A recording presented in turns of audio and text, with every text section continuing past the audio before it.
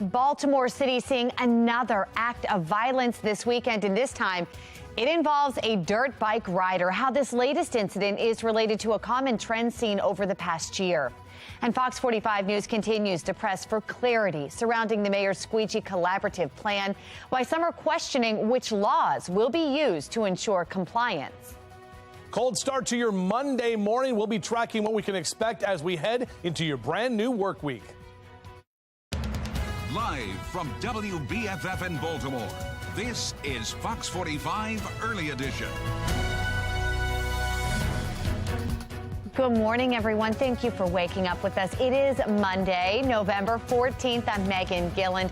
Let's check in now with meteorologist Justin Chambers. He's got to look at a pretty chilly start to this day. Yeah, no kidding, Meg. Good morning to you and good morning to everybody. We're talking about numbers that are mainly in the 30s right now as we look out from our Towson camera. Nothing to get in your way. We got mainly clear skies as well, but those temperatures have dropped. Check out these numbers statewide. 20s in Oakland, 38 in Cumberland and Hagerstown, 37 Westminster, waking up to 34 degrees in Baltimore City. So numbers are going to be cold over the next few hours on your morning drive. You'll want to make sure to get the heater on and defroster as well. Eventually, we'll see more of that sunshine later today, but it doesn't warm us up too much. Upper 40s and lower 50s for our afternoon highs. Back with your full forecast in just a few minutes from right now. All right, Justin, thank you. We begin this morning with breaking news overnight. Another shooting in Baltimore City. Around 9 o'clock last night, officers responding to a local hospital where a victim was suffering from a gunshot to his right leg. The 25-year-old says that he was shot when he was walking from his home to his car on the 5900 block of Radicke Avenue in Northeast Baltimore. Anyone with information is asked to call police directly, or you can call Metro Crime Stoppers. That number's on your screen. It's 1-866-7-LOCK-UP. Turning now to a city in crisis. A person on a dirt bike shot at someone at the traffic circle on President Street. Police say a man threw a bag of leaves at two dirt bike riders, triggering one of the riders to shoot at the man. The man was not injured, and the riders fled west on Alisana Street from the scene. Well, this is just the latest example in a long history of problems with dirt bikers in Baltimore. Even though dirt bikes are illegal in the city, a law police largely do not enforce. Last year, a rider was killed after hitting an emergency vehicle. The year before that, a rider hit a group of pedestrians, including a 5-year-old child. In 2021, the city dissolved its dirt bike task force. The task force was created in 2016. It was dedicated to identifying and charging those riding the bikes in the city illegally. Just last month, Mayor Brandon Scott signed a new bill into law creating stiffer penalties for dirt bike riders, including a fine up to $1,000 and up to a year in jail. The law went into effect last week.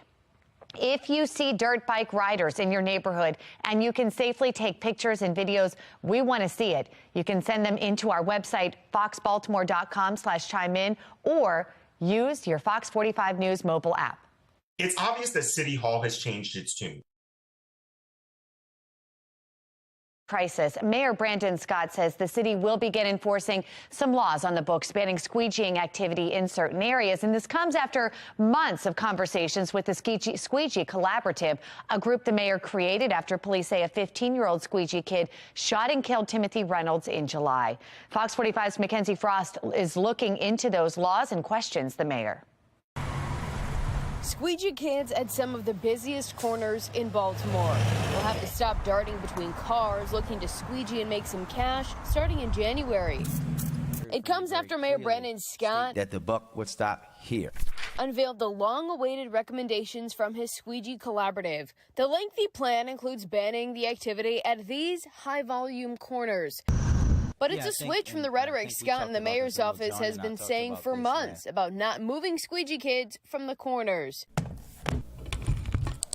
It's obviously that post-election, City Hall wishes to engage in some level of combating or enforcement measures.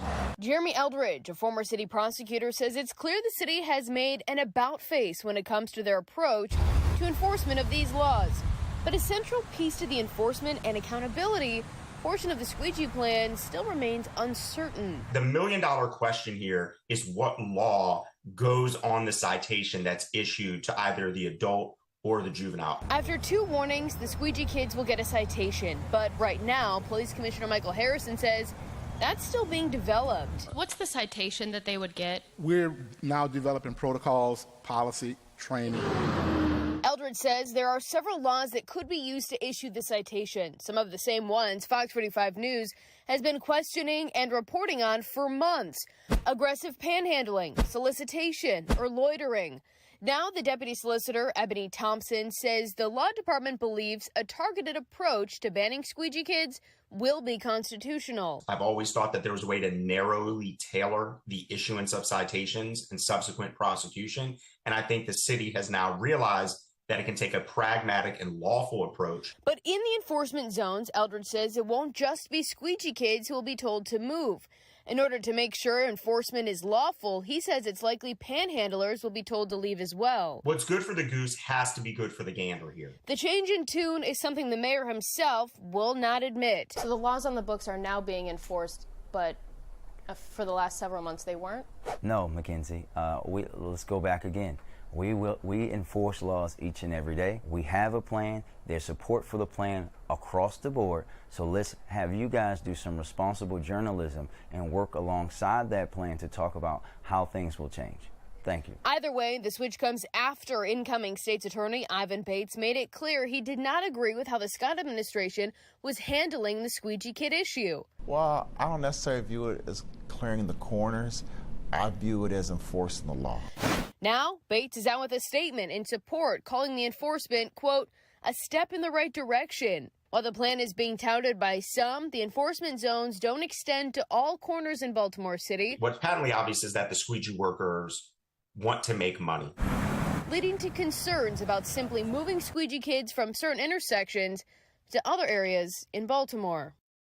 The city says it will be working with various groups to implement those training programs and provide the services to the squeegee kids, but it's also clear that the framework for actual implementation hasn't been announced yet. In Baltimore, Mackenzie Frost, Fox 45 News. All right, Mackenzie, thank you. And that brings us to our question of the day. Do you believe Mayor Scott's squeegee plan will be fully implemented and work? So far, 97% of people who voted say no. You can go to foxbaltimore.com/vote to weigh in on this. Baltimore City seeing a timeless revival. The new accommodations you can expect to receive while seeing this year's hottest new films. Plus, we are waking up with downright cold temperatures here this morning as we are seeing freeze warnings in effect until 9 a.m. Meteorologist Justin Chambers letting us know if and when we thaw out. 4:37 now, and you're watching Fox 45 Early Edition, all local, all morning.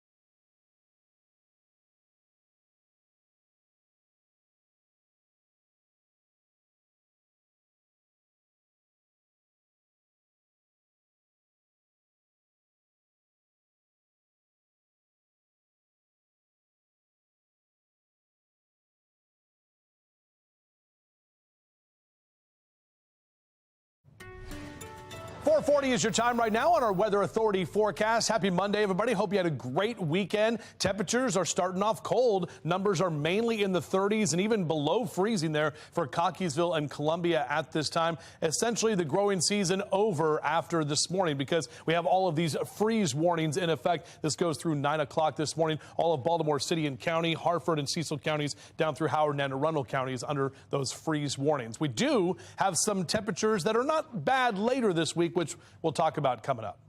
All right, Justin, thank you. We are looking ahead this morning as the pandemic continues to slow. Movie theaters across the nation are opening up their doors again. Warehouse Cinema's Rotunda is about to open its doors in the same spot in North Baltimore where Cinebistro had to permanently close its doors during the peak of the pandemic. With the new renovations, guests can also look forward to heated leather recliners, a premium bar with movie-themed cocktails, and an expanded menu. The theater plans to officially open in late fall of this year. This should have been a huge red wave. It should have been one of the biggest red waves we've ever had because, the President Biden's approval rating was so low. Words from Governor Larry Hogan surrounding the state of the Republican Party, why he says it's time to move on from former President Donald Trump. But first, a lightning strike survivor meets the heroes who saved her life. Her heartfelt message just ahead. But first, here's what's ahead this morning on the National Desk. I'm Jan Jeffcoat. This morning on the National Desk, America's News Now, the balance of power, the Georgia runoff, and the challenges President Biden will face in the next year. A Washington insider joins us to talk about the critical days ahead. That's this morning on the National Desk, America's News Now, weekday mornings. You can watch the National Desk on our sister station, the CW Baltimore, weekdays from 6 to 9 a.m. It is 4:42, and you're watching Fox 45 Early Edition, all local, all morning.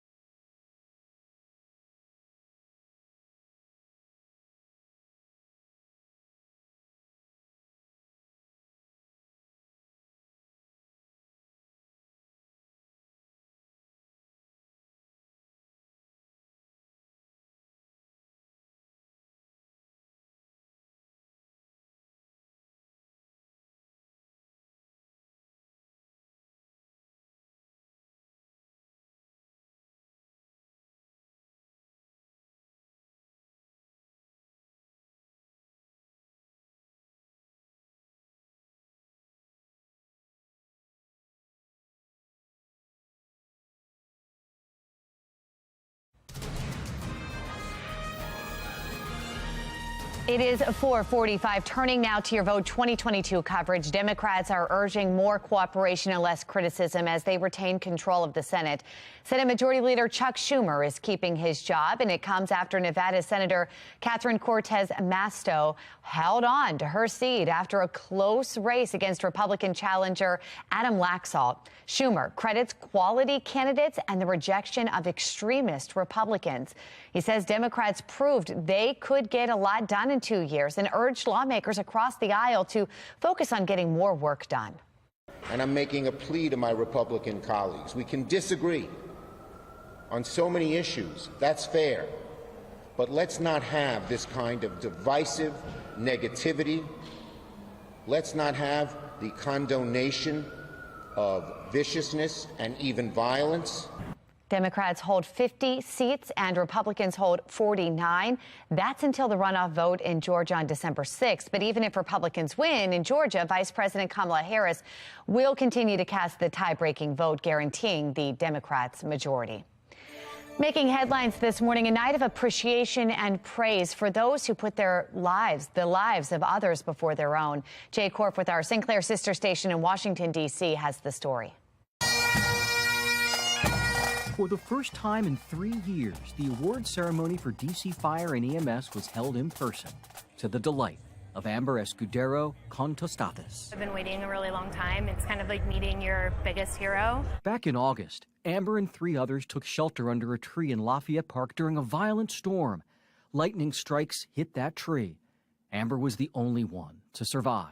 Because of the speedy, reaction, obviously, of first responders, they were able to get, the proper equipment there in time to help save my life. While she has no recollection of what happened on that day, she found out later that she had no pulse for 12 minutes before D.C. Fire and EMS personnel, 2 nurses who happened to be in the park at the time, and Secret Service employees brought her back to life. And this room is just full of the best people, I think, in the world. You guys are so selfless, and I thank you so much. Thank you. And for the first time, she got to meet them all and embrace them. Ray Berea also got to meet the first responders who pulled him off death's doorstep after he collapsed in full cardiac arrest while walking to church. There's not enough words I can say. All I can say is, I owe you everything. I'm just so grateful to you. While bravery is a part of the job description for first responders, those in attendance on this night will tell you it remains vital to acknowledge and celebrate those who run toward danger so others can live another day. Your life can be gone like that, and just there's nothing that you can do about that. So make sure you spend every moment preciously chasing your dreams, doing what you love, and spending it with the people that you love. So expressing that gratitude every moment that you can. I'm Jay Korf for 7 News.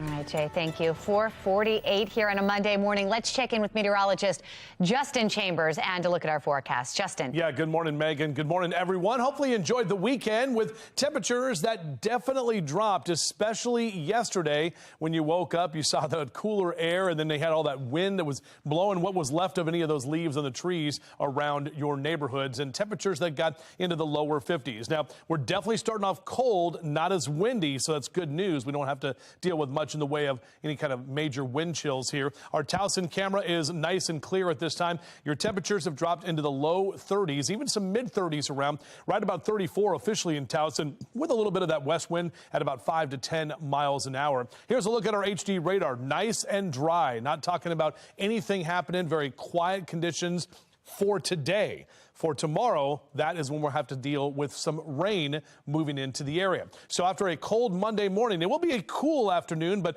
mainly sunny and calm. Again, that rain is rolling in on Tuesday, which I'll show you on our future scan in just a moment. So here's a look at our Rise and Shine cast. Definitely a warm beverage type morning with numbers staying in the mid 30s. Sun comes up at 6:49 and goes to bed tonight at 4:53. Those daylight hours continue to shrink as we get farther along into the autumn season.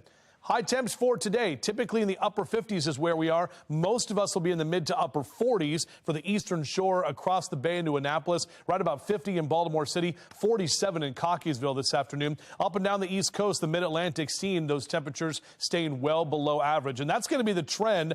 Our temperature tracker showing us that red line right there is the average. We're well below that number all week and even into this upcoming weekend. Here's a look at our future scan. So as I mentioned, we're dry today. Watch what happens with our next weather maker starting to roll in. By tomorrow afternoon, you're going to start to see those rain showers develop after about 2, 3 o'clock. Could even pick up a few flakes flying in our northwestern counties, kind of mixed in with some of that rain as that cold air will be in place. The heaviest rain really happens late on Tuesday evening, about 8 and 9 o'clock, before all of that pushes out of here. We'll have some leftover showers early Wednesday, but then eventually some drier conditions by Wednesday afternoon. So here's that 7-day forecast. 50 today, upper 40s tomorrow. We're back to the lower 50s on Wednesday. Again, some leftover showers in the morning, but then drier conditions, and we're colder as we head to the weekend. And don't forget, Ravens game Sunday afternoon at M&T Bank Stadium. It is going to be chilly.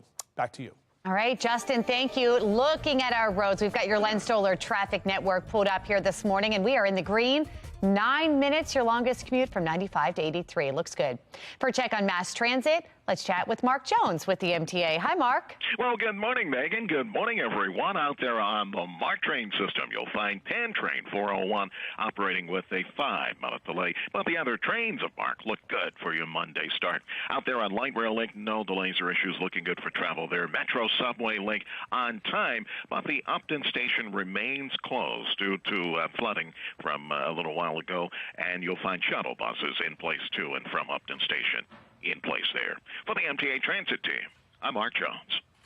All right, Mark, thank you. Could it be time for Republicans to dump Trump? I'm Christine Frizan with a look at why that question is sparking debate in Washington. Plus, questions this morning surrounding the laws on the books that would keep squeegee kids off street corners. The shift now from the mayor and City Hall. 4:52, and you're watching Fox 45 Early Edition, a local all morning.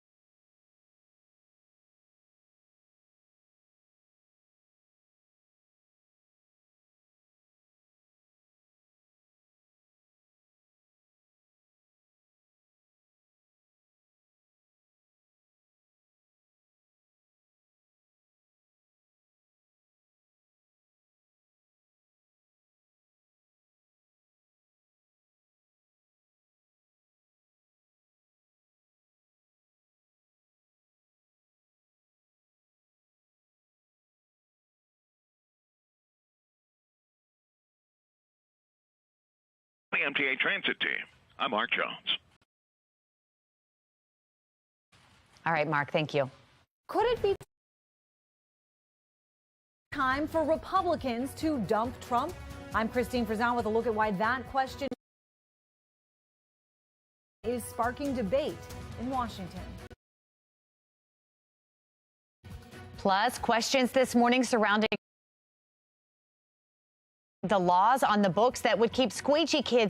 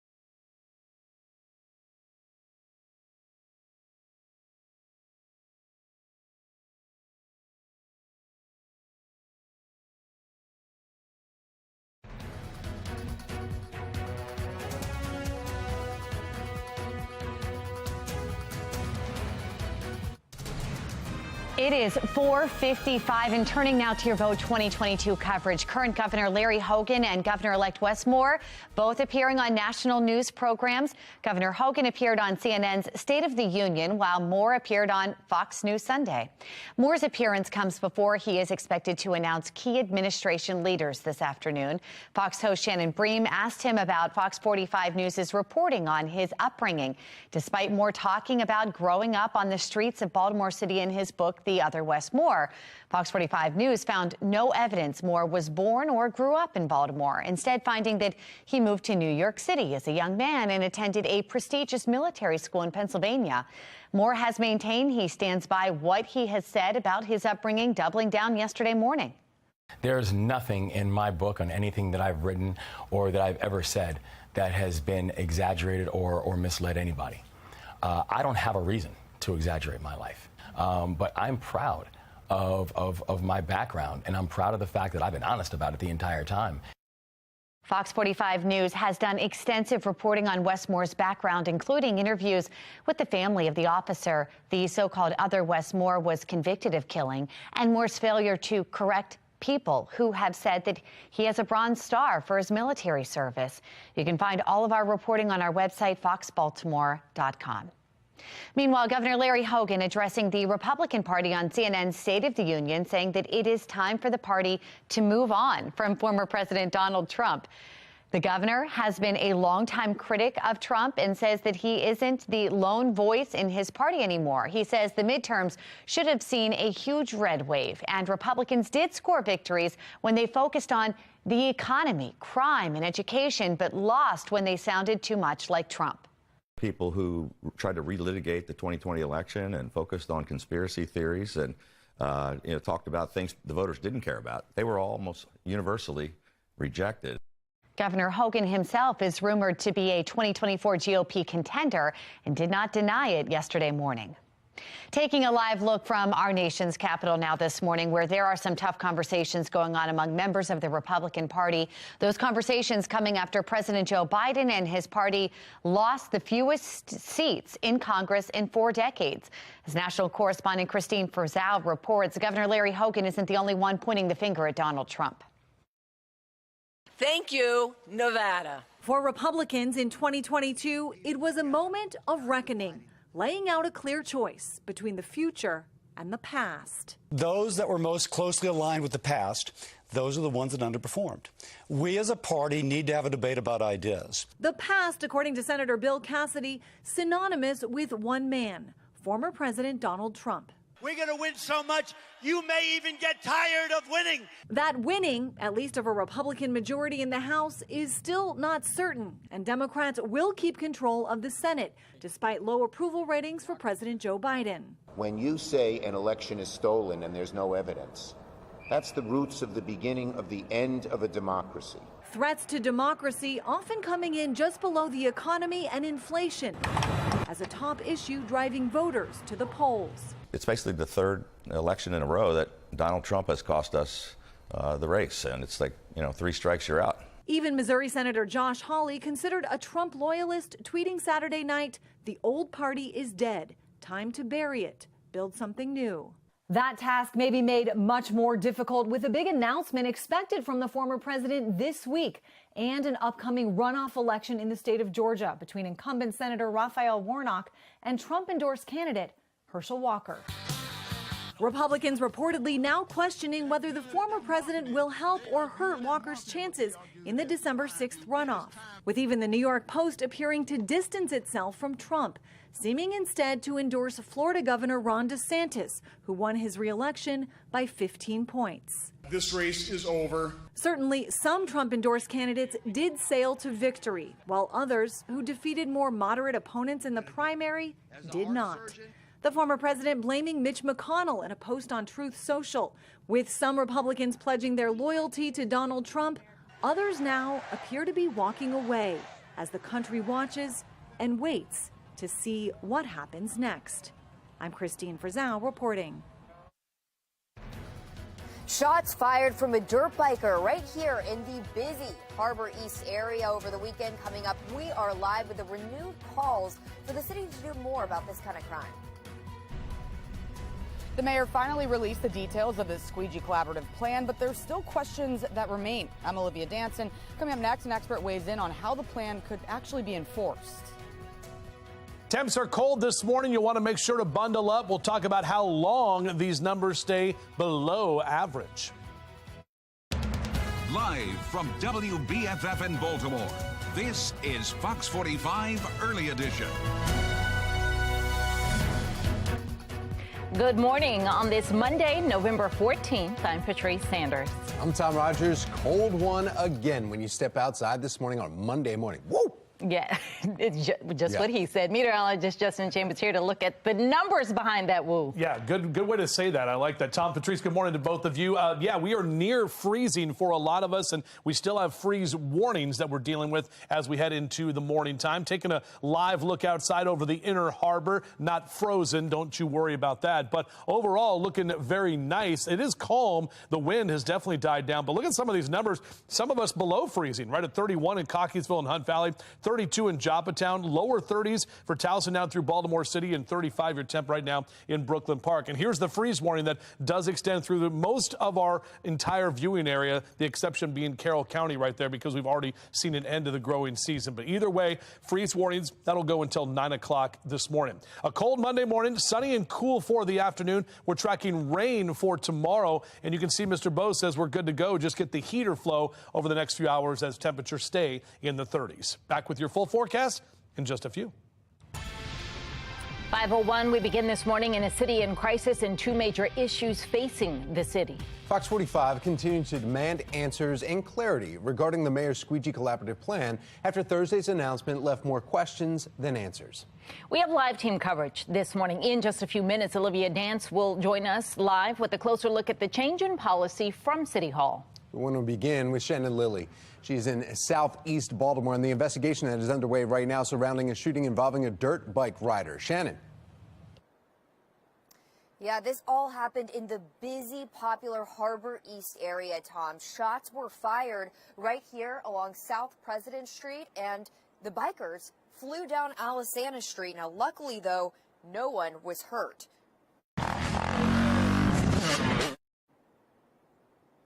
Yeah, that's the sound that's long been an issue right here on Baltimore City streets. But over the weekend, tensions are building after the incident that happened Saturday. Police say just before 6 p.m., a man threw a bag of leaves at two dirt bike riders, triggering one of them to shoot.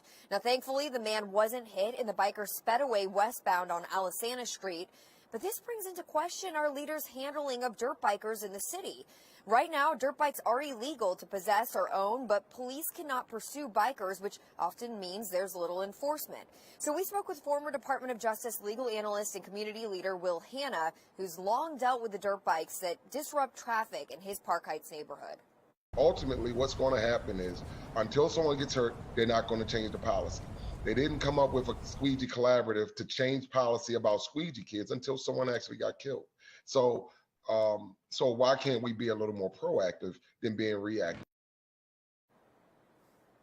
Now, you'll remember last month the mayor signed a new bill into law creating stiffer penalties for dirt bike riders. And right now, if you are caught riding a dirt bike on city streets, you could face a $1,000 fine and up to a year in jail with a misdemeanor charge.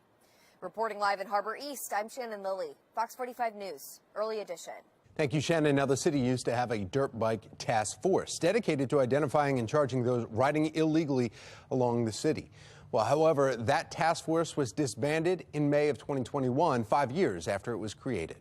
Since that task force was disbanded, we've seen a number of incidents involving dirt bikes, including another shooting. In May, police say a group riding on dirt bikes shot two people along Northern Parkway in northeast Baltimore. Now, a few weeks later, though, Fox 45 News obtained video from Fells Point showing dirt bike riders just speeding right past, dangerously close to people who were out on the sidewalks. Then this summer, a viewer sent us from Fox 45 video of a large group of dirt bikers weaving in and out of traffic along the JFX in the city. Now, we've also seen the dirt bike riders themselves get hurt. And this year, a car hit and killed a dirt bike rider over Memorial Day weekend. Last year, a fire truck on its way to a scene hit and killed a dirt bike rider. Fox 45 News has spoken with riders who tell us they know what they're doing is illegal. I just ride my dirt bike for fun, for real. But they're illegal. I mean, I do it for fun. It ain't illegal to me. Now, the dirt bike law is not the only law that has gone largely unenforced in the city. 2 laws on the books targeting soliciting to get squeegee kids out of the intersections have not been enforced either. That is until now.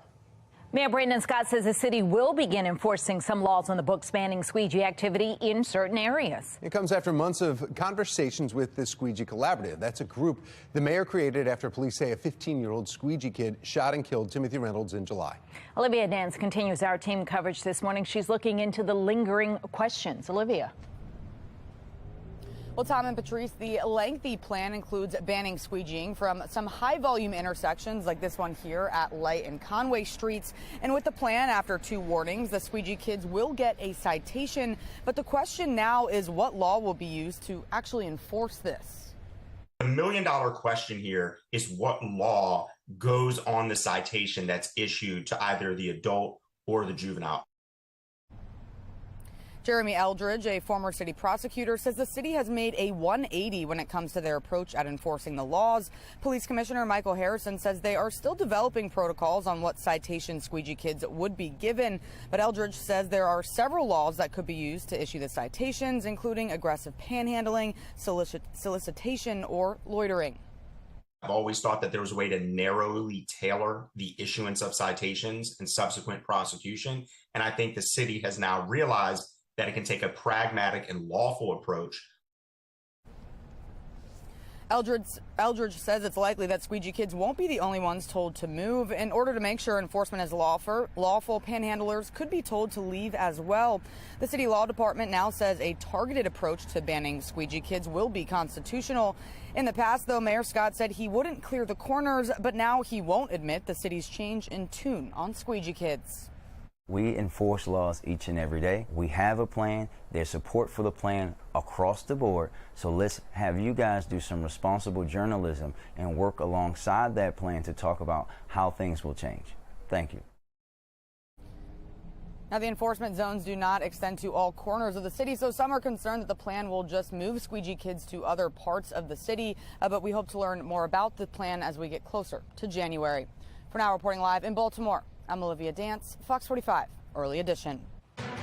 5:07 now. A deadly shooting on the University of Virginia campus is forcing all students on lockdown right now. Megan Gillen is at our live center with what we know this morning. Megan. A lot of information coming in here. This is what we know right now. We know police are looking for this man right here. Take a good look. Charlottesville police believe that Christopher Jones, a former UVA football player, is their key suspect. We're told he is not in police custody and should be considered armed and dangerous. Campus Emergency Management, meantime, tweeting that Jones was last seen wearing a burgundy jacket, blue jeans, and red shoes, maybe driving a black SUV with the tag number that reads TWX3580. Right now, everyone on campus is being told to shelter in place following this shooting. This happened on campus late last night. Just minutes ago, we actually got word that 3 people have been killed, 2 of them injured. Here this morning, we know UVA now setting up this emergency hotline here. This is for family and friends who have any questions, wondering what exactly is going on there on campus. They can reach out to them there. That's the latest from our live center. Patrice. All right, Megan, thank you. The cost of heating your home is going up this winter. Still ahead, the region seeing the steepest spikes. It's cold this morning, no doubt about that. So if you're just waking up, you'll need to make sure to plan ahead. Grab the jacket, the hat, the gloves, whatever you need. We'll break down what we can expect later this week. Coming up.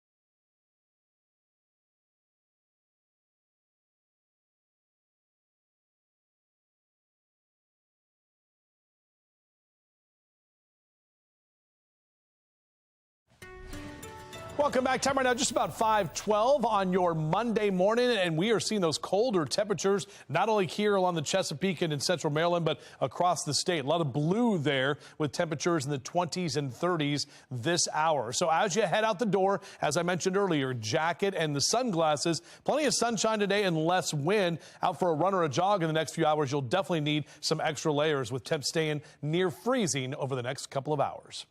Loving your country does not mean working to destroy democracy. Governor-elect Wes Moore taking steps to prepare for office. The event happening today and the announcement that is expected. But first, your toy trucks may seem a little bit smaller this year. The push from manufacturers to help ease inflation this holiday season. 5:12, you're watching Fox 45's Early Edition, all local, all morning.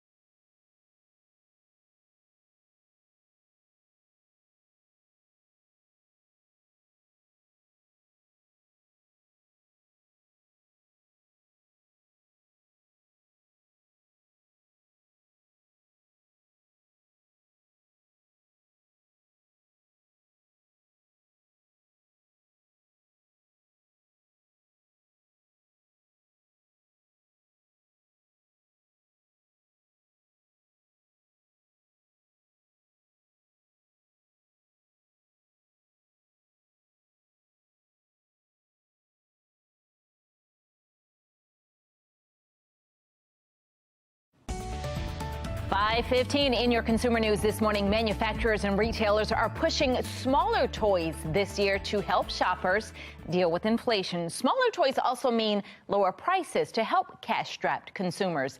MGA Entertainment is releasing 200 toys priced at or below $10.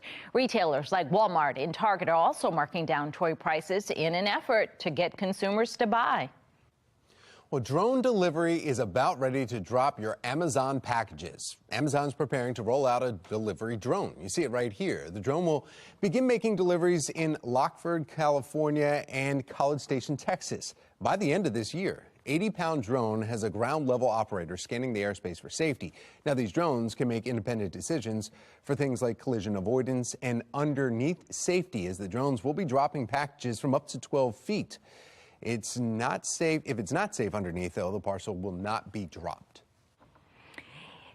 Heating costs are on the rise again, especially for one source and one region of the country. Home heating oil costs rose in October, worsening the plight for those facing higher bills already from inflation.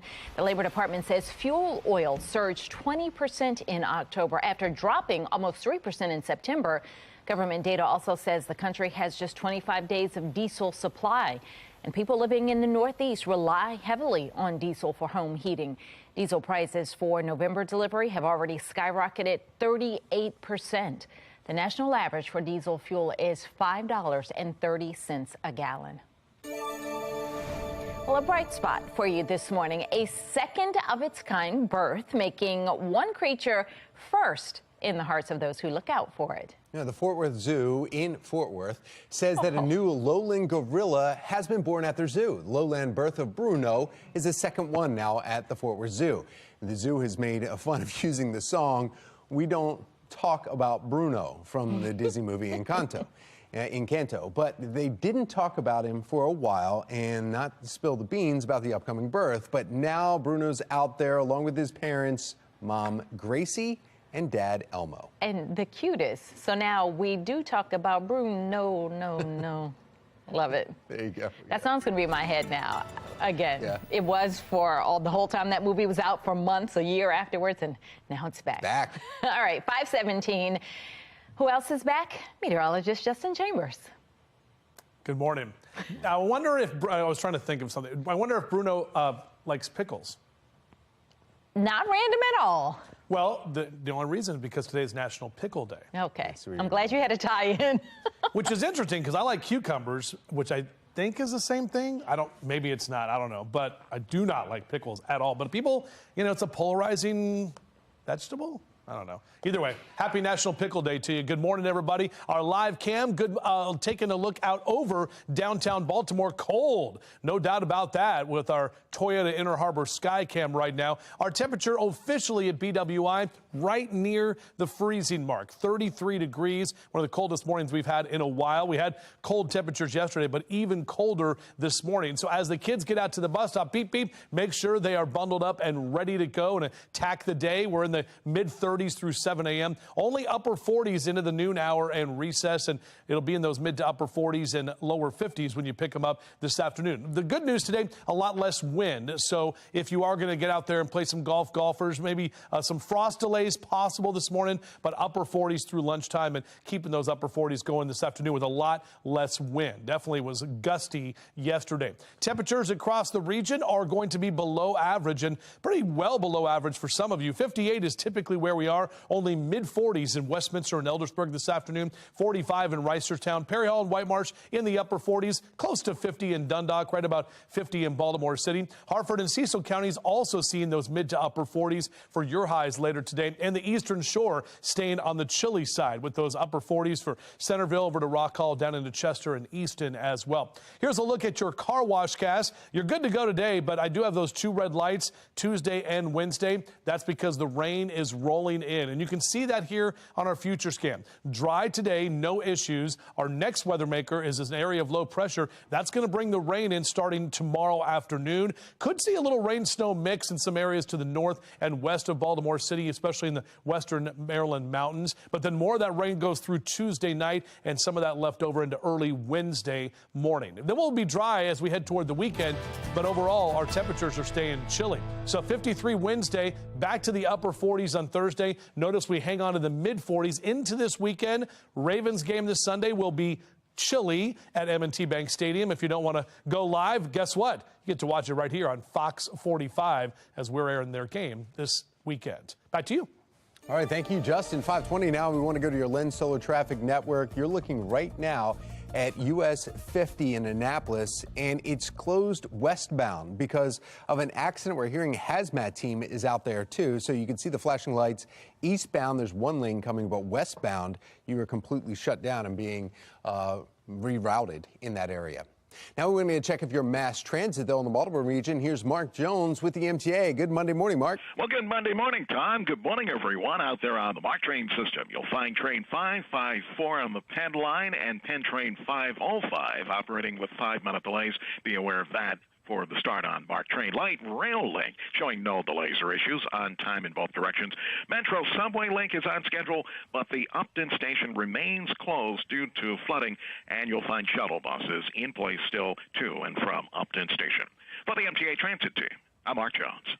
Thank you, Mark. Words from Nancy Pelosi surrounding the attack on her husband last month, why she says Republicans reacted in a disrespectful manner. An announcement coming from Governor-elect Wes Moore today. Coming up, I'm live with a preview and a breakdown of his interview on national television over the weekend. You're watching Fox 45 News, Early Edition.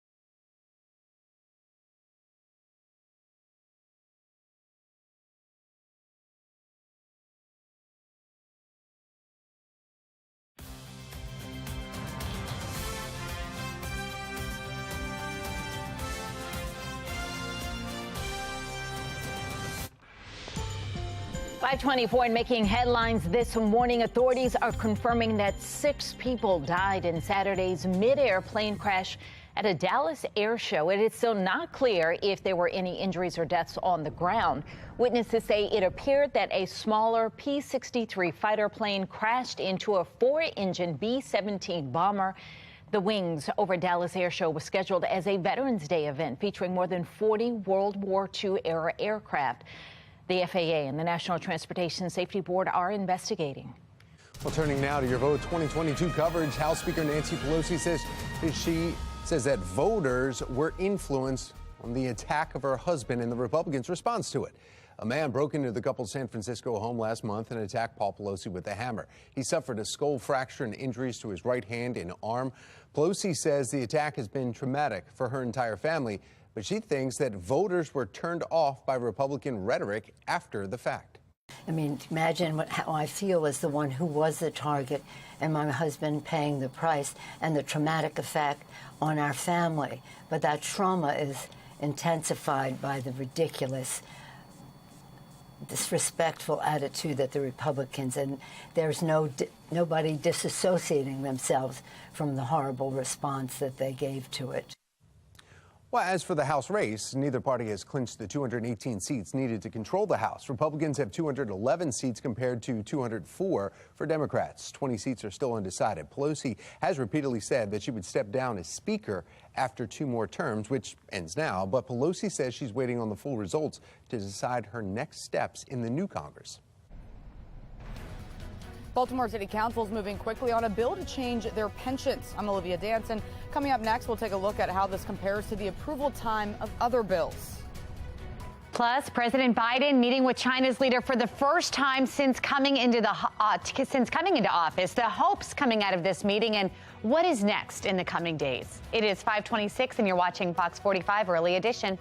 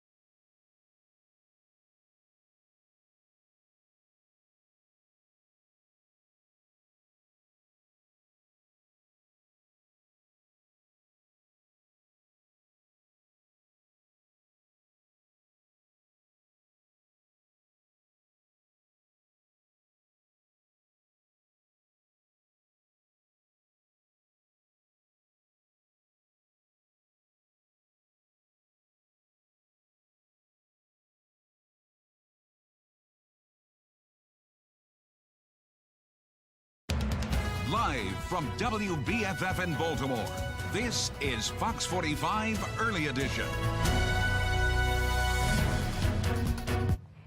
We are following 3 big stories for you this half hour. Fox 45 News continues to gain clarity surrounding the city council's push for pensions. Olivia Dance is looking into the lingering questions. Governor-elect Wes Moore is preparing to take office. Shen Lilly looking into the event happening today and the possible announcements to come. Plus, a big meeting today between President Biden and the Chinese president. Megan Gillen is in our live center with more on that tense meeting. Welcome back to all of you on this Monday, November 14th. I'm Patrice Sanders. I'm Tom Rogers. Cold morning to start off. In fact, you may be scraping some windshields out there. Ooh, let's get over to meteorologist Justin Chambers with that forecast. Yeah, and yesterday we definitely had the cold air that moved in, but this morning it's even colder than how we started yesterday morning. Obviously, lack of cloud cover, got that radiational cooling happening, and that's why our numbers have dropped. Taking a look outside right now in Towson, everything looking good. We're nice and clear. However, it is cold. Our temps are below freezing in Cockeysville and Towson, right near the freezing mark in Baltimore City. 34 Essex and Middle River, 33 your temp in Glen Burnie. But look at some of these numbers, 10 to 15 degrees colder than just 24 hours ago. So overall, the next couple of hours in your morning drive, definitely the defroster needed and the bun warmers if you got them. Temperatures stay in the 30s all the way through about 9 a.m. We're back with your full forecast, which includes rain in our immediate future. We'll talk about that coming up. 5:31 now, and continuing coverage this morning. A big ballot question in Baltimore City, question K. Voters deciding to limit city council members, the mayor and the city comptroller, to 2 terms in office. And in response, the Baltimore City Council is fast-tracking a bill that would decrease the number of years of service that elected leaders need in order to earn a pension. It's down from 12 years to 8 years. Experts say the measure would cost taxpayers hundreds of thousands. The real question is, why does a part-time position, elected position, deserve a lifetime pension? Much less to shorten the rules. Like I said, they're going to put in about 30 grand. Taxpayers are going to pay a lifetime pension to life expectancy for up to $500,000. Now, the City Council is now fast-tracking the bill that would change their pension requirements. The bill is moving through the process unusually quickly. Olivia Dance joins us now with why. Olivia. Well, Tom and Patrice, that's right. The bill is moving very quickly. In less than 2 weeks, City Council advanced the bill to a third reader. Now, for comparison, a dirt bike ordinance to tackle the city's illegal street racing issue took about 6 weeks to make it this far. And then you may remember back in 2020, a bill targeting gun violence took almost 3 months to get a final vote. What's amazing about this is how quickly they were able to address this in response to a people-led initiative, which was question K for term limits. I mean, there's so many other issues that they could fast track along. I mean, our property taxes are twice the surrounding counties. Our crime rate is still, rising. Our education system is failing. But they chose to address this. Now, again, these term limits don't go into effect till 2024. So there's plenty of time, even after now, to even address this. So it's just amazing to me, one, that they took this time now to do it. Now, the bill is in response to voters passing question K, which puts term limits on elected leaders. This new bill would make those leaders eligible for a pension after serving just 2 terms rather than 3. And the Baltimore City Police Union is pushing back because 12 years ago, the city changed the police and fire pensions from 20 to 25 years of service. The union president is calling the council's bill a, quote, privileged class move and an attempt at self-service. He says if the council is able to change their own pension plans, then the police and fire pension should be moved back to 20 years. For now, reporting live in Baltimore, I'm Olivia Dance, Fox 45, Early Edition. Thank you, Olivia. We want to know what you think about this. Is it fair for full-time first responders to wait 25 years for city pension while City Council waits 8? So far, 96% of the voters say no. You can still weigh in by heading to foxbaltimore.com/vote. Click on the Pulse tab. Turning now to your Vote 2022 coverage. Governor-elect Wes Moore will make an announcement today when it comes to his administration. Now, it comes after Moore appeared on national news program Fox News Sunday. Shannon Lilly joins us from Southeast Baltimore live with a preview of today's news conference and a closer look at Moore's interview on national news. Shannon. Yeah, that press conference, Patrice, is set to happen this afternoon. Governor-elect Wes Moore and Lieutenant Governor-elect Aruna Miller will be announcing key administration leaders, and they're set to do that around 2 p.m. in Annapolis. It also all comes, as you mentioned, right after this happened just yesterday. Moore sat down with Fox News host Shannon Bream, and she asked him about our reporting on his upbringing. In fact, you'll remember that despite Wes Moore saying that he grew up on the streets of Baltimore City in his book, The Other Wes Moore, Fox 45 News found no evidence Moore was born or even grew up in Baltimore, instead finding he moved to New York City as a young man and attended a prestigious military school in Pennsylvania.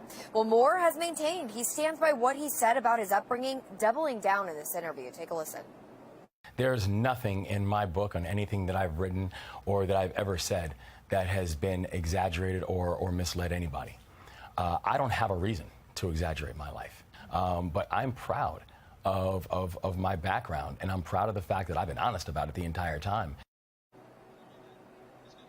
Well, Moore will make history as Maryland's first black governor. And last week, he announced that he would be leading a historically inclusive transition team as he makes his way into office. In the meantime, Fox 45 News has done extensive reporting into Moore's background, which you can find on our website. That's foxbaltimore.com. Reporting live at Harbor East, I'm Shannon Lilly, Fox 45 News, Early Edition. Thank you, Shannon. 5:36 in just a few hours, President Joe Biden will attend the G20 summit in Indonesia. Now, this comes after a sit-down meeting with Chinese President Xi Jinping.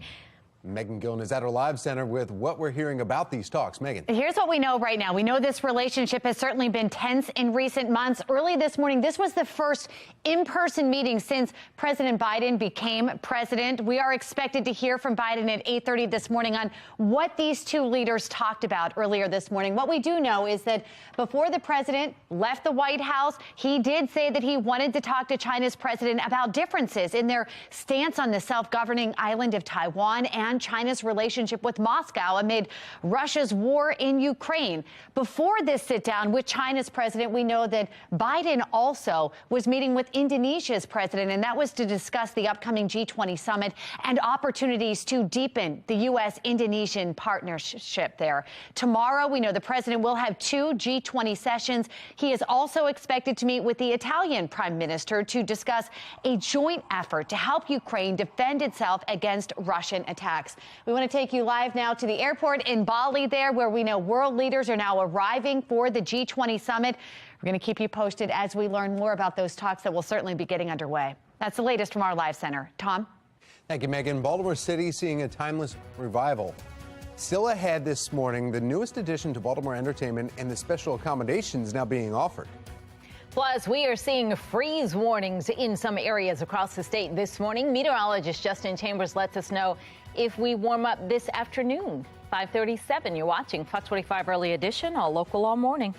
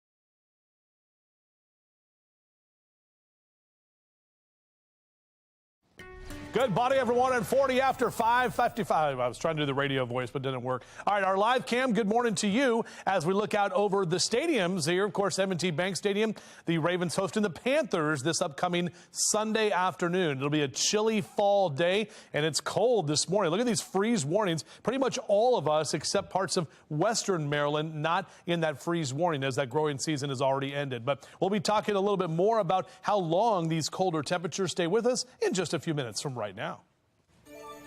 541 now. Folks in Baltimore are bracing for one of the coldest days of the season yet. And Taylor Stewart is joining us live with tips to prepare yourself for the cold. With Taylor, Mayor Brendan Scott is actually planning to share some of these tips with the city later this morning. Yeah, thankfully, because myself and I'm sure many Baltimoreans want to know what they can do to prepare for this. It's freezing out here. So, of course, you're going to want to layer up. This hat, obviously a little dramatic. And you want to make sure you have multiple socks on, because take a look here. The reading in our car, 37 degrees, I think. Very, very cold today. Definitely a day you want to have that seat warmer and the warmer on for your steering wheel. So take a look at these tips we've got wrapped up for you. Consider hand warmers today and make sure that you double up on socks. Officials with Maryland.gov say you want to make sure that your hands and your feet are warm. That is what you're concerned about when they're considering hypothermia. They also say protect your lips, your eyes, your skin. Yeah, your nose, that's like the first part that starts to chafe when you get really cold. They say it's important to layer up. Take a look here, some other tips from Johns Hopkins Office of Critical Response. They say in your car, make sure you've got blankets, portable chargers, an ice scraper, a snow brush. Who has not been caught in the cold in a situation where their car won't start? They say prepare for the worst. Also, wouldn't hurt to have a first aid kit. And as we told you today, Mayor Brendan Scott, along with leaders from the Baltimore City Department of Transportation, they're going to share what the city's done to prepare for the cold weather. Now, heads of the city management, their emergency services office, the homelessness engagement office, they'll also be present. We can expect to hear from the police commissioner today to share how the department and first responders are prepared for the 2022-2023 snow season. And again, that's all planned for 11 o'clock on the streets of City Hall. Make sure you have your hand warmers if you come outside and watch this, because he's definitely going to have a wrap up for us to see what's ahead. And zip up your jacket too, Taylor. You need to be warm out there. But let me ask you this. There are designated places that people can go to warm up in the city and in the county. Where are those places? I mean, Patrice, who knew? Yeah, you definitely can go warm up at some designated locations. And if you don't know where those are, that's fine. Go ahead and call 311 if you're in the city. If you're in the county, there's a number as well. Let me give you that. That number is 410-887-2343. So stations just set up for you to warm yourself throughout the city and the county. But we'll keep you updated here as we see some of the coldest temperatures we've seen thus far. For now, we're live in downtown Baltimore. I'm Taylor Stewart, Fox 45 News. Baltimore City seeing another act of violence this weekend. And this time it involves a dirt bike rider. How this latest incident is related to common trends seen over the past year. Plus, Fox 45 News continues to press for clarity surrounding the Mayor Squeegee collaborative plan, why some are questioning which laws will be used to ensure compliance. 544, you're watching Fox 45 Early Edition.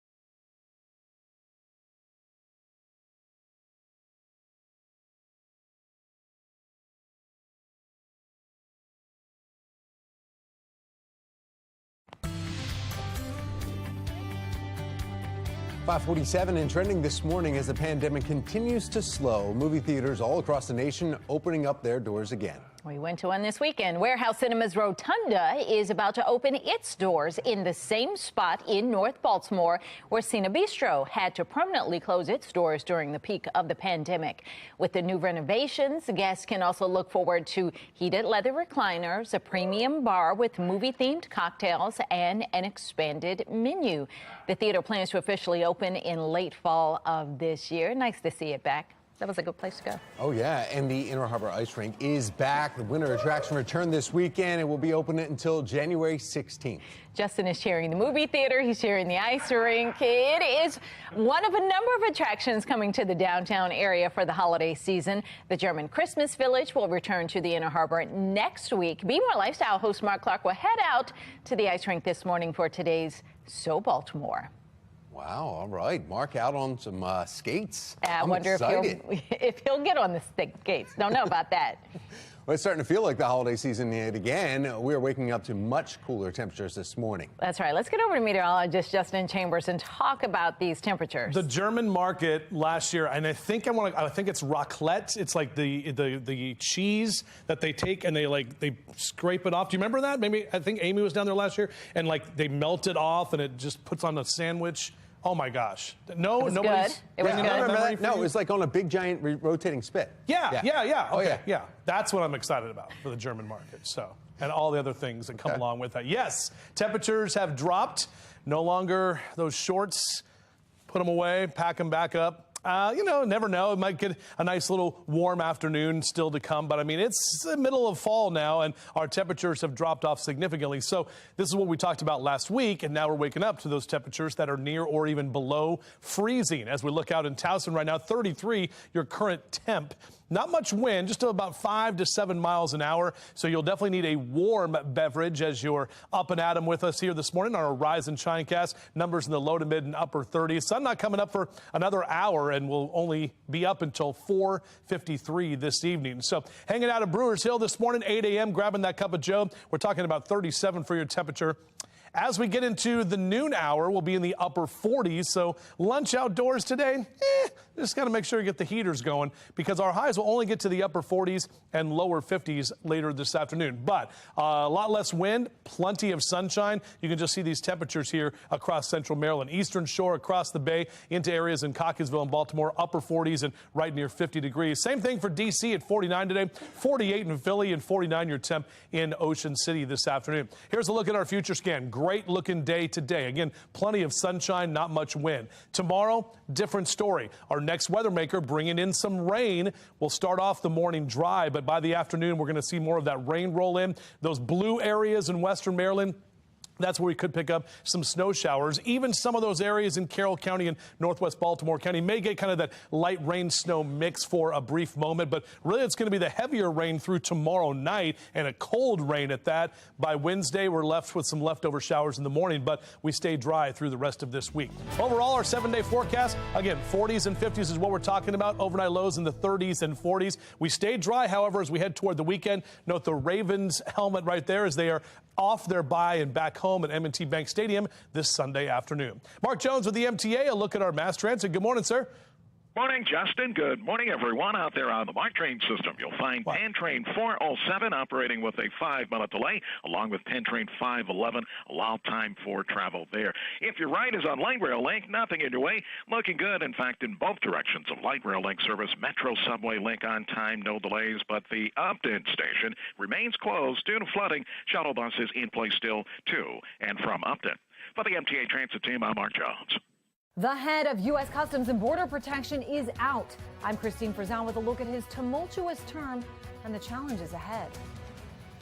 Plus, questions this morning surrounding the laws on the books that would keep squeegee kids off of street corners. The shift now from the mayor and City Hall.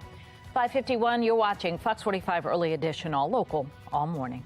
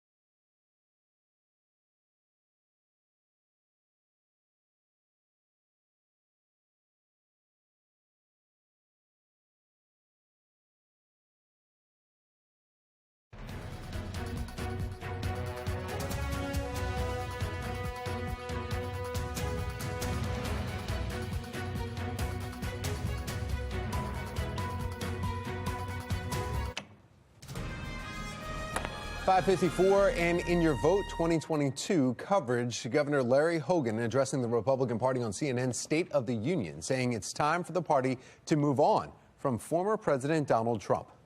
The governor has been a longtime critic of Trump and says he isn't the lone voice in his party anymore. He says the midterm should have seen a huge red wave, and Republicans did score some victories when they focused on the economy, crime, and education, but lost when they sounded too much like Trump. People who tried to relitigate the 2020 election and focused on conspiracy theories and talked about things the voters didn't care about, they were almost universally rejected. Now, Governor Hogan himself is rumored to be a 2024 GOP contender and didn't deny it yesterday morning. Democrats are doing a victory lap in Michigan. Governor Gretchen Whitmer held on to her job as governor by more than 10 percentage points. And for the first time in nearly 40 years, Democrats control both chambers of Michigan's legislature. Whitmer says she thinks abortion rights was a major motivating issue this election. I know a lot of folks kind of wanted to say, should we talk about the economy or abortion? But the fact of the matter is the ability to decide when and whether to have a child is the biggest economic decision a woman will make over the course of her lifetime. And that's why we kept that front and center, too. Whitmer says she thinks her win was also a rejection of political violence and threats. She herself was the target of a kidnapping plot, but she also called out recent death threats aimed at Michigan Republican lawmakers from their own party supporters. 5:56 and developing now. After less than a year on the job, the head of U.S. Customs and Border Protection is out of a job. National correspondent Christine Frizzell takes a closer look at the circumstances and what comes next. It's the nation's largest federal law enforcement agency with what some see as a mission impossible, securing the southern border at a time more and more people want to cross it. My name is Chris Magnus, and I've been the Commissioner of Customs and Border Protection. CBP Commissioner Chris Magnus reportedly asked to resign by Homeland Security Secretary Alejandro Mayorkas. Encounters of illegal migrants on his watch breaking records, soaring to 2.3 million in the last year. We knew from the moment Chris Magnus was nominated that he didn't have the qualifications. Former acting CBP Commissioner Mark Morgan blaming the Biden administration for policies he says encouraged mass migration, though he says it didn't have to be that way. We gave them in great detail from border security experts, not political appointees, about the tools, authorities, and policies we had in place that reduced illegal immigration by 85% and got more agents back to the line to stop drugs and criminals and bad people from coming in.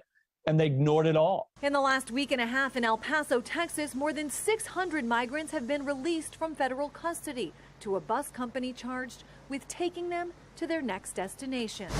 El Paso a few months ago, the scene of many migrants sleeping on the street. The city's Democratic mayor busing 10,000 to New York City. The Democratic mayor there declaring a state of emergency with shelters filled to the brink. If these trends continue, we will be over 100,000 in the year to come. That's far more than the system was ever designed to handle. This is unsustainable. Republicans have already said if they take the majority in the House, one of their first items of business would be to impeach Homeland Security Secretary Alejandro Mayorkas. Now, one thing both Democrats and Republicans agree on is the best way to fix the situation at the border is to pass a bill, which at this point would have to be bipartisan in order to become law. I'm Christine Frizzell reporting. Shots fired from a dirt biker right here in the busy Harbor East area over the weekend. Coming up, we are live with the renewed calls for the city to do more about this kind of crime. The mayor finally released the details of a Squeegee collaborative plan, but there's still questions that remain. I'm Olivia Danson. Coming up next, an expert weighs in on how the plan could actually be enforced. Winter weather is coming. Just ahead, what you need to know to stay warm ahead of below average temperatures. Definitely get that mug of coffee, something warm in your hands as you get out on this cold Monday morning. We'll break down what we can expect the rest of this week on Fox 45 Morning News. Let's go. Live from WBFF in Baltimore, this is Fox 45 Morning News. Good morning on this Monday, November 14th. I'm Patrice Sanders. Tom Rogers. Yeah, maybe some gloves, mittens for the bus stop this morning? Oh, Why not? absolutely. All of that's laid out for my daughter this morning. And the big coat, not the other ones. Meteorologist Justin Chambers is here with, well, she doesn't drink coffee as much as she'd like to, but that's a good way to start. Warm beverage for sure, guys. Yeah, big puffy coats. That's what we're talking about, with temperatures that are colder this morning, some 10 to 15 degrees colder than how we woke up yesterday morning. And hopefully you were sleeping in on Sunday. But either way, just a really pretty shot right now. If you have a moment to take a look at your TV screen, we've got mostly clear skies, that morning glow right out over the Inner Harbor. But yeah, it's cold. Look at these numbers. Below freezing for Cockeysville and Towson right now, right at the freezing mark in Essex and Middle River. 34 as you wake up with us in Bel Air, and 32 currently in Glen Burnie and Pasadena. Freeze warnings continue through 9 a.m. for most of us. Areas in western Maryland no longer in that freeze warning because the growing season is done for you there. A cold Monday morning, sunny and cool for the afternoon. We are tracking rain, however, that moves in tomorrow. But Mr. Bo says get the heaters going on your morning drive as numbers stay in the 30s for the next couple of hours. Back with your full forecast coming up in just a few minutes from right now. All right, let's take a look now at your Lens Solar Traffic Network. And we're talking about the bridge shut down right now. In fact, you see those two cameras. That's the traffic both east and westbound on 50, diverting you off the bridge. There's also another shot showing actually a fire truck's trying to make a U-turn on the bridge right now. So it's taking some time, and they're starting to back the emergency vehicles out of there. One truck is what we were told is involved in this accident, but it's shutting down both directions right now between Ritchie Highway and Roe Boulevard. We begin this morning in a city in crisis and two major issues facing the city. Fox 45 News continues demanding answers and clarity regarding the mayor's Squeegee collaborative plan after Thursday's announcement left more questions than answers. We have live team coverage this morning. In just a few minutes, Olivia Dance will join us live with a closer look at the change in policy from City Hall. But we begin with Shannon Lilly, who is in southeast Baltimore this morning in the investigation that is underway right now surrounding a shooting involving a dirt bike rider. Shannon. Yeah, this all happened, Tom, right here in the busy Harbor East area, right here near this roundabout. Well, it sounds like those shots were fired right along President Street with the bikers fleeing down Alisana Street. Luckily, though, no one was hurt.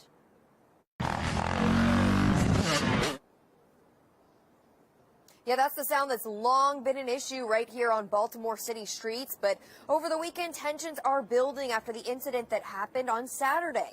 Police say just before 6 p.m., a man threw a bag of leaves at two dirt bike riders, triggering one of them to shoot. Now, thankfully, the man was not hit, and the bikers sped away westbound on Alisana Street. But this brings into question the leaders' handling of dirt bikers in the city. Right now, dirt bikes are illegal to possess or own, but police cannot pursue bikers, which often means there's very little enforcement. So we spoke with former Department of Justice legal analyst and community leader Will Hanna, who's long dealt with the dirt bikes that disrupt traffic in his Park Heights neighborhood. Ultimately, what's going to happen is until someone gets hurt, they're not going to change the policy. They didn't come up with a Squeegee collaborative to change policy about Squeegee kids until someone actually got killed. So why can't we be a little more proactive than being reactive? Now, you'll remember last month, Mayor Scott did sign a new bill into law, creating tougher penalties for people who are caught doing this activity. So now, if you are riding a dirt bike on city streets, you could face a $1,000 fine and up to a year in jail with a misdemeanor charge. Reporting live in Harbor East, I'm Shannon Lilly, Fox 45 Morning News. Thank you, Shannon. Now, the city used to have a dirt bike task force dedicated to identifying and charging those riding dirt bikes illegally in the city. However, that task force was disbanded in May of 2021, 5 years after it was created. The dirt bike law is not the only law that has gone largely unenforced in the city. Two laws on the books targeting soliciting to get Squeegee kids out of intersections have not been enforced either. That is until now. Mayor Brandon Scott says the city will begin enforcing some laws on the books banning squeegeeing activity in certain areas. It comes after months of conversations with Squeegee Collaborative.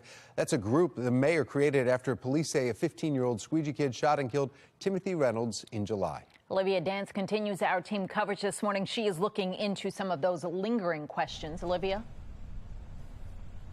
Well, Tom and Patrice, the lengthy plan includes banning squeegeeing from some high-volume intersections like this one here at Light and Conway Streets. And with the plan, after 2 warnings, squeegee kids will get a citation. But the question now, of course, is what law will be used to actually enforce this? The million-dollar question here is what law goes on the citation that's issued to either the adult or the juvenile. Jeremy Eldridge, a former city prosecutor who you just heard from, says the city has made a 180 when it comes to their approach at enforcing the laws. Police Commissioner Michael Harrison says they are still developing protocols on what citation squeegee kids would be given. But Eldridge says there are several laws that could be used to issue the citations, including aggressive panhandling, solicitation, or loitering. I've always thought that there was a way to narrowly tailor the issuance of citations and subsequent prosecution. And I think the city has now realized that it can take a pragmatic and lawful approach. Eldridge says it's likely that squeegee kids won't be the only ones told to move. In order to make sure enforcement is lawful, panhandlers could be told to leave as well. And the city law department now says a targeted approach to banning squeegee kids will be constitutional. In the past, though, Mayor Scott said he wouldn't clear the corners, but now he won't admit the city's change in tune on squeegee kids. We enforce laws each and every day. We have a plan. There's support for the plan across the board. So let's have you guys do some responsible journalism and work alongside that plan to talk about how things will change. Thank you. And the enforcement zones do not extend to all corners of the city, so some are concerned the plan will just move squeegee kids to other intersections. But we hope to learn more about the enforcement of the plan as we get closer to January. For now, reporting live in Baltimore, I'm Olivia Dance, Fox 45 Morning News. Thank you, Olivia. And here's a closer look at the 6 enforcement zones. They include Light and Conway Streets, where Timothy Reynolds was shot this summer, President Street by Little Italy and Harbor East, and then the 395 MLK corridor by the stadiums and University of Maryland Medical Center. Now, in the northeast, also in the northwest of Baltimore, Sinclair Lane and Northern Parkway spots will be off limits to squeegee kids. Fox 45 News still has questions about the plan. The plan says squeegee kids will be cited for being in the 6 enforcement zones, but it's not clear what that citation will be. We also know squeegee kids will be paid to go through workforce training. We still don't know how those payments will work or how much the squeegee kids will be paid. Well, in the meantime, we want to know what you think about this. Do you think Mayor Scott's squeegee plan will be fully implemented and work? So far, 97% of those who have already voted say no. You can still weigh in by heading to foxbaltimore.com/vote. Pension plan is on the fast track within Baltimore City Council. Still ahead when a final vote could come, and the problems the Baltimore City Police Union is highlighting this morning. The cold weather is here, and Baltimore City is making sure that it is ready to face all the winter weather that could head our way. Just ahead, the steps you can follow now to avoid problems before major weather comes. And if you haven't gotten out to get the paper this morning in the driveway, just know you're going to cinch up that robe and make sure you are warm. We're talking about numbers that are in the 30s and even some upper 20s for some. Break down what we can expect with our full forecast in just a few.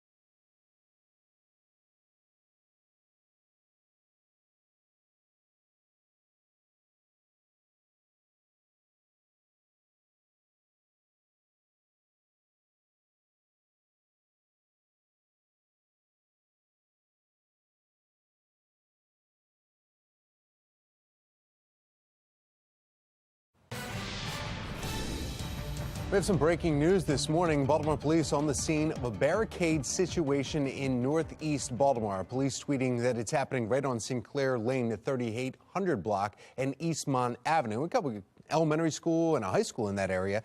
Our Shannon Lilly is heading that way to find out more about this. People across Baltimore are bracing for one of the coldest days of the season yet. And Taylor Stewart is joining us live with some tips to prepare yourself for the cold, as Mayor Brandon Scott is actually planning to share some tips with the city a little bit later on this morning. Taylor. Yeah, and hopefully, Tom, the first tip is to bundle up because, wow, it is really cold out here. Definitely the coldest day we've seen so far. Now, at this point, we know the mayor is set to make an announcement at 11 o'clock at City Hall, but we wanted to wrap up some of those tips for you so you can make sure you are prepared for this cold weather season.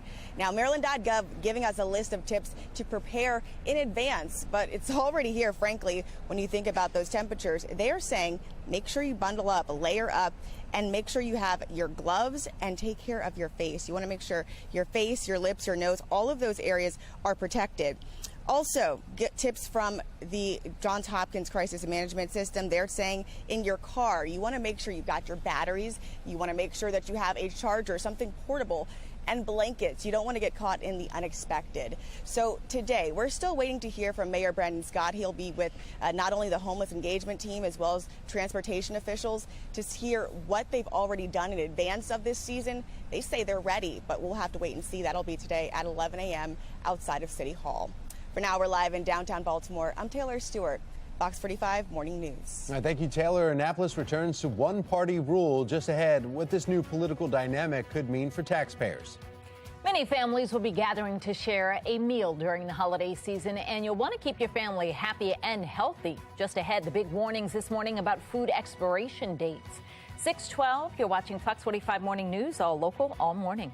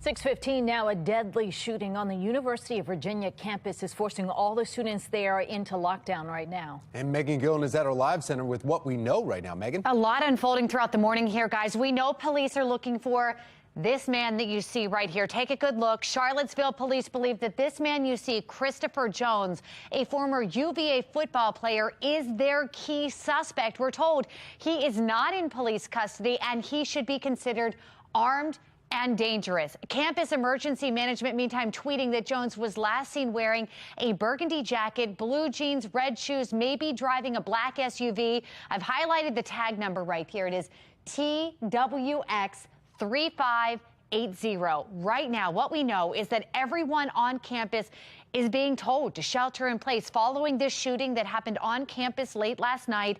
Just minutes ago, we got word that 3 people were killed in this, 2 of them injured. We know UVA is actually now opening up an emergency hotline. You can see that here. This is for family and friends who have any questions as to what is unfolding there on campus. Again, all we know right now is that 3 people have been killed, 2 injured. We're going to keep asking for more information and let you know as soon as we find it. That's the latest from our live center. We'll send it back to you.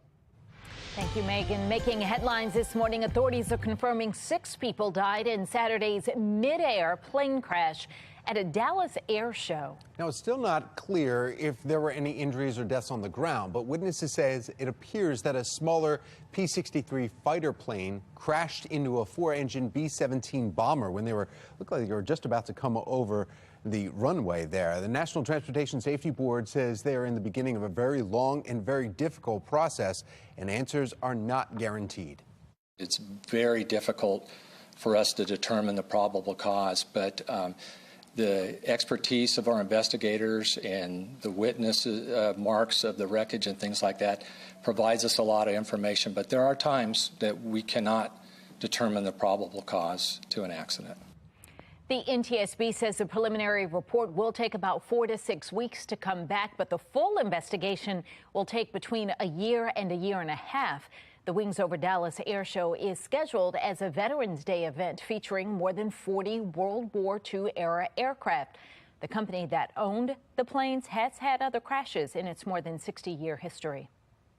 Former President Donald Trump is suing the House committee investigating the January 6 attacks on the Capitol in order to avoid a subpoena.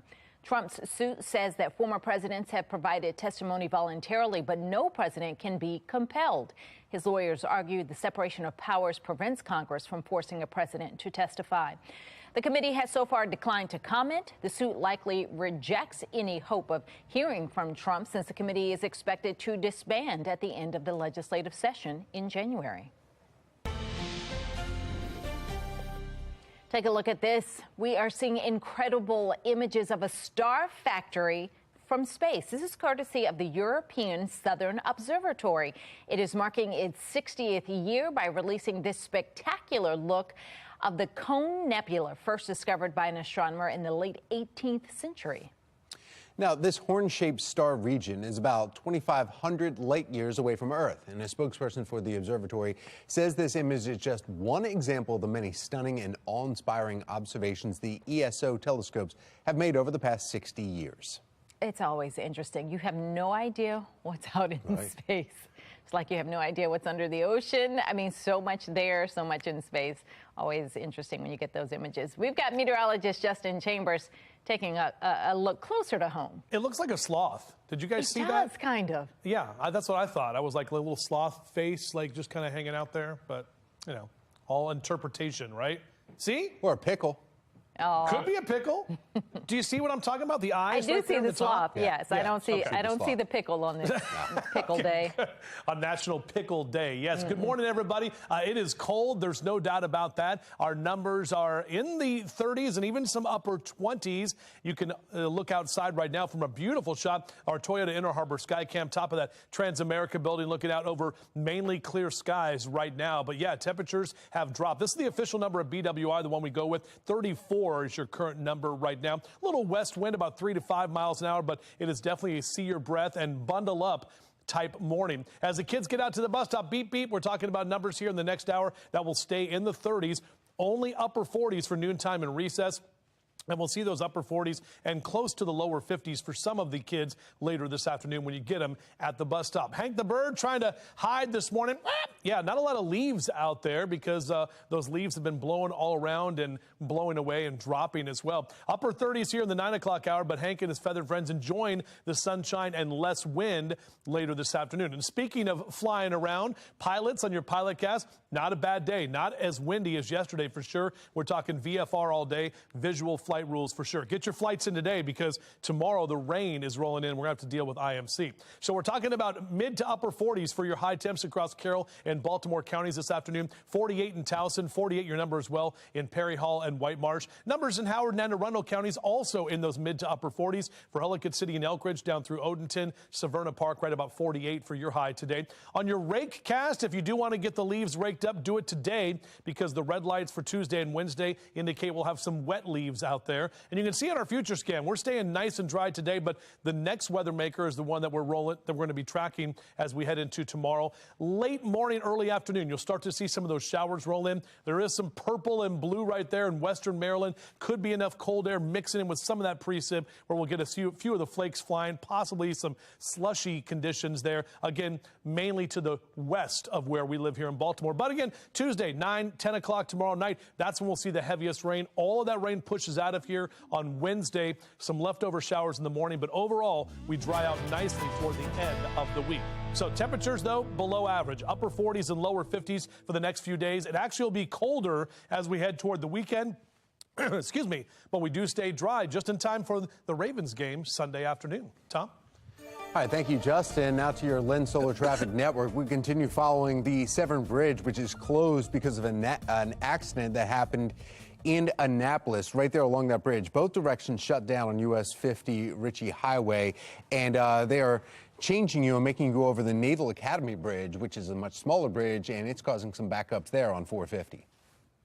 Now we want to get a check of your mass transit. We have Mark Jones in the MTA. Good Monday morning, Mark. Well, good Monday morning, Tom. Good morning, everyone. Out there for your start on the MARC train system, you'll find 10 train 502 operating with a 5 to 10 minute delay, and 10 train 511 presently running about 5 minutes late, perhaps allowed time in those instances. Light rail link looking good. No delays, no issues to contend with. You'll find Metro subway link on time, but the Upton station remains closed due to flooding, and shuttle buses are in place to and from the Upton station. For the MTA Transit team, I'm Mark Jones. Thank you, Mark. President Biden is in Bali for a high-stakes meeting with the Chinese president. The big topics he hopes to cover amid recent tensions. 6:23, you're watching Fox 45 Morning News, all local, all morning.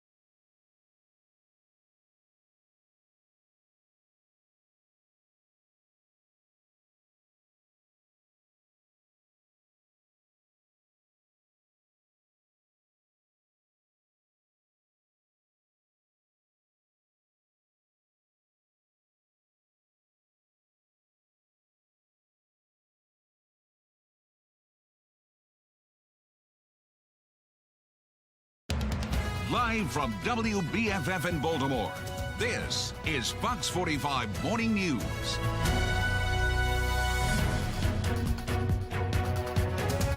.626 and now to your consumer news. Many travelers are looking to get away for the holiday season. One accounting firm says 46% of consumers will be flying and 69% will be driving. I guess there's 15% extra people traveling there for the holiday getaways. Maybe 15% have to fly and then drive. But because of fewer airline flights, you'll face some competition for the bookings. And according to an executive with Rosewood Hotels and Resorts, London, Paris, Southeast Asian destinations will be popular this holiday season. With food prices soaring, this year's Thanksgiving is likely to hit Americans' wallets hard. According to the latest inflation data, per pound, prices for turkey are up 17% year over year. Prices aren't much better for the other ingredients, like eggs, which are up 43%, butter 34% higher, flour 25%. Overall, the cost of dining out rose 8.6%, while at-home eating is up 12.4%, which is why some people are going out for dinner. Well, the week is starting off with temperatures in the 20s and 30s. Meteorologist Justin Chambers lets us know if we can expect a warm-up. Baltimore City Council is moving quickly on a bill to change their pensions. I'm Olivia Dance, and coming up, we'll take a look at how this compares to the approval time of other bills. You're watching Fox 45 Morning News, all local, all morning.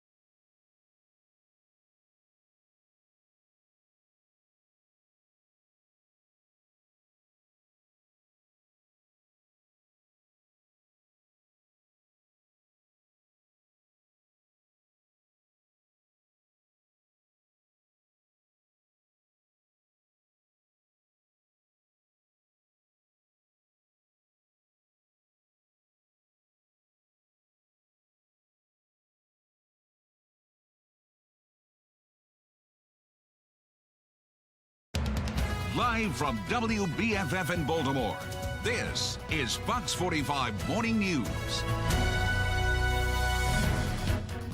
Welcome back on this Monday morning. 6:30 is the time. I'm Patrice Sanders. I'm Tom Rogers, and it is a very cold start. In fact, in dress layers. Bundle them up. Don't let their arms go down when they head out to the bus stop. Meteorologist Justin Chambers is here with the forecast and why we want to do that. Yeah, for sure, guys. Good morning. Temperatures 20s and 30s here, stepping out on your Monday morning, getting back to work and school as that cold air is in place. Still about 20 minutes away from the sun officially coming up, but a really pretty shot from our Towson camera right there. Again, lack of cloud cover. It's called radiational cooling. Any of the heat we had from yesterday allowed to escape into the atmosphere, and that's why our numbers are starting off in the 30s statewide. 20s in Oakland right now, but we're right at 30 in Gaithersburg, 29 for you in Laurel as you're up with us early. Now, our freeze warning is in effect for most areas here through 9 o'clock. The only area not affected is parts of western Howard County and all of Carroll County. The growing season already done for you, but this will be the last of the growing season here as we got this hard freeze rolling in this morning. So next couple of hours on your morning drive, keeping the heaters on and the bun warmers if you got them, with numbers staying in the 30s and eventually getting back above freezing and close to 40 by about 10 a.m. And we're on our way to a high today in the 50s or upper 40s for most. Now, notice tomorrow on the next 3 days, we do have rain rolling in and our temps drop a little bit. Overall, we've got a chilly week ahead, and we'll take a closer look at that 7-day forecast as well as the rain for tomorrow in just a few. Tom? Thank you, Justin. We have some breaking news this morning. Baltimore police on the scene of a barricade situation in northeast Baltimore. Police tweeting that it's happening right on the 3800 block of Sinclair Lane, nearest to Eastmont Avenue, putting it right across the street from Archbishop Curley. Our Shanna Lilly is heading out that way to find out more. We have a reporter there on the scene here, so we'll find out some more details as soon as they become available. Continuing coverage this morning, a big ballot question in Baltimore City. Question K, voters decided to limit city council members, the mayor, and the city comptroller to 2 terms in office. Now, in response, Baltimore City Council is fast-tracking a bill that would decrease the number of years elected service leaders need to actually earn a pension. That's down from 12 to just 8 years. Experts say the measure, though, would cost taxpayers hundreds of thousands. The real question is, why does a part-time position, elected position, deserve a lifetime pension? Much less to shorten the rules. Like I said, they're going to put in about 30 grand. Taxpayers are going to pay a lifetime pension to life expectancy for up to $500,000. Well, the city council is now fast-tracking that bill that would change their pension requirements. The bill moving through the process unusually quickly. Olivia Dance joins us now live with the latest. Olivia. Well, Tom and Patrice, the bill is definitely moving very quickly. In less than 2 weeks, City Council advanced the bill to a third reader. Now, for comparison, a dirt bike ordinance to tackle the city's illegal street racing issue took about 6 weeks to make it this far. And you may remember back in 2020, a bill targeting gun violence took almost 3 months to get the final votes. What's amazing about this is how quickly they were able to address this in response to a people-led initiative, which was question K for term limits. I mean, there's so many other issues that they could fast track along. I mean, our property taxes are twice the surrounding counties. Our crime rate is still, rising. Our education system is failing. But they chose to address this. Now, again, these term limits don't go into effect till 2024. So there's plenty of time, even after now, to even address this. So it's just amazing to me, one, that they took this time now to do it. The bill is in response to voters passing question K, which puts term limits on elected leaders. This new bill would make those leaders eligible for a pension after serving just 2 terms rather than 3. And the Baltimore City Police Union is pushing back because 12 years ago, the city changed the police and fire pensions from 20 to 25 years of service. The union president is calling the council's bill a, quote, privileged class move and an attempt at self-service. He says if the council is able to change their own pension plans, then the police and fire pensions should be moved back to 20 years. For now, reporting live in Baltimore, I'm Olivia Dance, Fox 45 Morning News. Thank you, Olivia. And we want to know what you think about this. Is it fair for first responders to wait 25 years for city pension, while city council waits just 8? So far, 96% of voters say no. You can head to foxbaltimore.com/vote and click on the Polls tab to weigh in. In just a few hours, President Joe Biden will be attending the G20 summit in Indonesia. This after a sit-down meeting with Chinese President Xi Jinping. Megan Gillen is at our live center right now with what we're hearing about these talks. Megan. Yeah, we know, guys, that this relationship has certainly been tense in recent months. Early this morning, this was their first in-person meeting that these two leaders have had since Biden became president. And we are expecting to actually hear from Biden about that meeting at 8:30 this morning on what those two leaders talked about. Now, what we do know is that before Biden actually left, when he was leaving the White House, he said that he wanted to talk to China's president about differences in their stance on the self-governing island of Taiwan and China's relationship with Moscow amid Russia's war in Ukraine. Before this sit-down with China's president here this morning, Biden also meeting with Indonesia's president to discuss the upcoming G20 summit and opportunities to deepen the U.S. Indonesian partnership. Now, tomorrow, what we're hearing is that President Biden will have two G20 sessions and is also expected to meet with the Italian prime minister to discuss a joint effort to help Ukraine defend itself against Russian attacks. We want to take you live now to Bali here this morning from the airport, where we are watching world leaders now arriving for that G20 summit. A lot of discussions expected to get underway here in the coming hours. We'll keep you posted as they begin. That's the latest from our live center. Tom? Thank you, Megan. Mayor Brandon Scott unveiling his long-awaited Squeegee collaborative plan. What message critics are now saying it's sending to Baltimore's youth. And Democrats will keep control of the Senate for the next 2 years, just ahead why retaining Senate control is a huge boost to President Biden. And freeze warnings in effect this morning. Meteorologist Justin Chambers letting us know what to expect for the rest of the day. 6:37 is the time. You're watching Fox 45 Morning News, all local, all morning. Weather Window, presented by the National Weather Desk. This is more than a boat and more than a hot tub. It's a spa cruisy. Reno meteorologist Matt Monroe says this photo was taken at Lake Tahoe on Friday. The air temperature at the time was 19 degrees. Inside the spa cruisy, the water was 102 degrees. And yes, that is a fireplace in the bow. The lesson here, summer pastimes can still be possible, even when it's cold out. For more content like this, like the National Weather Desk on Facebook.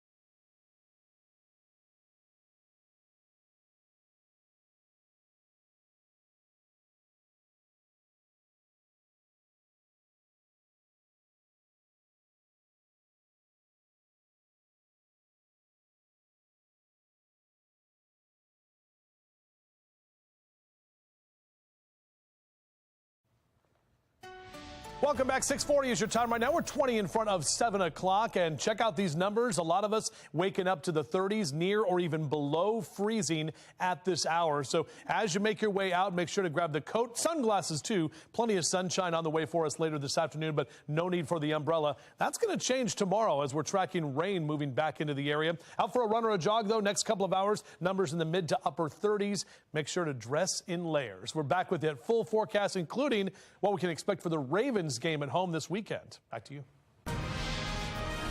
Thank you, Justin. 6:40 now. Democrats solidified their majority in the Senate over the weekend. And national correspondent Kayla Gaskins is joining us live this morning from Capitol Hill. And Kayla, we still don't know for certain which party will control the House.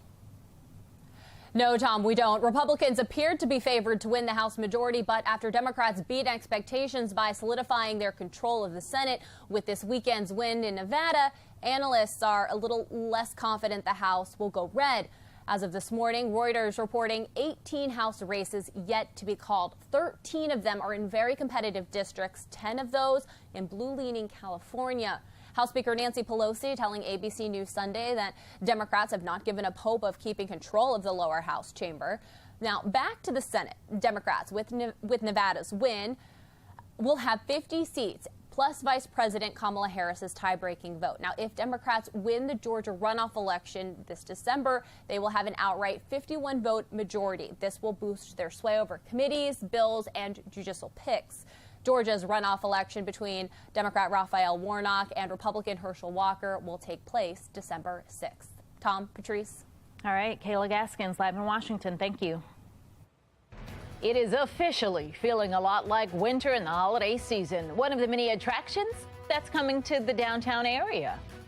Oh, movie theaters across the nation opened their doors months ago. Just ahead, though, how one Baltimore theater is making a comeback with some new renovations. You're watching Fox 45 Morning News, all local, all morning.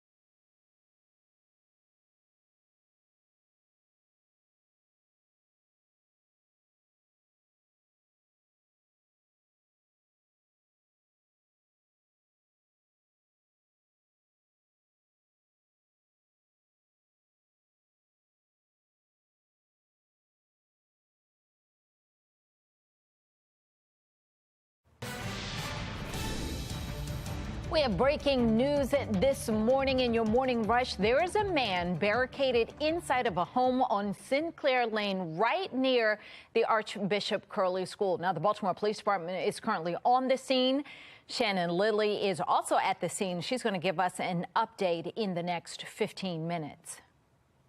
Well, now in your morning rush, Baltimore is getting closer to seeing 300 people killed this year for the 8th year in a row. This past weekend saw at least 4 people shot. One of those victims died. On the bottom of your screen there, police say they found a man with a gunshot wound in a crashed car right along Pennsylvania Avenue in West Baltimore. You see the map. Now, 294 people have been killed in Baltimore so far this year. And after months of conversations, Mayor Scott finally releasing details of his Squeegee Collaborative, which is a group the mayor brought together after police say a Squeegee kid shot and killed Timothy Reynolds in July. Olivia Dance is joining us live now with a close look at the plan. And Olivia, are there concerns, though, about how the plan will actually be enforced? Yeah, Tom, there absolutely is. And the lengthy plan includes banning squeegeeing at certain intersections, high volume intersections like this one here at Light and Conway Streets. And the plan after just 2 warnings, the squeegee kids will get a citation. But the question now, of course, is what law will be used to actually enforce this? Jeremy Eldridge, a former city prosecutor, says the city has made a 180 when it comes to their approach at enforcing the laws. He also says there are several laws that could be used to issue the citations, including aggressive panhandling, solicitation, or loitering. I'm Olivia Danson. Coming up next, hear how the city is responding to these concerns about enforcement. Tom and Patrice, back to you. It's 6:46 now, and we want to get another check of our forecast. All right. Meteorologist Justin Chambers, it looks warm behind you there, but not when you open the door. Not at all, Tom. Patrice, good morning to both of you. You know, we talked earlier about it being National Pickle Day. It's also National Spicy Guac Day, so maybe you want to do some Taco Monday action this afternoon. You can kind of see it right there. Check out toward the left-hand side of your screen. That's the sun coming up. We're watching the sunrise together here. Taxi. Woo, cold on that water taxi this morning, no doubt about that. And as you step outside, make sure to bundle up because our temperatures are cold. We're dry, however. In fact, very quiet conditions on our HD radar. Nothing to get in our way here, at least for the moment. But we're tracking some rain rolling in by tomorrow. We'll take another look at that here in just a sec. All right, so mid to upper 30s over the next few hours as you rise and shine with us. Grab that warm beverage here this morning and some warm breakfast as well. Our day planner looking good. B&O Railroad Museum, 10 o'clock in the lower 40s. As we head toward the afternoon, we're going to sneak into the upper 40s, some of us right near that 50-degree mark, and that's it for our high temperatures. And late this afternoon, we're seeing those numbers that will still be in the mid to upper 40s as well. Average high this time of year is 58, so a lot of us will only be in the mid to upper 40s, and some of us right near that 50-degree mark. Eastern Shore in the 40s for Chestertown down through Stevensville and Easton, 48 across the bay in Annapolis. Checking out the temperature tracker, too, numbers are going to stay below average most of this week. This is what we talked about last week, how we're going to get cold on Sunday, and then that's going to extend all the way into this upcoming weekend. So that red line right there is where we typically are for mid-November. Not going to be near those numbers, at least for the next few days. So here's our dry future scan. Again, looking good for this afternoon. Tomorrow, a different story. We start off dry on Tuesday morning. By Tuesday, about noon, 1, 2 o'clock, you'll start to see some rain showers roll in. Notice the blue and the purples right there. Could see some snow mixed in with that in parts of western Maryland, possibly as far as even northwestern Carroll and Baltimore counties. But most of that colder air is going to be well to the north, and we'll keep the rain that'll be heavy at times late tomorrow night. Leftover rain showers early Wednesday. Some snow tries to develop in the mountains on Wednesday afternoon, but overall that'll just be some upslope flow as we head into the later part of the day. 10 days from today, it's Turkey Day. That's right, it's next Thursday. We're exactly 5 weeks from the first night of Hanukkah and the winter solstice, even though it feels winter-like right now, still 37 days away. Here's that 7-day forecast for you. Upper 40s and lower 50s. We'll have some leftover showers, as I mentioned, Wednesday morning. Numbers will actually start to go down a bit, but we stay dry as we head into this weekend, including the Ravens game Sunday afternoon, looking great. Fall-like temps in the 40s. Tom?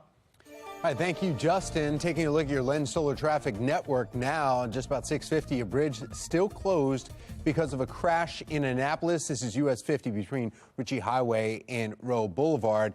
They've diverted you off the bridge both directions. Now you'll be going to the Naval Academy Bridge. And so it'll take you some time and a little extra along on your commute if you're heading across 50 this morning. Looking ahead to the Ravens game, though, this Sunday, they'll be playing The Carolina Panthers right here at M&T Bank Stadium. The Ravens 6-3. Looking at the team's schedule, too, it's not out of the question. Baltimore could win the rest of its regular season games, but Lamar Jackson and the guys are taking it, well, they say, 1 week at a time. We feel pretty good, but the season's not over. Just 1 week off. That's all. Just a break from work. We still got to stay locked in because there's a long season ahead of us. It put us in a very good, comfortable position right now. We just got to keep doing what we're doing. Stay locked in, keep cleaning up the little details here and there, and I feel like the sky's the limit for us. 6:50 now, looking ahead as the pandemic continues to slow. Movie theaters across the nation have been opening up their doors for months now. That's right. We were in a movie theater this weekend, and it was packed. Warehouse Cinema's Rotunda is about to open its doors in the same spot in North Baltimore where Cinebistro had to permanently close its doors during the peak of the pandemic. With new renovations, guests can look forward to heated leather recliners, a premium bar with movie-themed cocktails, and an expanded menu. The theater plans to officially open in late fall of this year.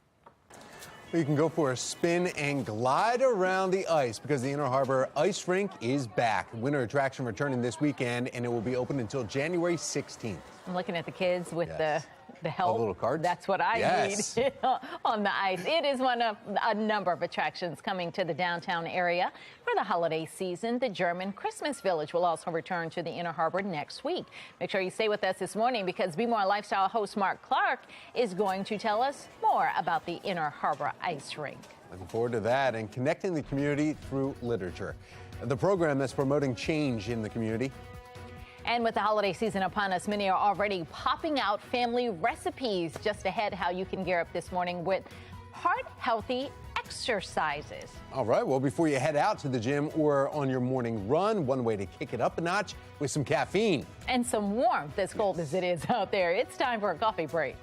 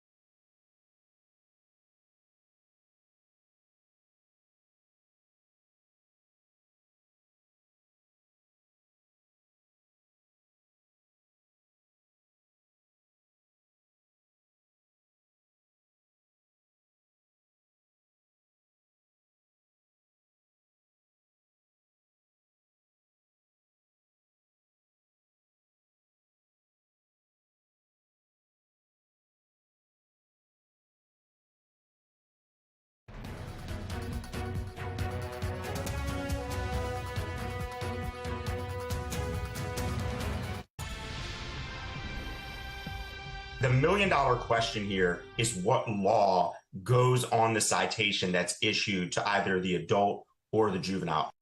Former city prosecutor Jeremy Eldridge, you just heard, says it's clear the city has made about face when it comes to an approach to enforcing of the certain laws. But when it comes to enforcement and accountability, there's a piece missing. Mayor Brandon Scott defending his Squeegee collaborative. Critics point to the message it sends to Baltimore's youth. His 27-page plan breaks down his reasoning to pay the minors and limit them from squeegeeing from certain popular intersections. Well, joining us now, political commentator Armstrong Williams. Good morning, Armstrong. Looks like Good morning, Tom. All right, yeah, but there's a little bit of a delay there, Armstrong. So panhandlers who are now limited to which intersections they're allowed to exercise their free speech, because Mayor Scott said Squeegee kids are just panhandlers, free speech, but now they're limiting them. Do you think that's a conflict?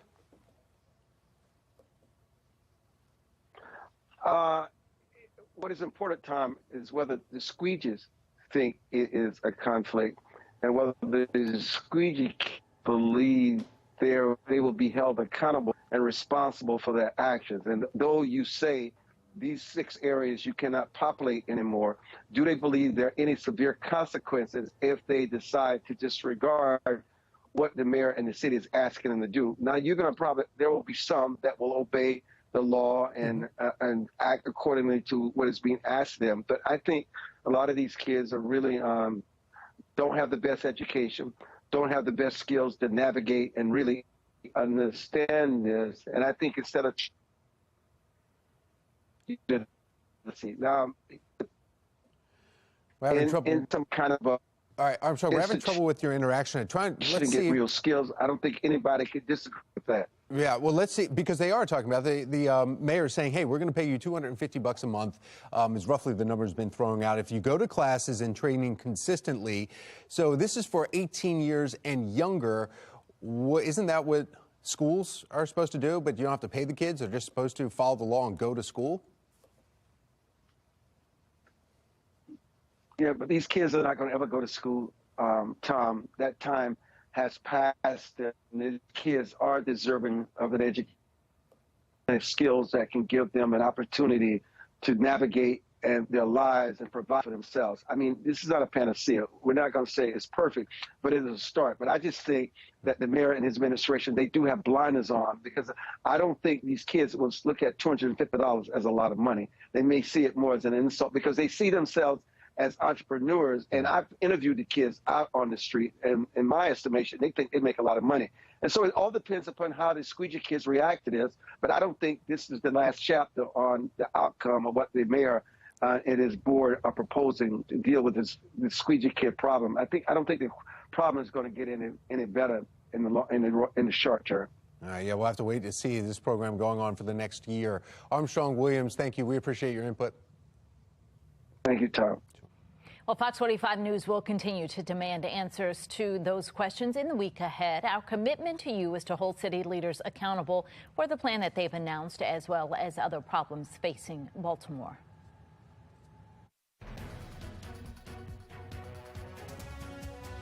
We're now developing protocols, policy, training. A big shift in how the city deals with Squeegee kids. Coming up, Fox 45 News is taking a closer look at where Squeegee kids are now banned, plus more on that new plan coming from City Hall. And temperatures are cold this morning. We're going to take a look at how long these colder numbers stick around and our next weather maker rolling in. It's all coming up on Fox 45 Morning News. Let's go. Live from WBFF in Baltimore, this is Fox 45 Morning News.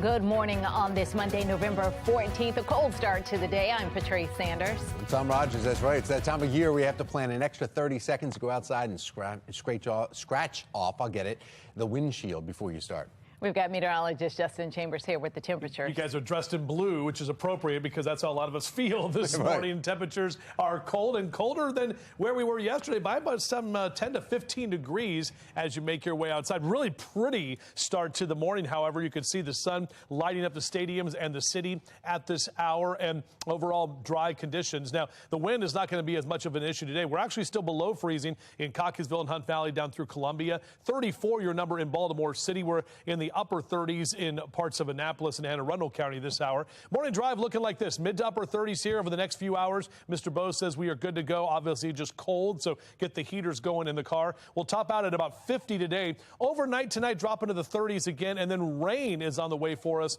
for tomorrow, and a cold rain at that. We're going to show you exactly your hour-by-hour forecast and when that rain is going to impact you coming up in just a few. Tom?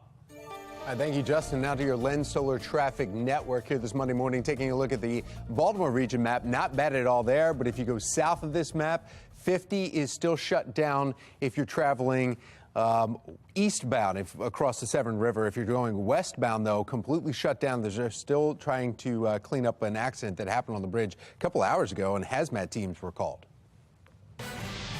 Now, there's some breaking news this morning. Baltimore police on the scene of a barricade situation in northeast Baltimore. Police tweeting it's happening on Sinclair Lane right near Eastmont Avenue. Shannon Lilly is joining us live this morning. She is at this scene. Shannon, what's going on? Well, this is a fluid situation, Patrice, but police are blocking off Sinclair Lane and Erdman Avenue, as well as several other streets. But this all happening just beside me is a boys' high school. This right here is the Archbishop Hurley High School. And we are told, though, that this situation, this barricade situation, is down this way, down the street, several blocks where you can see those police cars, and it looks like an ambulance there. All those blue and red lights and the street blocked off. That is where the situation is all unfolding. We also know that Sinclair Lane Elementary School is just down that way. So police say SWAT and crisis negotiator units are on scene, and the area is being blocked off for the public safety. And they sent out a release just about an hour ago saying officers responded to this area for discharging, and that's when the suspect barricaded themselves inside a home. So police are asking you to avoid this area if you can. Now, we also know they have Sinclair Lane blocked at Chesterfield Avenue, Eastmont Avenue, Coleman Avenue, and of course right here at Erdman Avenue as well. But we're going to try to get even more information as we stay out here on the scene, and Tom and Patrice will check back in with you guys in the next half hour. Reporting live in Northeast Baltimore, I'm Shannon Lilly, Fox 45 Morning News. Thank you, Shannon. Elsewhere in a city in crisis, a person on a dirt bike shot at someone apparently at a traffic circle on President Street. Police say a man threw a bag of leaves at two dirt bike riders, triggering one of the riders to shoot at that man. The man was not injured, and the riders fled west on Alisana Street from the scene. Now, this is just the latest example in a long history of problems with dirt bikers in Baltimore. Even though dirt bikes are illegal in the city, a law police largely don't enforce. Last year, a rider was killed after hitting an emergency vehicle. The year before that, a rider hit a group of pedestrians, including a 5-year-old child. In 2021, the city dissolved its dirt bike task force. That task force was created in 2016, and it was dedicated to identifying and charging those riding the bikes in the city illegally. Well, just last month, Mayor Brandon Scott signing a new bill into law creating stiffer penalties for dirt bike riders, including a fine of up to $1,000 and up to a year in jail. The law went into effect just last week. Now, if you see dirt bike riders in your neighborhood and you can safely take pictures and videos, we want to see it. You can send them to our website, foxbaltimore.com/chime-in, or you can use your mobile app. Well, the dirt bike law is not the only law that has gone largely unenforced in the city. Two laws right now on the books targeting soliciting to get squeegee kids out of intersections have not been enforced either. And that is until now. Mayor Brandon Scott says the city will begin enforcing some of the laws on the books banning squeegeeing activity in certain areas. Now, it comes after months of conversations with Squeegee Collaborative. That's a group the mayor created after police say a 15-year-old squeegee kid shot and killed Timothy Reynolds in July. Olivia Dance continues our team coverage this morning. She's looking into some of the lingering questions. Olivia. Well, Tom and Patrice, the lengthy plan includes banning squeegeeing from certain intersections, high-volume intersections like this one here at Light and Conway Streets. And with the plan, after just 2 warnings, the squeegee kids will get a citation. But the question now, of course, is what law will be used to actually enforce this? The million-dollar question here is what law goes on the citation that's issued to either the adult or the juvenile. Jeremy Eldridge, a former city prosecutor who you just heard from, says the city has made a 180 when it comes to their approach at enforcing the laws. Police Commissioner Michael Harrison says they are still developing protocols on what citation squeegee kids would be given. But Eldridge says there are several laws that could be used to issue the citations, including aggressive panhandling, solicitation, and loitering. I've always thought that there was a way to narrowly tailor the issuance of citations and subsequent prosecution. And I think the city has now realized that it can take a pragmatic and lawful approach. Eldridge says it's likely that squeegee kids won't be the only ones told to move. In order to make sure enforcement is lawful, panhandlers could be told to leave as well. The city law department now says a targeted approach to banning squeegee kids will be constitutional. But you may remember in the past, Mayor Scott said he wouldn't clear the corners, and now he won't admit the city's change in tune on squeegee kids. We enforce laws each and every day. We have a plan. There's support for the plan across the board. So let's have you guys do some responsible journalism and work alongside that plan to talk about how things will change. Thank you. And the enforcement zones do not extend to all corners of the city, so some are concerned that the plan will just move squeegee kids to other intersections. But we hope to learn more about the enforcement of the plan as we get closer to January. For now, reporting live in Baltimore, I'm Olivia Dance of Fox 45 Morning News. It's a closer look at the 6 enforcement zones, and they include Light and Conway, where Timothy Reynolds was shot earlier this summer, President Street by Little Italy and Harbor East, and 395 MLK corridor by the stadium and University of Maryland's Medical Center. In northeast and northwest Baltimore, Sinclair Lane and Northern Parkway spots will be limited to squeegee kids. Fox 45 News has some questions about the plan. The plan says squeegee kids will be cited for being in those 6 enforcement zones, but it's just not clear what exactly the citation will be. We know squeegee kids will also be paid to go through workforce training. We still don't know, though, how those payments will work or how much the squeegee kids will be paid. Well, in the meantime, we want to know what you think about this. Do you believe Mayor Scott's squeegee plan will be fully implemented and work? As you see at the bottom there, so far, 97% of those who have already voted say no. You can still weigh in by heading to foxbaltimore.com/vote. 7:07 now. A deadly shooting on the University of Virginia campus is forcing all students there on lockdown right now. And Megan Gillen is at our live center with what we know. Megan. A lot unfolding here this morning, guys. We want you to take a good look at this picture right here. Charlottesville police believe that this man, Christopher Jones, that you see there, a former UVA football player, is their key suspect in this shooting. He is not in police custody, and police say he should be considered armed and dangerous. Campus Emergency Management tweeting out a little more information for us here, saying that he was last seen wearing a burgundy jacket, blue jeans, red shoes, maybe driving a black SUV. I've highlighted the tag number right there. It is TWX3580.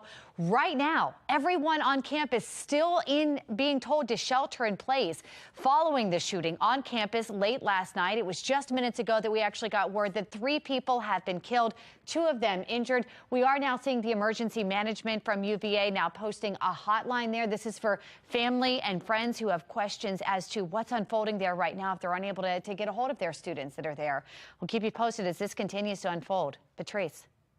All right, Megan, thank you. It is 7:08 now. We want to get another check of your forecast. You know, we have meteorologist Justin Chambers here breaking down. While it looks like it's nice and warm and gorgeous, it is really cold out. Yeah, it is one of those bright, sunny mornings, however, cold. So, yeah, looks can be deceiving as our Mile 1 Auto Group cam shows that sun that is out there. So definitely grab a jacket before you go outside and make sure the kids are dressed up in layers as you get out to the bus stop. Look at that number, 29 in Cockeysville, 34 in Bel Air and Joppatown, 31 Essex and Middle River, 32 your temp in Brooklyn Park at this hour. So as you head out the door, you'll need the jacket, sunglasses for sure. Plenty of sunshine today. And notice I don't have the check mark for the umbrella.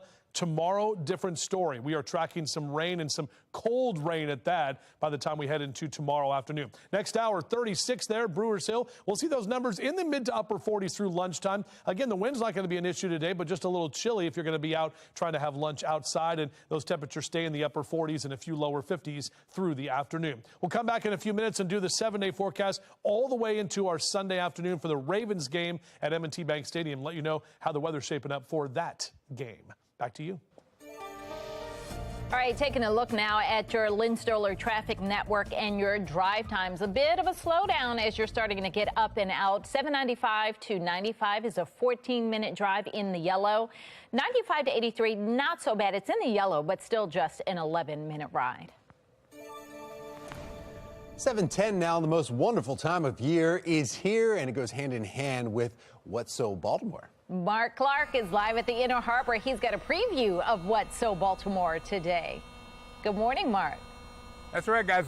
Good morning, everyone. Winter on the waterfront. We have this amazing Inner Harbor, and you know, winter is approaching, and why not have fun? So this morning, we'll be tapping into all the fun activities. And you know, I got to put on my ice skates, got to have some hot cocoa, all that kind of stuff, guys. Excited about it this morning, even though it is cold out here. Mark, and no food or drink? Well, no, you got the hot chocolate, so there you go. Still to come this hour, a bill changing pension requirements moving unusually quick through the Baltimore City Council while they're receiving backfire, though, from police. Also today, there will be an announcement coming from Governor-elect Wes Moore, what's expected following his national appearance yesterday on Fox News Sunday. Thanksgiving is coming up and grocery prices continue to soar and people are turning to cheaper foods. What do you need to keep an eye on when it comes to those expiration dates? 7:11 is the time. You're watching Fox 45 Morning News, all local, all morning.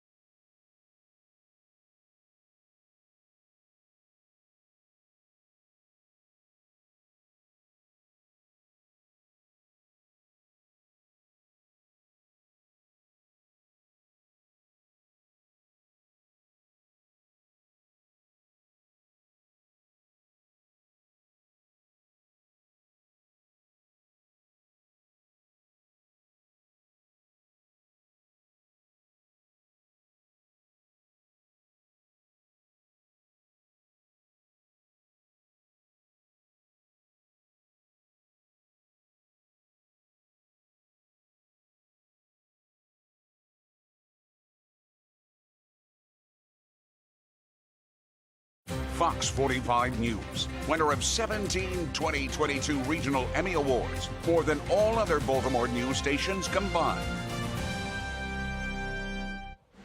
7:14 now. As you think about your holiday meal coming up, you're probably also thinking about the best way to reduce the cost for that turkey and all the fixings. Grocery prices are sky high, and some people are turning to foods that have been reduced in price because they're close to their expiration date.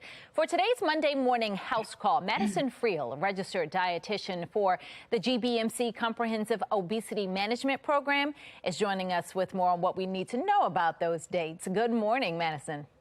Good morning, Patrice. Thanks for having me. Of course. So I think this is a question that people debate frequently, even beyond the holiday. So it's good to get some answers today. When it comes to the best if used by and the sell by date, those labels, what do they mean? Yes. Okay, so let's clear those up a little bit. If a product has a sell-by date, this is actually set by the retailer rather than the manufacturer. So these dates are helpful to get the older products off the shelf first. But if it has a best by or a use-by date, these are really estimates as to when that product is going to reach its peak quality or peak freshness. So peak freshness doesn't necessarily mean it's bad or spoiled the next day. Is that right? That's absolutely correct. So then it's going to be up to your discretion. You usually can use products beyond that date, but it will likely be compromised in terms of taste, texture, or possibly color. What about nutrition and safety? Will it be safe to eat a little bit beyond? It likely will be safe, but you want to use all of your senses. Say you have a canned vegetable in the cupboard that's been there for a couple years. It's likely still safe and perfectly nutritious, but you want to look for any signs of spoilage, a dented can, bulging can, and make sure you give it a sniff test. And you just mentioned a couple of years for that canned vegetable. So that is the next question. So when we talk about how long things could potentially be good, what's the range? It can get a bit tricky because it really depends on what the food item is and how it was stored. For example, eggs, if they're stored properly in a refrigerator, can be good for up to 3 to 5 weeks beyond their expiration date. But take a gallon of milk, if not stored in the fridge, is going to expire way before the date on the carton. And all of these things, obviously, well, let me ask, we're talking about if it's not opened. Something Yes, that's been correct. open, I mean, don't push it. Exactly. Whenever you're in doubt, just throw it out. Okay, so if I'm in my pantry and I pick up something and I'm scrambling, oh, I really need this, but I have a question, is there a place that I can go or a resource that I can turn to see, is this going to be safe and can I use it?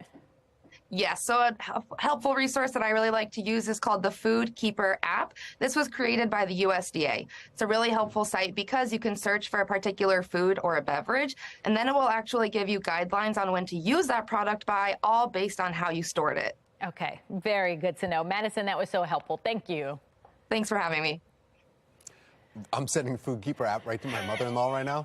I'm like, why? Because you want her to get rid of some things? she Or has you a tendency think... to just, she's always said, they're just suggestions and we'll scratch things off, you know, and you have no idea. You're like, is that 2017? Does that say 2017 on it? And she's like, well, whatever. So I should throw out your mother's invitation to Thanksgiving? Because I'm not sure. Not sure. No.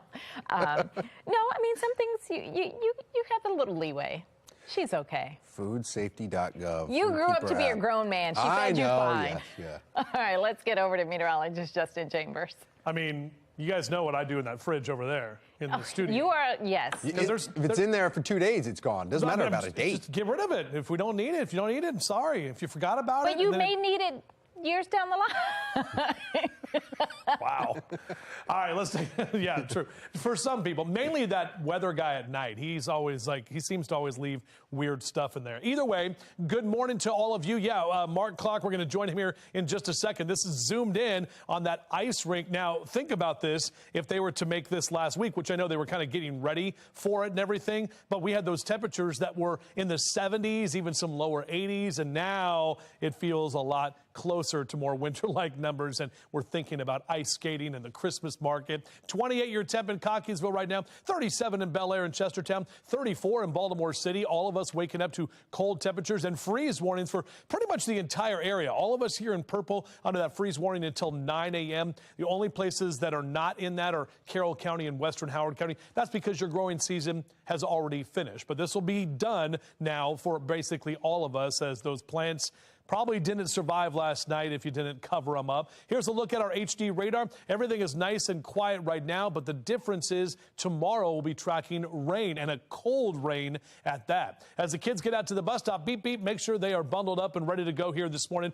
30s this hour. Only upper 40s through noontime, and we'll pick those kids up in the upper 40s as well once you get out into the afternoon. And golfers maybe want to hit the links today, possibly some frost delays this morning, but not much in the way of wind later this afternoon, even though our temperatures stay chilly. Upper 40s and lower 50s across most of central Maryland for our highs. Not only here, but up and down the 95 corridor. We're keeping those 40s and 50s going for you. This is our next weather maker, bringing in some rain, cold rain by tomorrow afternoon and evening time, some snow in some of the mountain locations, as well as that cold air will be in place. You can see that here in our future scan.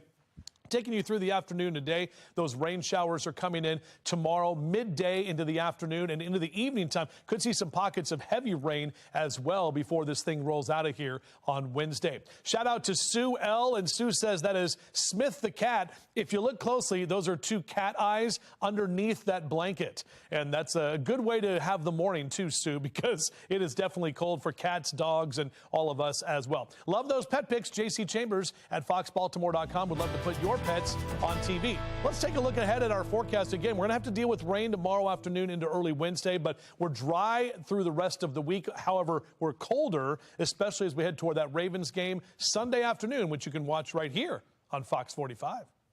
Job of the Day is sponsored by Antwerpen Auto Group.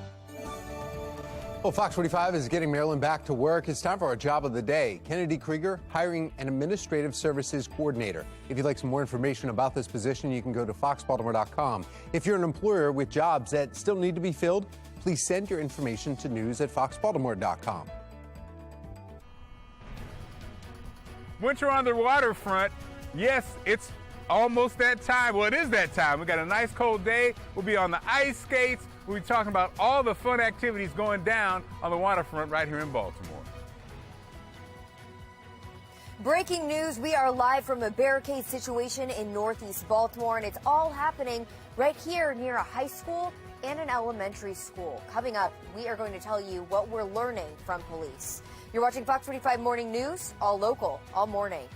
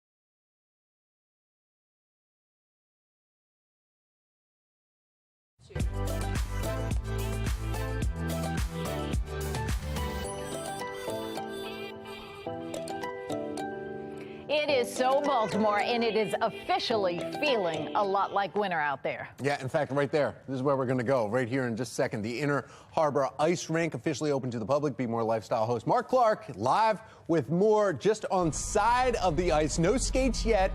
Were you able to get on the Zamboni yet? That's it. I'm stretching because Melody told me that I'm going to be on skates the next time. So that's awesome. So I'm just getting warmed up. So Melody, so much activity going on. Winter on the waterfront. Tell us about all the fun going on down there. Yeah, absolutely. So the first things up is our ice rink is finally open. We opened the rink yesterday, and it's going to be open 7 days a week plus holidays. Then we have tons of special events coming up. Starting December 3rd, we have our Holiday Makers Market. We've got the tree lighting. We've got the Christmas Village coming back. Just tons of programming. Awesome. Christmas Village. Kenny was just saying how fragrant the cheese is over there. So, I mean, you know, we have such a beautiful harbor. I'm so glad that we have all these activities going around. Are people receptive? Yeah, absolutely. I think crazy? we had an incredible summer of events down here on the waterfront, and we're so excited to keep it going through the winter time, starting with the ice rink. All right, so guys, it's going down. Get ready to get on these skates. Yeah. And we're going to be joined by some skaters this morning also. Well, hopefully that's not what happens. Hopefully we don't go down. You don't go down when you get on the ice. We're going to be watching. Thank you, Mark. Well, if you want more information about getting out there, go to foxbaltimore.com/newslinks. Freeze warnings this morning, too. Perfect morning for ice skating because temperatures in the 20s and 30s. And it feels like it even in here. Meteorologist Justin Chambers takes a look at when the next weather maker is on the way. Baltimore City Council is moving quickly on a bill to change their pensions. I'm Olivia Danson. Coming up, we'll take a look at how this compares to the approval time of other bills. You're watching Fox 45 Morning News, all local, all morning.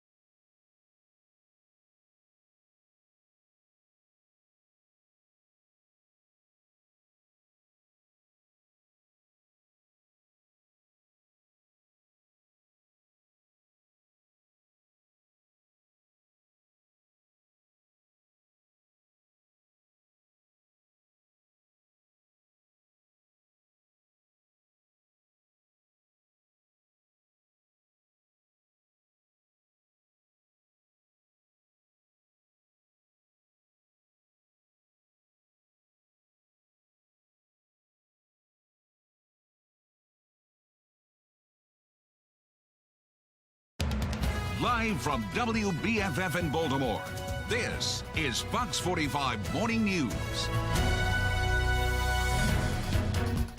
Welcome back on this Monday morning. 7:29 is the time. I'm Patrice Sanders.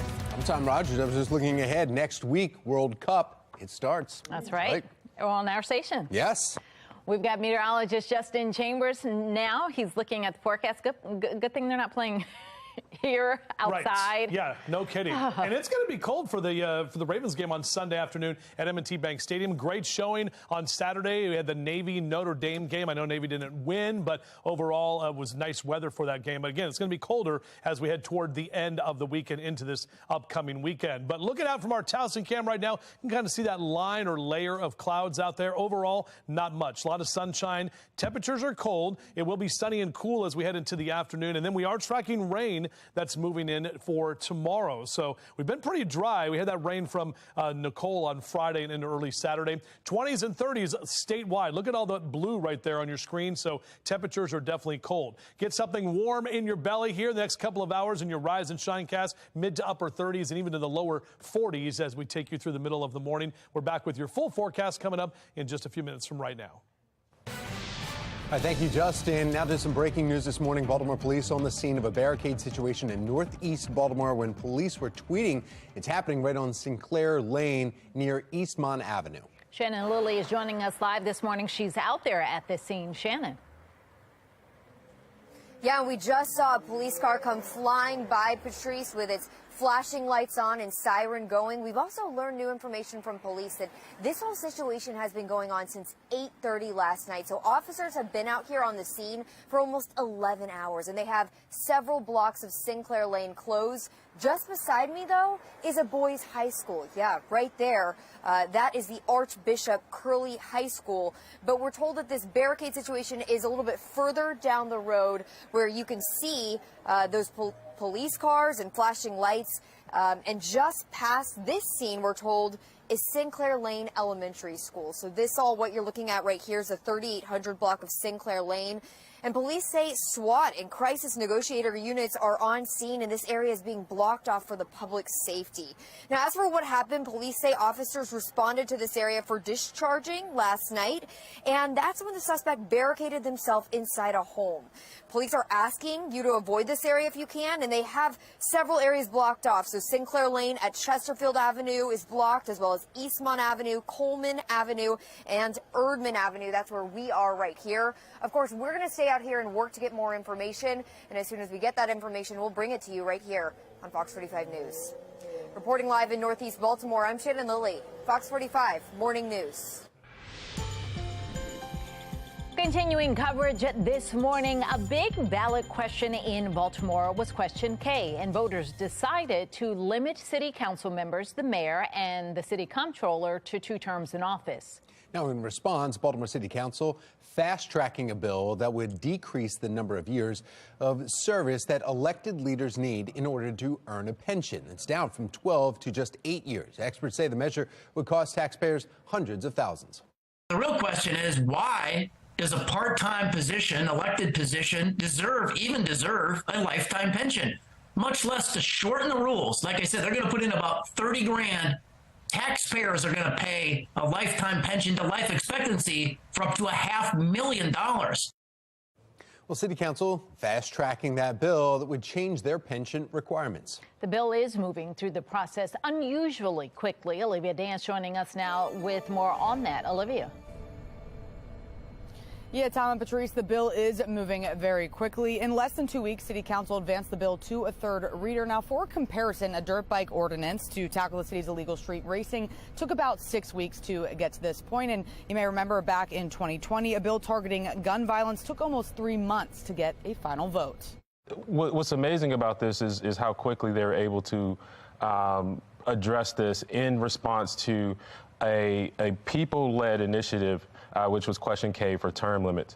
I mean, there's so many other issues that they could fast track along. I mean, our property taxes are twice the surrounding counties. Our crime rate is still, rising. Our education system is failing.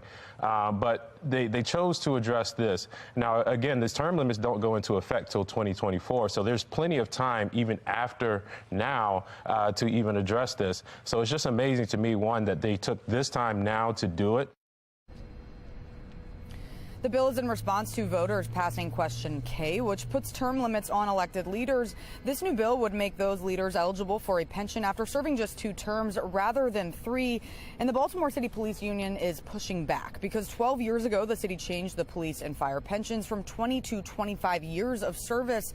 The union president is calling the council's bill a, quote, privileged class move and an attempt at self-service. He says if the council is able to change their own pension plans, then the police and fire pensions should be moved back to 20 years. For now, reporting live in Baltimore, I'm Olivia Dance, Fox 45 Morning News. Thank you, Olivia. And we want to know what you think about this. Is it fair for first responders working full-time to wait 25 years for city pension while city council waits just 8? So far, 96% of the voters who have already voted say no. You can still weigh in by heading to foxbaltimore.com/vote. Click on the Pulse tab.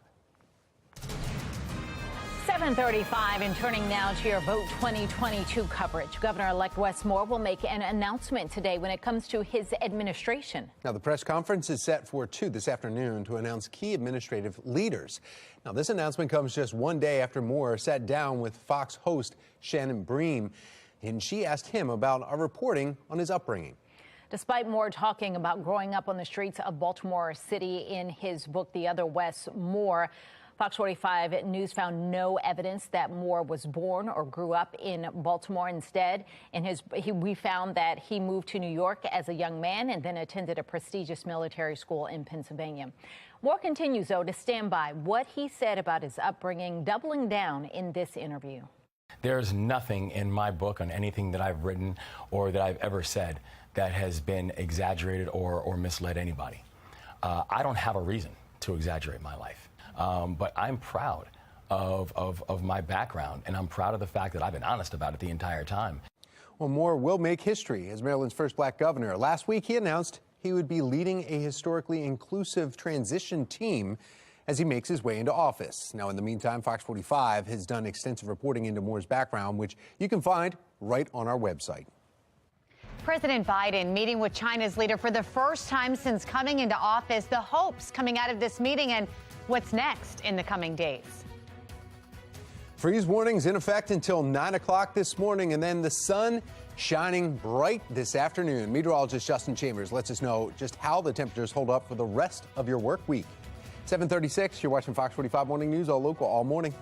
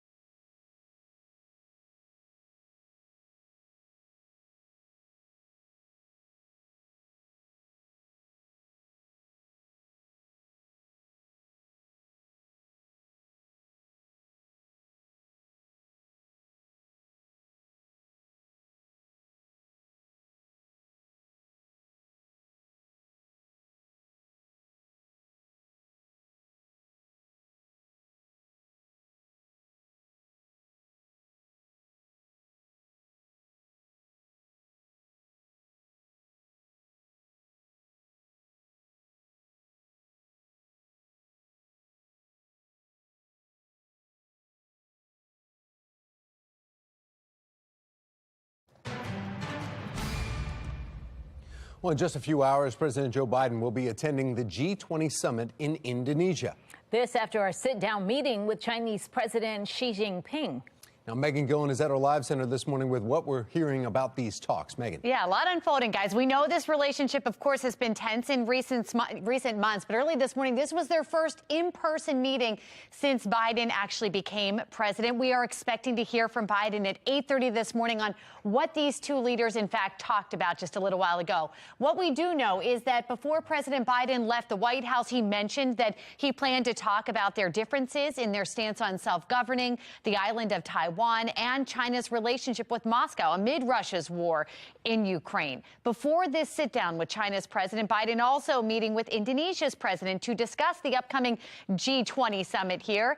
The opportunities to deepen the U.S.-Indonesia partnership also brought up. We know tomorrow the president will have two G20 sessions. He's also expected to be meeting with the Italian prime minister to discuss a joint effort there to try and help Ukraine defend itself against Russian attacks. We want to take you live now to Bali here this morning. We've been keeping an eye at the airport there where those world leaders are now arriving. You can see those cars escorting them to the meetings where the G20 summit is expected to begin. And in fact, I've got one more live shot to show you.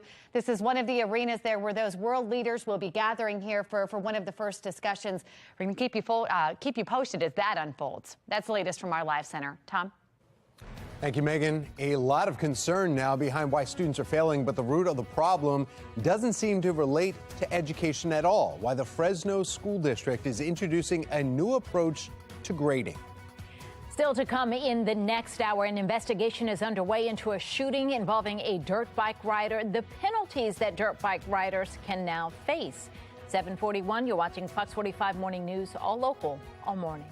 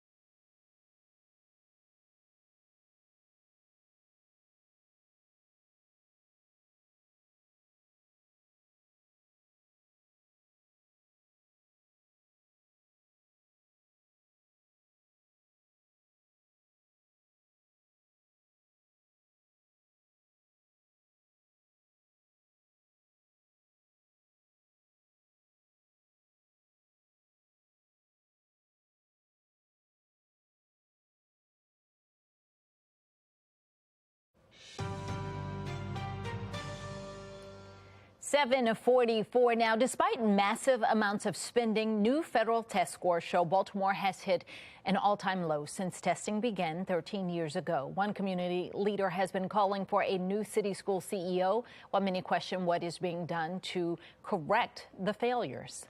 People outside of Baltimore claim it's time to modernize the approach to grading, but the worry comes between the balance of higher grades and a deeper understanding. Our Fresno Sinclair sister station reports on why critics say they're concerned when it comes to students being prepared for the real world. And good morning. This is Eric Rollins, the Constitutionalist, here on 1550 KXEX, the best talk in town. Eric Rollins is the host of a weekly podcast in which he freely shares his opinions on just about anything and everything. My goal is always to inform, to move people to action. Michelle Scarry is a practicing chemist at a local environmental and engineering firm and a candidate for trustee for the Fresno Unified School District's Area 4. A lot of the reasoning behind public schools failing, FUSD failing our students, seems to be things not related to education. Although from different worlds, both say they share a deep concern and critical eye for one thing: the Fresno Unified School District. For large school districts, it is in the bottom 5%. So large urban school districts, bottom 5% in the nation, not in California, in the nation. So from 2009, our reading and math proficiency rates were like 15% and 12%, and now they're 13% and 11% for reading and math proficiency. A performance record Scarry has now put into graphic illustrations with, she says, numbers straight from the Fresno Unified School District. So those are Fresno Unified's numbers? Self-reporting numbers, correct. Numbers that both fear will only get worse with a new approach to grading that Scarry and Rollins say Fresno Unified is already introducing to its teachers. They have a book called Grading for Equity by Joe Feldman, and the book really concerns me. This book, and it concerned him enough that Rollins took it before the Fresno Unified Board of Trustees in September. I have some real problems with this. I think Grading for Equity is really the wrong path forward. Wrong, says Rollins, because they proposed two ideas: either eliminating homework because it wasn't fair to those kids that are disadvantaged, or the other thing they talked about doing was you'd be able to turn in homework whenever for full credit. Now, there's some problems with that. How does that prepare a kid for the real world?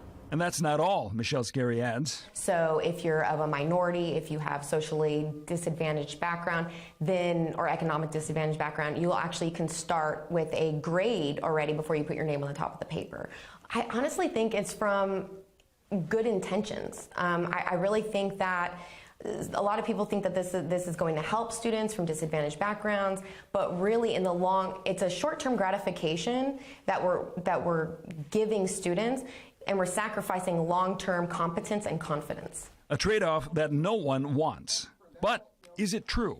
We contacted author Joe Feldman, a former teacher and high school administrator himself, for his take on what Grading for Equity is all about. Equitable grading means that we want our grades to be more accurate. Traditional grading practices, one of the things that happens is that we average performance over time. So if a student has to do 5 essays over the course of a unit, and they do badly in the first ones, and then do better later, and then do well at the end, what that does, traditionally what we do is we average that performance over time. So maybe if a student did like D-level work, and then C-level work, and then A-level work, we average that and give them a C or a C+. They're actually at an A level.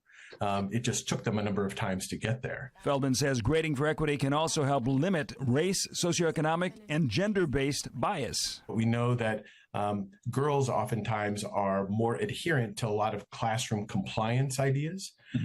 And what this is doing is taking out those biases, that if you aren't necessarily raising your hand for every discussion, or you don't come in and sit quietly all the time, right? That is not going to penalize or warp the accuracy of your grade. And I think Fresno, to its credit, is trying not to get left behind around that and wants to bring its students up into the modern era with thinking about grading. For now, Rollins and Scarry say they remain unconvinced. What I would like to get across to constituents, to parents, to grandparents, is that what does the diploma mean if this student has an elementary school proficiency in reading, writing, and mathematics? My hope is that we will do better because this is a nice city. These are good people. They deserve to have a good education for their kids. Well, Feldman says the strategies outlined in his book are now being implemented in hundreds of districts and schools across the country. But it is too early to assess what kind of impact grading for equity will have upon student performance. Our Project Baltimore team has done extensive reporting on issues in Baltimore City public schools. You can head to our website at foxbaltimore.com and click on the Project Baltimore tab for more information. Well, at 7:49 now, we want to get another check of our forecast. Yeah, speaking of kids heading down to the bus stop, we want to make sure they have a couple layers on this morning. 2, 3, 4 layers. We've got meteorologist Justin Chambers here. Is he on the Zamboni? That's what I was looking at. We need to zoom in. I don't know. I don't have my readers. Oh, there it is. Oh, it just right. froze up. Okay, so somebody is driving the Zamboni. Could be Mark. I don't know if that's Mark Clark or not. That's a confident drive. No, that's not Very Mark. good. It's not Mark Clark. Okay. I don't know. Maybe he hasn't shaven. He didn't shave this weekend. A lot more would have had to change for that to be Mark. I love that thing too because it's kind of like a mini Zamboni. It's not the big one, you know, that they have at hockey games and everything, but that's still very cool. I'm getting excited. I'm excited about the ice rink, the German market, all that stuff that's happening. Maybe you're not excited about the cold temperatures. I'm sorry. I'm not Brad. I'm Jerry. Nice to meet you. It's a Seinfeld reference. 34 your temp right now at BWI. Not much wind out there at this time, but yes, you will definitely need some layers as you make your way out. 36 here in the next hour in Brewers Hill. Numbers in the upper 40s here around lunchtime. Had lunch on Saturday over at Taco Love, and Lisa said hi. She said she loves watching the show. So thank you very much, Lisa. I appreciate it. Hope you enjoyed the Irish Festival and all of our friends over there at Taco Love. Always a great time. Javier, especially. He's great. He's a great server. Upper 40s here into that 2 and 3 o'clock hour. If you are going to have lunch outside today, again, probably need that jacket with you. Upper 40s and lower 50s across central Maryland for our high temps today. Those numbers below average. Good day to fly today, pilots. Not nearly as windy as yesterday. We're talking about visual flight rules, so VFR all day. Tomorrow, a different story, as we're going to have to deal with some more IMC because rain is on the way. And temperatures, look at these numbers. They stay well below average. We're talking mid to upper 40s and 50s below that average number here for the next week. Hold off on getting the cars cleaned up. I mean, I have a green light for you today in the car wash cast, but it's just going to get dirty again because Tuesday and Wednesday, we're tracking rain. This is the next weather maker. An area of low pressure going to be sliding right up the mountain areas, and from the south, we're going to see mainly rain here. Some areas in western Maryland could pick up some of the wintry precipitation. Some of the models want to paint a few of those kind of light wintry mixed snow showers in areas of Carroll and northwest Baltimore counties, but not thinking with temperatures in the mid to upper 40s tomorrow, just going to be too warm for any of that snow to develop. 53 on Wednesday. We start with some showers in the morning. We're dry later this week, but we do stay colder with temperatures as we head into the weekend, staying in the 40s. And Ravens game day Sunday, guys, going to be very nice, just a little chilly. And with the Inner Harbor Ice Rink this morning, the Zamboni is getting the ice ready. Coming up next, we'll have our skaters out there, and I'm going to get on some skates. We'll tell you all about it coming up. And it is time to get your hats, your gloves, all of that out of the closet because winter is coming. Still ahead, how you can properly brace for these frigid temperatures. And I'm telling you, your first start might need to be with a hot cup of coffee and heat from within because even my little heater is not doing it today. Not doing enough for you? Not doing it today. Well, it's time for our coffee break.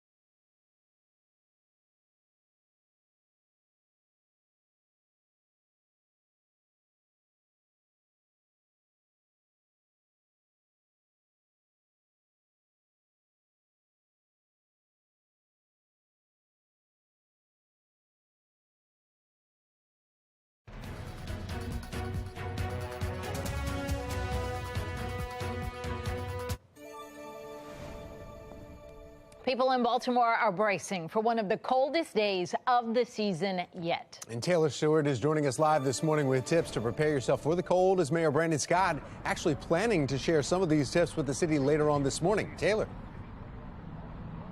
Yeah, that's right. We're going to hear some of what they've been preparing for this year. They say they're ready for the cold season, and we'll have that announcement for you guys at 11 o'clock today. But I want to tell you, it is very cold outside. A day you really need the hat. I didn't want bad hat hair, but gloves, and you need to layer up. These are just some of the tips that are coming from Maryland.gov, their emergency services.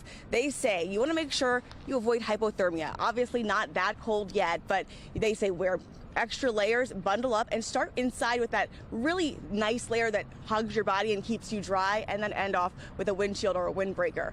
Some more tips now for your car, because you never know what could happen in the snow or in the cold. Now, these tips coming from Johns Hopkins University, their crisis management team.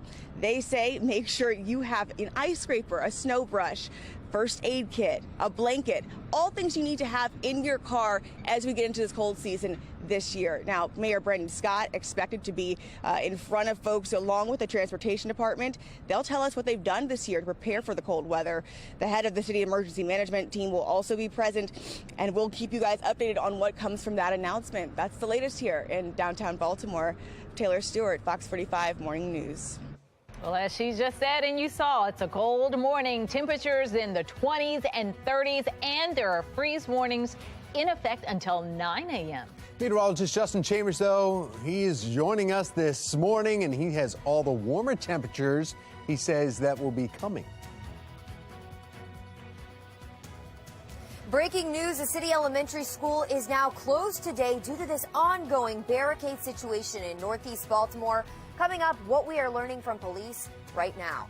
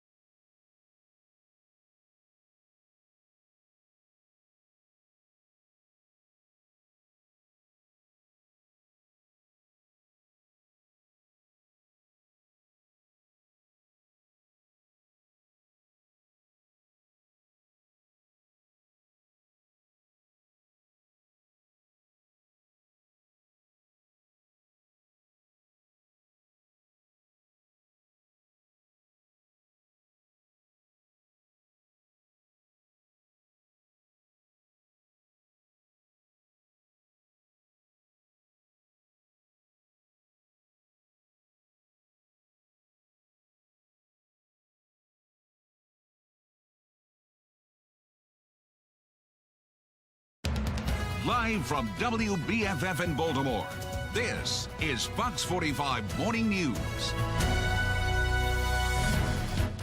Good morning on this cold Monday, November 14th. I'm Patrice Sanders. I'm Megan Gillen. Let's check in with meteorologist Justin Chambers. He's got a look at our forecast. No snow, but it feels like it. Yeah, no kidding, ladies. Good morning to both of you. This is one of those mornings we're going to dig the stuff out from under the bed, get the winter gear ready to go, because yesterday our numbers dropped and it's even colder this morning. As we look at outside right now in Towson, we are seeing a mix of clouds and sun out there at this time. You can see a few of those clouds right there as we look off toward the west. So a cold Monday morning, sunny and cool for the afternoon. We are tracking rain that's coming in by tomorrow afternoon. And check out our numbers are mainly in the 30s right now for Owings Mills and Woodlawn, right about 30 in Cockeysville, 39 your temp in Dundalk. Numbers about 8 to 12 degrees, to even 15 degrees colder than where we were yesterday at this time. So that cold air in place and stays with us most of the day today. But again, we're sunny, only upper 40s by about noon. Back with your full forecast coming up in just a few minutes from right now. All right, Justin, thank you. We have breaking news right now. Baltimore police are on the scene of a barricade situation in Northeast Baltimore. Police tweeting that this is happening on Sinclair Lane right near Eastmont Avenue. Shannon Lilly has been out there for the last hour. She's got more on what's been going on. Shannon. Well, we've just learned, Patrice and Megan, that Sinclair Lane Elementary School, which is just down the road behind me, it is closed today because of this situation. And this barricade situation happening next to another school right here. This is a boys' high school called the Archbishop Curley High School. Now, we are still waiting to hear back from them, but by the looks of it, there's no activity here, and they appear to be closed as well. The scene, though, is further down the road there at the 3800 block of Sinclair Lane, where you can see several police cars and flashing lights. And just past that scene that you can see is Sinclair Lane Elementary School. Well, police say crews have been here since 8:30 last night, so that's 11 hours that they have been out here on the scene with SWAT and crisis negotiator units on scene. Now, as for what happened, though, police say officers responded to this area for a discharging, and that's when the suspects barricaded themselves inside a home. Now, we also know that they have several parts of the street blocked off, including Sinclair Lane at Chesterfield Avenue blocked off, as well as Eastmont Avenue, Coleman Avenue, and Erdman Avenue, which is where we are right now. Police are asking anyone to avoid this area if you can. They say they have this area blocked off for your safety, and so they want people to steer clear if they can. Reporting live in Northeast Baltimore, I'm Shannon Lilly, Fox 45 Morning News. Thank you, Shannon. Elsewhere in a city in crisis, a person on a dirt bike shot at someone at the traffic circle on President Street. Police say a man threw a bag of leaves at two dirt bike riders, triggering one of the riders to shoot at the man. The man was not injured, and the riders fled west on Alisana Street from the scene there. Well, this is just the latest example in a long history of problems with dirt bikers in Baltimore, even though dirt bikes are illegal in the city, a law that police largely don't enforce. Last year, a rider was killed after hitting an emergency vehicle. The year before that, a rider hit a group of pedestrians, including a 5-year-old child. In 2021, the city dissolved its dirt bike task force. That task force was created in 2016, and it was dedicated to identifying and charging those riding the bikes in the city illegally. Just last month, Mayor Brandon Scott signed a new bill into law creating stiffer penalties for dirt bike riders, including a fine of up to $1,000 and up to a year in jail. That law went into effect last week. Well, if you see dirt bike riders in your neighborhood and you can safely take pictures or videos, we want to see it. You can send them to our website, foxbaltimore.com/chime in, or use your mobile app. Well, the dirt bike law is not the only law that has gone largely unenforced in this city. 2 laws on the books targeting soliciting to get squeegee kids out of intersections have not been enforced either, and that is until now. Mayor Brandon Scott says the city will begin enforcing some of the laws on the books banning squeegee activity in certain areas. And it comes after months of conversations with the Squeegee Collaborative, a group that the mayor created after police say a 15-year-old squeegee kid shot and killed Timothy Reynolds in July. Olivia Dance continues our team coverage this morning. She's looking into the lingering questions. Olivia? Well, Megan and Patrice, the lengthy plan includes banning squeegeeing at certain high-volume intersections like this one right here at Light and Conway Streets. And with the plan, after 2 warnings, the squeegee kids will get a citation. But the question now, of course, is what law will be used to actually enforce this? The $1 million question here is what law goes on the citation that's issued to either the adult or the juvenile. Jeremy Eldridge, a former city prosecutor who you just heard from, says the city has made a 180 when it comes to their approach at enforcing the laws. Police Commissioner Michael Harrison says they are still developing protocols on what citations Squeegee kids would be given, but Eldridge says there are several laws that could be used to issue the citations, including aggressive panhandling, solicitation, and loitering. I've always thought that there was a way to narrowly tailor the issuance of citations and subsequent prosecution, and I think the city has now realized that it can take a pragmatic and lawful approach. Eldridge says it's likely that Squeegee kids won't be the only ones told to move in order to make sure enforcement is lawful. Panhandlers could be told to leave as well. And the city law department now says a targeted approach to banning Squeegee kids will be constitutional. But you may remember in the past, Mayor Scott said he wouldn't clear the corners, but now he won't admit the city's change in tune on Squeegee kids. We enforce laws each and every day. We have a plan. There's support for the plan across the board. So let's have you guys do some responsible journalism and work alongside that plan to talk about how things will change. Thank you. And the enforcement zones do not extend to all corners of the city, so some are concerned that the plan will just move Squeegee kids to other intersections. But we hope to learn more about the enforcement of the plan as we get closer to January. For now, reporting live in Baltimore, I'm Olivia Dance, Fox 45 Morning News. A pension plan is on the fast track within the Baltimore City Council. Still ahead when a final vote could come and the problems Baltimore City Police Union is highlighting this morning. And a shooting investigation underway on a university campus in Virginia. An overnight lockdown keeping the community on high alert. Seems like it's been a long time since we've seen the Ravens at home, but you get that game Sunday afternoon here on Fox 45. I'll be talking about the forecast for game day coming up.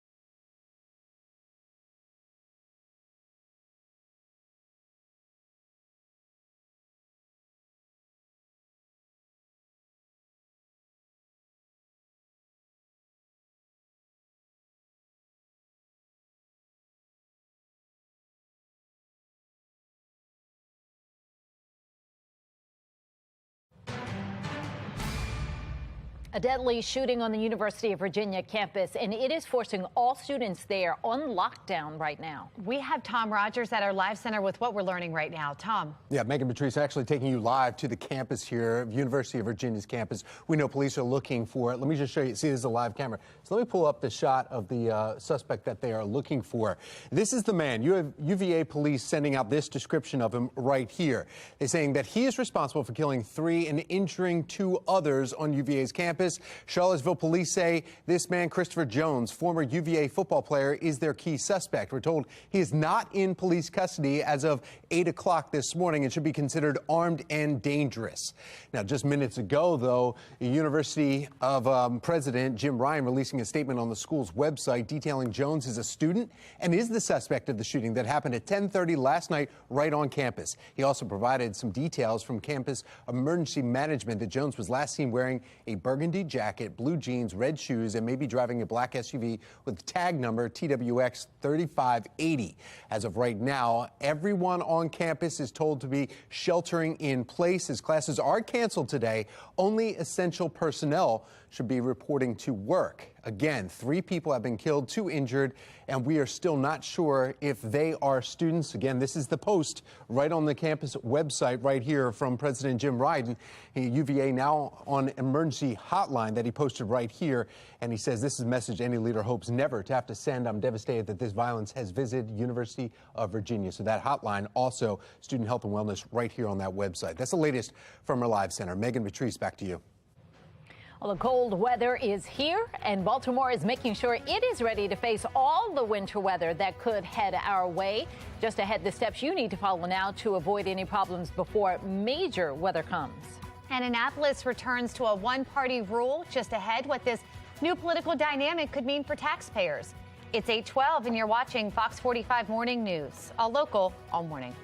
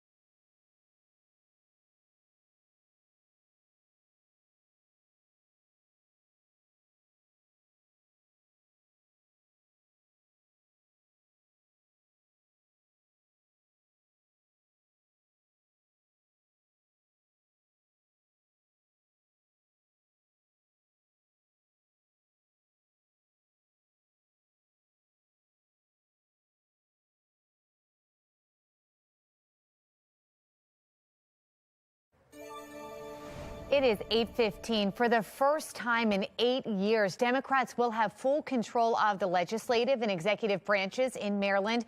Joining us this morning to weigh in on what this means for Marylanders, we have David Williams with the Taxpayers Protection Alliance.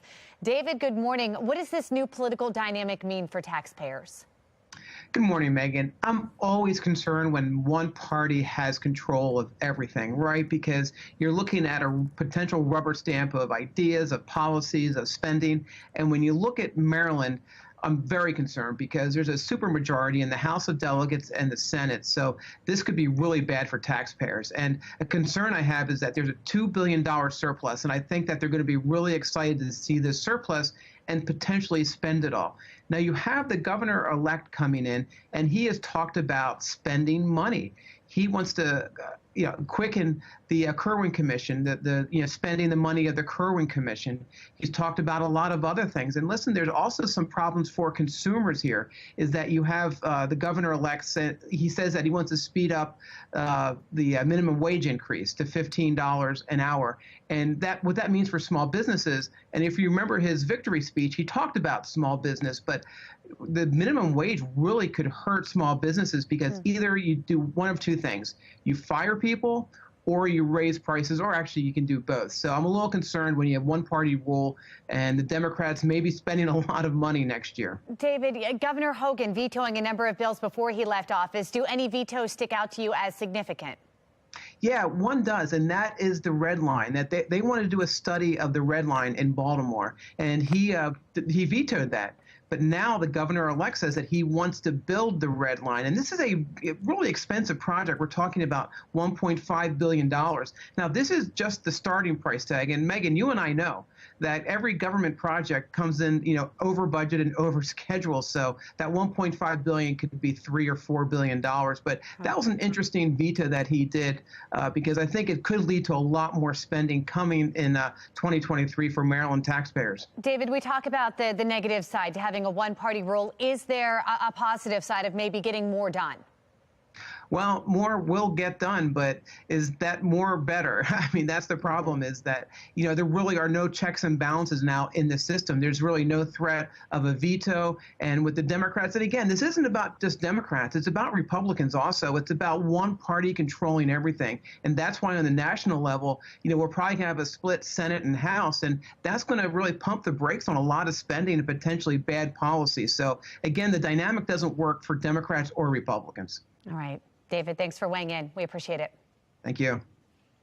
Well, it's 8:18 now, and we need to get another check of our temperatures and which way they're going. Hopefully up a little. Meteorologist Justin Chambers here. And Justin, I told you my husband had to go out to Western Maryland, Deep Creek, and there was snow on the ground out there. Yeah, and I forgot to bring up that shot. I can get it for you. Probably don't have time. Maybe we can. But yes, Megan and Patrice, good morning to both of you. There are some areas out in Western Maryland that actually has a little bit of light snow on the ground, and we saw that come in yesterday with all of that cold air. Now, tonight we are going to stay dry, so we're not looking for any precip, but more of that precip is going to roll in tomorrow, so they'll get more of that snow that is going to be out there. Go ahead and take that smart board if you guys can for just a moment. I want to show you that shot that she has pulled up, and it's doing the spinny wheel, but right there on the top of the edge of that bridge over there at Deep Creek Lake, where we can see that snow that is on the ground. So it's not much, but yes, it is definitely cold. Thank you, Meg, for helping out with that. The stadium's looking very nice here. Not going to be snowing on Sunday for the Ravens game, but it will be on the chilly side. Definitely a good fall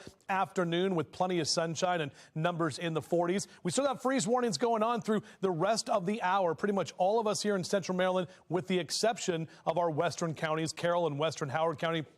That's because your growing season pretty much already done, and now after this hard freeze, we're going to be pretty much done with the growing season everywhere. Here's a look at that HD radar, tracking some snow showers in the upper Midwest from Minneapolis and over through parts of Iowa at this time. What's going to happen as we head into the overnight and tomorrow is going to be some changes. So if you do want to try to get out there and hit the little white ball around today on your forecast, some frost delays next hour, but mid to upper 40s and into the lower 50s into that 2 and 3 o'clock hour.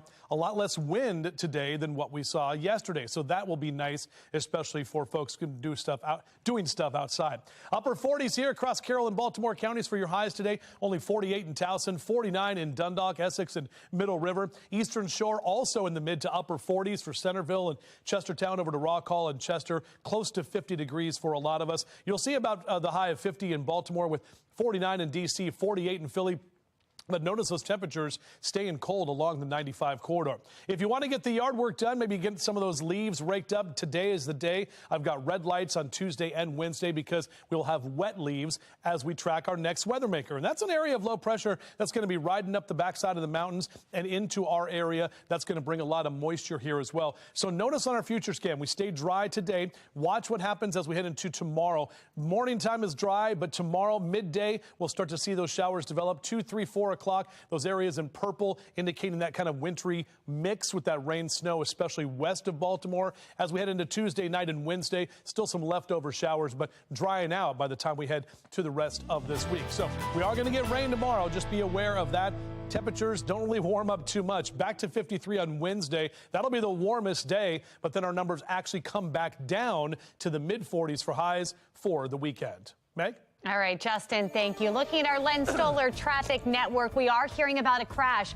This is on 895 southbound right at the Harbor Tunnel. There's also a disabled vehicle in the right center lane blocking traffic on 95 northbound. That's between Washington Boulevard and 295. Those incidents marked on the map here, and you can see the yellow and red all around it as a result. Well, with the holiday season upon us, many people are already popping out the family recipes. Just ahead, how you can gear up this morning with some heart-healthy exercises. At Winter on the Waterfront, I'm going to unleash my inner Mark Hamill. Coming up on Fox 45 Morning News, all local, all morning long.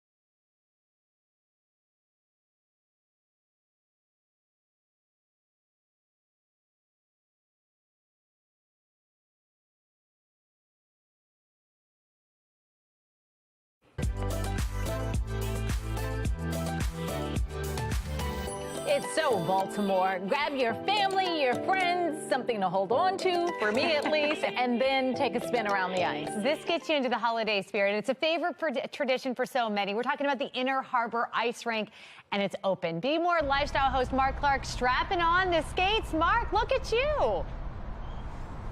Well, you know, I mentioned I was my inner Mark Hamill. I don't remember if Mark Hamill was the skater, or it might be. Anyway, Melody is here to talk about all that's going on this holiday season.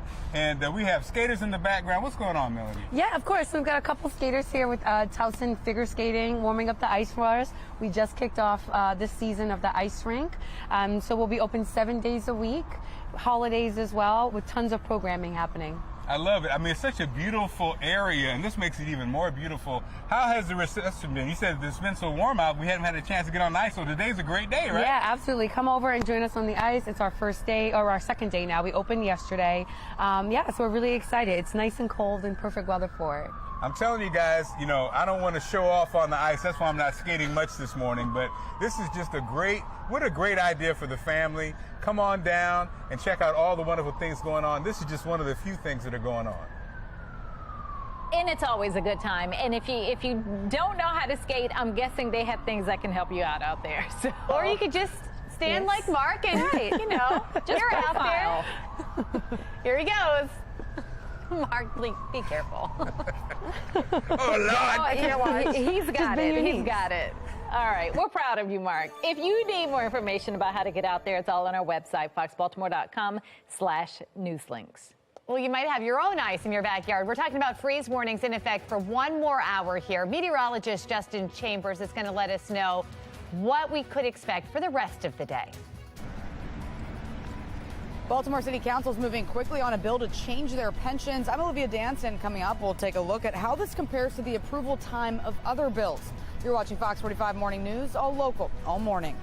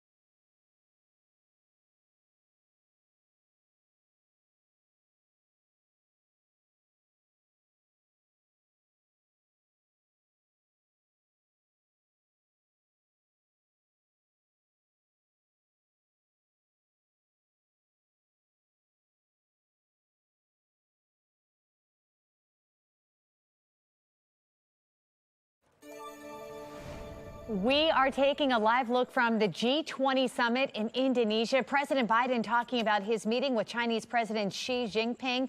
This is their first in-person meeting that the president has taken since office nearly 2 years ago. We're going to have more on our website, foxbaltimore.com. And again, looking forward to hearing what the president said the two of them talked about. Live from WBFF in Baltimore, this is Fox 45 Morning News. Thanks for joining us, guys. It's Monday, November 14th. I'm Megan Gillen. I'm Tom Rogers. It's a cold November 14th, too, when you walk out the door this morning. Meteorologist Justin Chambers has a look at how cold it is. Yeah, and those temperatures, guys, dropped yesterday. We woke up in the morning time and it was definitely colder. We had the kind of blustery afternoon with that wind. Not as much wind today, but those temperatures have dropped. In fact, some 10 to 15 degrees colder than where we were just 24 hours ago. Looking out over the stadiums right now, really pretty day. We've got a lot of sunshine. It's just on the colder side with numbers that have been hanging out in the 30s. In fact, statewide, most of us are in the 20s and 30s for Western Maryland, all the way over to Westminster at 37. Same number in Bel Air. Chestertown, you're at 39. You're in the upper 30s and lower 40s for Annapolis and Anne Arundel County. So make sure to have the warm beverage over the next couple of hours as temps eventually rising to the mid 40s by about 11 a.m. We'll top out today close to 50 for some of us. Notice the rain in the graphic for tomorrow. That's our next weather maker, and it is going to be wet tomorrow afternoon into the evening with temperatures staying only in the upper 40s. We'll come back in a few minutes and take another look at what we can expect with the rest of the week ahead, as well as the Ravens game for game day Sunday. Back to you. Thank you, Justin. 8:31. We have some breaking news this morning. Baltimore police on the scene of a barricade situation in northeast Baltimore, and police tweeting it's happening right on Sinclair Lane near Eastmont Avenue. Shannon Lilly joining us live this morning at the scene with the latest. Shannon.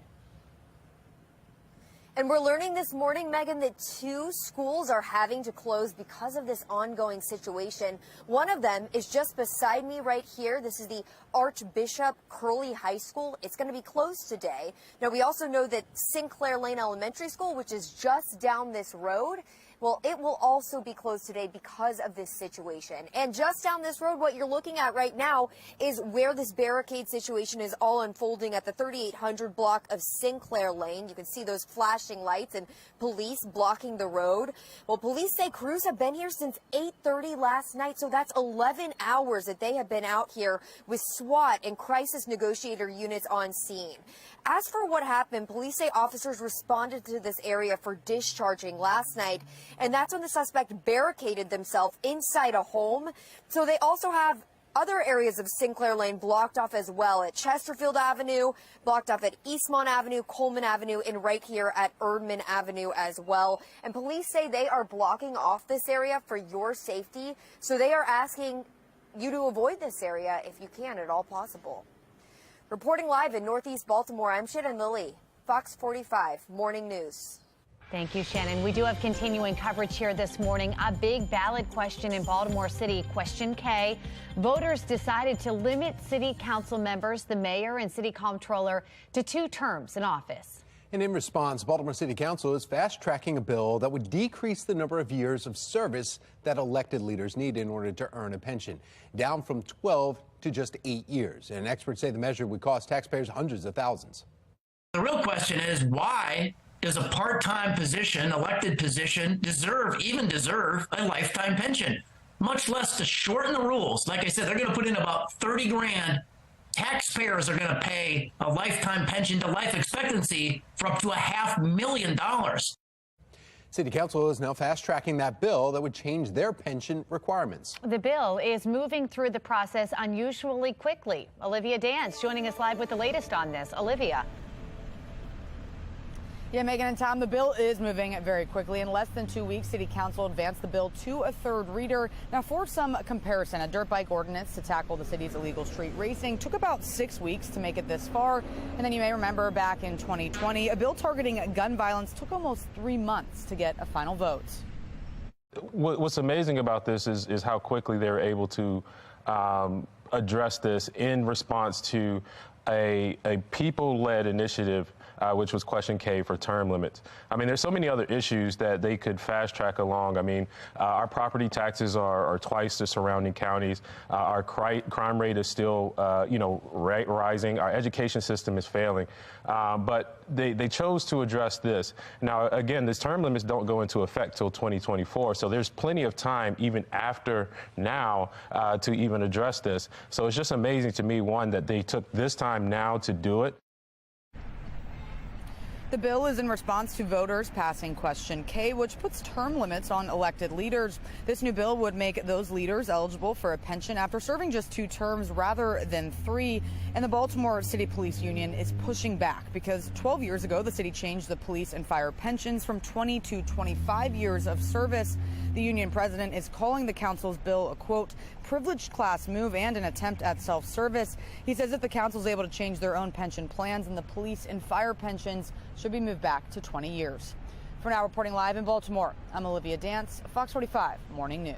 Thank you, Olivia. And we want to know what you think about this. Is it fair for first responders to wait 25 years full time for their city pension while city council wait just 8? So far, 96% of those who have voted say no. You can still weigh in by going to foxbaltimore.com/vote and click on the Pulse tab. Turning now to your Vote 2022 coverage, Governor-elect Wes Moore appearing on the national news program Fox News Sunday. Moore's appearance comes before he is expected to announce key administration leaders this afternoon. Fox host Shannon Bream asked him about Fox 45 News' reporting on his upbringing. Despite Moore talking about growing up on the streets of Baltimore City, in his book, The Other Wes Moore, Fox 45 News found no evidence that Moore was born or grew up in Baltimore. Instead, finding he moved to New York City as a young man and attended a prestigious military school in Pennsylvania. Moore has maintained he stands by what he has said about his upbringing, doubling down yesterday morning. There's nothing in my book on anything that I've written or that I've ever said that has been exaggerated or misled anybody. I don't have a reason to exaggerate my life, but I'm proud of my background, and I'm proud of the fact that I've been honest about it the entire time. Fox 45 has done extensive reporting on Wes Moore's background, including interviews with the family of the officer the so-called other Wes Moore was convicted of killing, and Moore's failure to correct people who have said that he has a Bronze Star for his military service.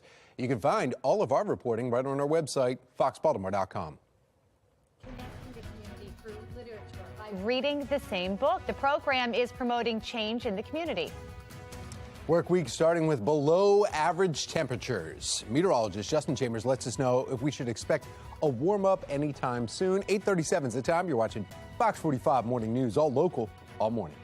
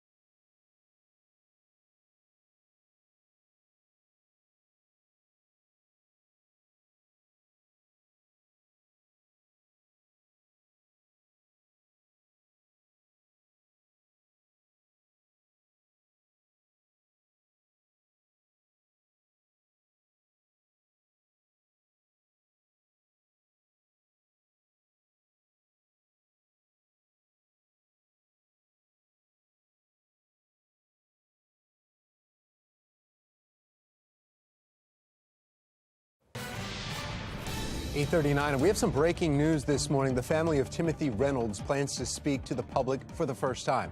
They say they found out some disturbing news about City State's Attorney Marilyn Mosby's handling of the murder prosecution of Reynolds. In July, police say a 15-year-old Squeegee kid shot and killed Reynolds. His family plans to speak today at 11 this morning right at the park behind the War Memorial. Stay right here with Fox 45 News. We'll be streaming this live, and we will take this live during Fox 45 News midday. 8:40, and we are waking up to one of the coldest days of the season yet. Taylor Stewart is joining us live with some tips to prepare yourself for the cold, as Mayor Brandon Scott actually planning to share some of these same tips with the city later on this morning. Taylor. That's right. We will hear from him later today, 11 o'clock, outside of City Hall. But I got to tell you guys, the best thing you can do for yourself today is stay inside. It really is one of the coldest days we've had thus far. Just want to show you our dashboard. We're like 37 degrees outside. Obviously a toasty 80 inside, but just stay warm and keep yourself prepared this season. We've got some tips for you we wrapped up here from a few different agencies. Now, first and foremost, from Maryland.gov, they're saying make sure you've got hand warmers and double up on your socks. The idea here is layer up and protect your skin, your lips, your neck, your face. So if you want to make sure you don't get caught in the lurch outside this summer when you're in your car, these tips coming from Johns Hopkins Office of Critical Response. They say keep a portable charger, a blanket, an ice scraper, hazard triangles, or a first aid kit in your car to prepare, because it's cold today, but it's going to be a lot colder. Today, Mayor Brandon Scott will announce what the city's done to prepare for the cold weather. He'll be joined by the commissioner, and we'll also hear from the transportation department. We'll get that information later on today at 11 o'clock. Again, that is outside the steps of City Hall, but we're live downtown in a cold Baltimore this morning. It's Fox 45 Morning News. I'm Taylor Stewart. Thank you, Taylor. Movie theaters across the nation opened their doors months ago, but now a Baltimore theater is making its comeback with some new renovations. And one program has been connecting the community through literature for the past 5 years. Just ahead, a look at what book they selected and why. It's 8:42. You're watching Fox 45 Morning News, all local, all morning.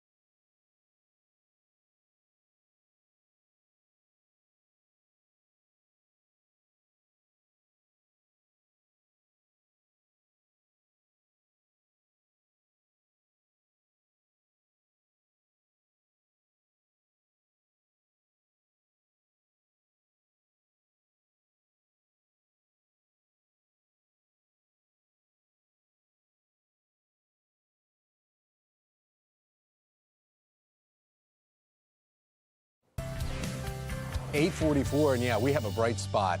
Now in its 5th year, One Book Baltimore continues connecting Baltimore City Public School students and their community members through literature. Programs and discussions, though, the big part, will span across the city, sparking conversations about how to promote change in our communities. Program partners, President and CEO of Enoch Pratt Library, Heidi Daniel, and T. Rowe Price Foundation, John Brothers, are joining us this morning to share more about this year's book selection. So, John and Heidi, thank you so much for joining us.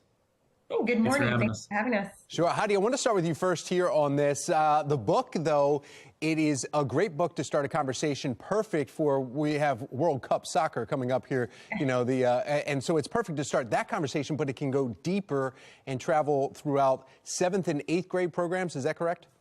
Yeah, so this book, this is our 5th year of doing One Book Baltimore, and the book that is chosen this year is Furia by Shmale Saeed Mendez, and she sets the book in Argentina, which is her home country. And it's a great YA novel that follows this young woman who's fighting to follow her dreams and fit in with her family and her expectations from society, and really fight for what she wants and what she believes in. So it's a really powerful story. We're really excited to have this book this year. Our 5th year coming into this, we've had some amazing authors ranging from Jason Reynolds to Nick Stone. And we each year take this book out to 7th and 8th grade classes. Yes. The schools purchase the books for all of the 7th and 8th graders, and they read the book together. Okay. We read the books in the library. We distribute them and read them with families and do programs around them. T. Rowe Price has been an amazing partner these last 5 years. And that's what I want to bring in John right now. Heidi was just talking about it, John, about books for everyone in 7th and 8th grade. When I hear that, I hear automatically a lot of dollar signs. That's where T. Rowe Price comes in, partnering, though, over the last 5 years for this program. Tell us about that. Well, Tom, anytime you can get, since 2018, 50,000 7th and 8th graders reading books, including my 2 kids now have been reading the book, is awesome. And so we're just really excited. As you know, T. Rowe Price really cares about the communities where our associates live and work, and we really want to support not only literacy and young people reading, but what's come from this is thousands of actions in community that by these young people who have said, I'm inspired by this book, I want to start a book club, I want to do an art event, I want to do a community cleanup. And that's just amazing. And so literacy is awesome. We're glad that 50,000 plus students are reading. We're also glad that they're so inspired that they're going to do actions in their own community. Oh, you said it right there, John. That's incredible. And Heidi, I mean, this is sparking some conversations, and also you at the library, Enoch Pratt, gives teens a little extra boost here because you have poetry coming up. You also have origami programs. Did I see that too? Yeah, we do. We have art programs, reading programs, science and technology programs, all around the themes of the book so that kids can connect to it in all different ways. And another big component of this is that we take the author out to schools. So powerful thing is that these kids get to interact with an author. We try to be very thoughtful about choosing a writer that reflects our community so the kids can really see themselves and really imagine a future for themselves in writing, as well as really connect deeply with the themes in the books and continue to talk to them. As John said, it inspires them to think differently about topics and to really get involved in community. It sparked that conversation too. We are out of time right now, Heidi and John, but thank you so much for the program and sharing just a couple minutes with us. All the excitement that you're doing with 7th and 8th grade lives, and the families too that also get to discuss it with them. Thank you. Thank you, Tom and Megan. Well, he just said it right there. I mean, it's a great way to bring the family together and talk reading. And today, when you step outside, you're like, maybe I ought to stay inside and read a book. Good day for a book. Meteorologist Justin Chambers here with why. Yeah, definitely cold temps, guys. Definitely a lot colder than where we started yesterday morning. Maybe enjoying some spicy guac today, as today is National Spicy Guac Day. And you can see our weather headlines. Lots of sunshine out there over the stadiums. Overall, chilly temperatures in the 30s right now. We're only going to get to about 50, so it will be a sunny and cool afternoon. Temperature staying below average. Rain, however, moving in tomorrow. Tomorrow afternoon will definitely be an inside day. You can get outside today. Just know that those temperatures are going to stay mainly in the upper 40s and right near about 50 degrees into that 2 o'clock hour. The average for this time of year, mid-November, upper 50s. So we're definitely below average. Topping out right about 50 for our high. Sun will be up until 4:53 tonight. So those daylight hours are definitely shrinking as we're getting a little bit closer to that winter solstice. The the shortest day of the year. Mid to upper 40s here for Westminster and Bel Air over to Cockeysville, 48 Chestertown, Denton now through Stevensville on the eastern shore, also upper 40s in Annapolis later today. If you want to get the yard work done or just those leaves raked up before the rain rolls in, do it today because Tuesday and Wednesday, red lights as we definitely have our next weather maker coming in. It's going to be cold in the mountain locations. We already saw some snow fall there yesterday. We'll have another chance for that for tomorrow afternoon into the evening. Some of the models want to bring kind of that wintry mix close to our area, but taking a look at our future scan through this afternoon, we're completely dry. Tomorrow, a different story. We start off dry in the morning time. After about 2, 3 o'clock, that's when that rain is going to roll in. Temperatures are going to stay above freezing here. Watch as we go to about 4, 5, 6 o'clock. Notice those purples right there in the upper left corner of your screen. That's right along that PA line, Carroll, and back to Frederick County, where you may see some of that rain mixing in with the colder air and could see some light sleet as well. Really, that heavier rain right over downtown Baltimore into the 7 o'clock hour tomorrow night, keeping the rain with us through about 10 p.m., and then that rain all moves out of here, that cold rain through Wednesday morning, but we'll definitely have some leftover showers early as well. Shout out to Carolyn in Annapolis, and this is Simon the Goat. That's right, just kind of chilling. I mean, it's a fall afternoon, and Simon just out there having a good time. So thank you, Carolyn, for that from Annapolis. We appreciate that. Hey, get your pet pics into me, whatever kind of pet you have. JC Chambers at foxbaltimore.com. 7-day forecast, as I mentioned, shaping up to be wet tomorrow afternoon into early Wednesday. Numbers are going to stay in the upper 40s and 50s here, at least through Wednesday, but numbers come down, so we're only into the mid-40s as we approach this upcoming weekend. And that Ravens game Sunday, looking good, fall-like, but temperatures that will be chilly with temps in the mid-40s. Time to take a look at a view through your window. This is from Lynn, and this is that cat that has given her a look like, yeah, we're not going outside today, right? We're just staying in. So thank you for that shot, Lynn. I appreciate that. We would love to see the view through your window. Go to our website, foxbaltimore.com/chime in, or take a picture of that QR code right there on your screen. All right, Justin, thank you. Check this out. We are seeing an incredible image of a star factory from space. This is courtesy of the European Southern Observatory, and it's marking its 60th year by releasing this very spectacular look of the Cone Nebula, first discovered by an astronomer in the late 18th century. Now, this horn-shaped star region is about 2,500 light years away from Earth. So a spokesperson for the observatory says that this image is just one example of the many stunning and awe-inspiring observations ESO telescopes have made over the past 60 years. Incredible. Yeah, it is. Well, looking ahead, as this pandemic continues to slow, movie theaters all across the nation opened their doors a few months ago. That's right, and Warehouse Cinemas Rotunda is about to open its doors in the very same spot in North Baltimore where Cinebistro had to permanently close its doors during the peak of the pandemic. With new renovations, guests can also look forward to, get this, heated leather recliners. Pretty nice. A premium bar with movie-themed cocktails and an expanded menu. The theater officially plans to open in late fall of this year.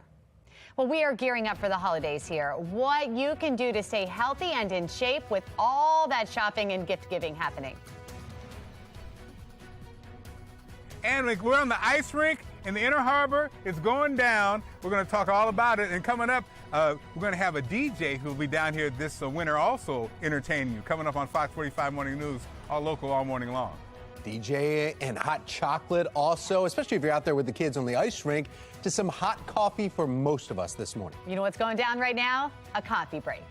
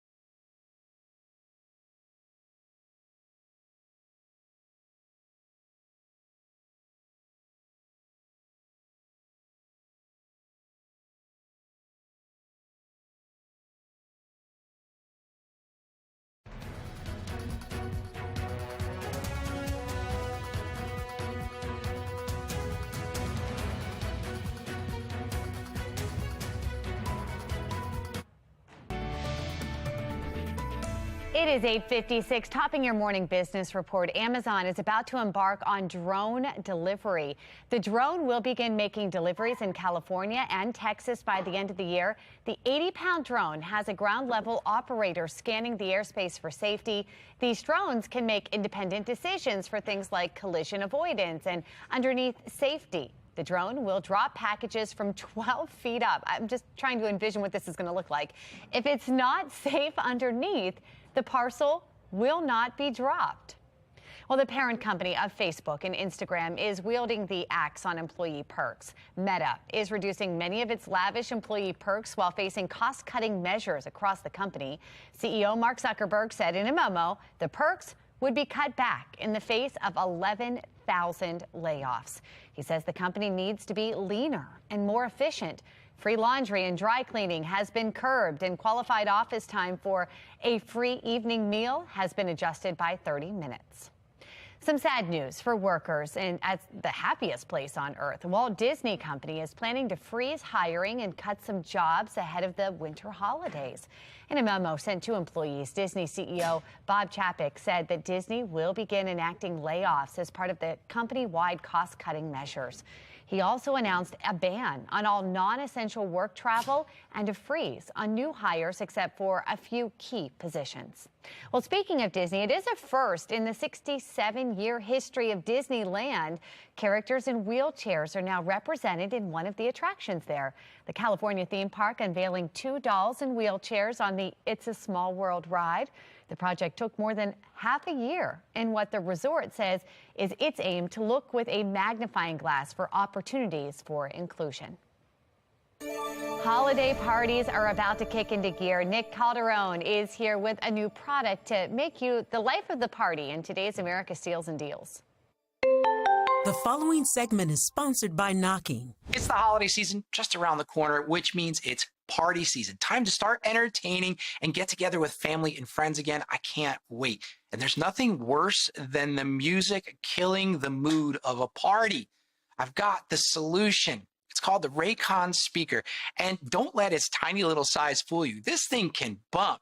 The other night, I was sitting out with my wife on our patio, enjoying a glass of wine, needed a little bit of music. I turned this thing on, turned on my phone. Within seconds, I'm connected to it in Bluetooth, and it totally filled the mood of the night. You can pair two of these things together for that whole fill the room kind of sound. It's water resistant, it's dust resistant, it's durable, and the sound is good because recording artist Ray J, Brandy's brother, is the co-founder. So this is the kind of speaker that can be chucked in any travel bag and taken anywhere. A great gift for the people in your life that dig music, college kids, your parents, you're the one throwing the parties. Who wouldn't love finding this speaker in their stocking? Right now, we're offering 33% off the Raycon Everyday Speaker. So head to asadeals.com for this exclusive offer and be the hero.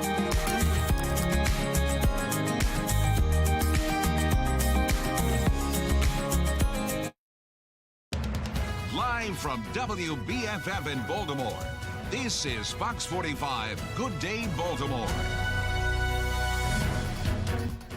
Good morning on this Monday, November 14th. I'm Patrice Sanders. I'm Megan Gillen. Like it or not, we're heading over to meteorologist Justin Chambers with the cold temperatures. Not you. Oh, whew, okay. The cold temperatures. Yeah, definitely a little bit colder here this morning. Both of you ladies, good morning to you as well. And getting closer to Thanksgiving, 10 days away. It's next Thursday, so just in time for the season. We've got the ice rink that's going downtown as well, the Inner Harbor. And looking out toward the Inner Harbor, the Patapsco River, everything looking nice at this time. There's plenty of sunshine out there, but temperatures are in the 30s and 40s right now. So we've actually made it up to 43 in Baltimore City, 41 Dundalk and Essex out to Middle River, 38 your temp in Cockeysville right now. Mid to upper 40s over the next couple of hours. So out for a run or a jog, definitely crisp here on your run. Get that extra layer in. Upper 50s is typically where we are. Most of us will be in the upper 40s throughout the afternoon later today. We're back with your full forecast coming up in a few minutes from right now. There's a big fly in here. We'll get rid of that. We'll take a look at the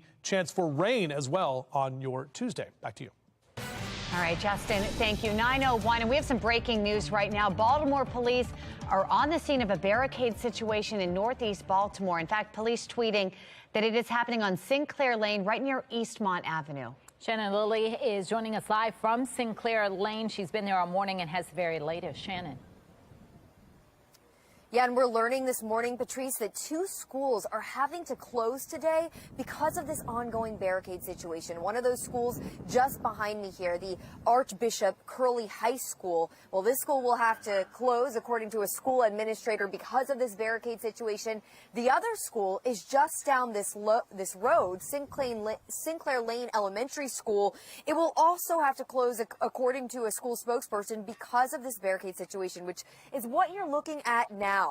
This whole situation happening at the 3800 block of Sinclair Lane, where you can see those police cars and flashing lights. And just past that is Sinclair Lane Elementary School. Now, police say their crews have been here since 8:30 last night, so we are pushing 13 hours that they have been here on the scene, and we keep continuing to see police officers arrive. As for what happened, police say officers responded to this area for discharging last night, and that's when the suspect barricaded themselves inside a home. Now, they have several blocks of Sinclair Lane closed off. We also know that SWAT and crisis negotiators are on scene, and police say they are blocking off this area for your safety. So they are asking you, if you can, to avoid this area. Reporting live in Northeast Baltimore, I'm Shannon Lilly, Fox 45 News. Good day, Baltimore. Thank you, Shannon. We do have more breaking news here this morning. We're hearing the family of Timothy Reynolds now planning to speak to the public for the very first time. They say they found out some disturbing news about City State's Attorney Marilyn Mosby's handling of the murder prosecution of Reynolds. You'll remember back in July, police say a 15-year-old Squeegee kid shot and killed Reynolds. His family, again, now planning to speak today. That's happening at 11 o'clock this morning in the park behind the War Memorial. Stay with Fox 45 News. We will be streaming this live, and we will take this live during Fox 45 News midday. Elsewhere in a city in crisis, a person on a dirt bike shot at someone at the traffic circle on President Street. Police say a man threw a bag of leaves at 2 dirt bike riders, triggering one of the riders to then shoot at the man. The man was not injured, and the riders fled west on Alisana Street from the scene.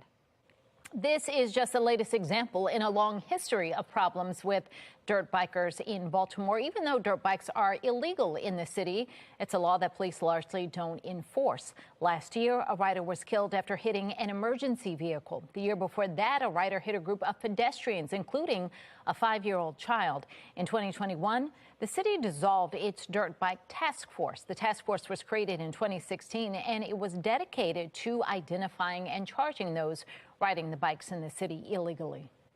Just last month, Mayor Brandon Scott signed a new bill into law creating stiffer penalties for dirt bike riders, including a fine up to $1,000 and up to a year in jail.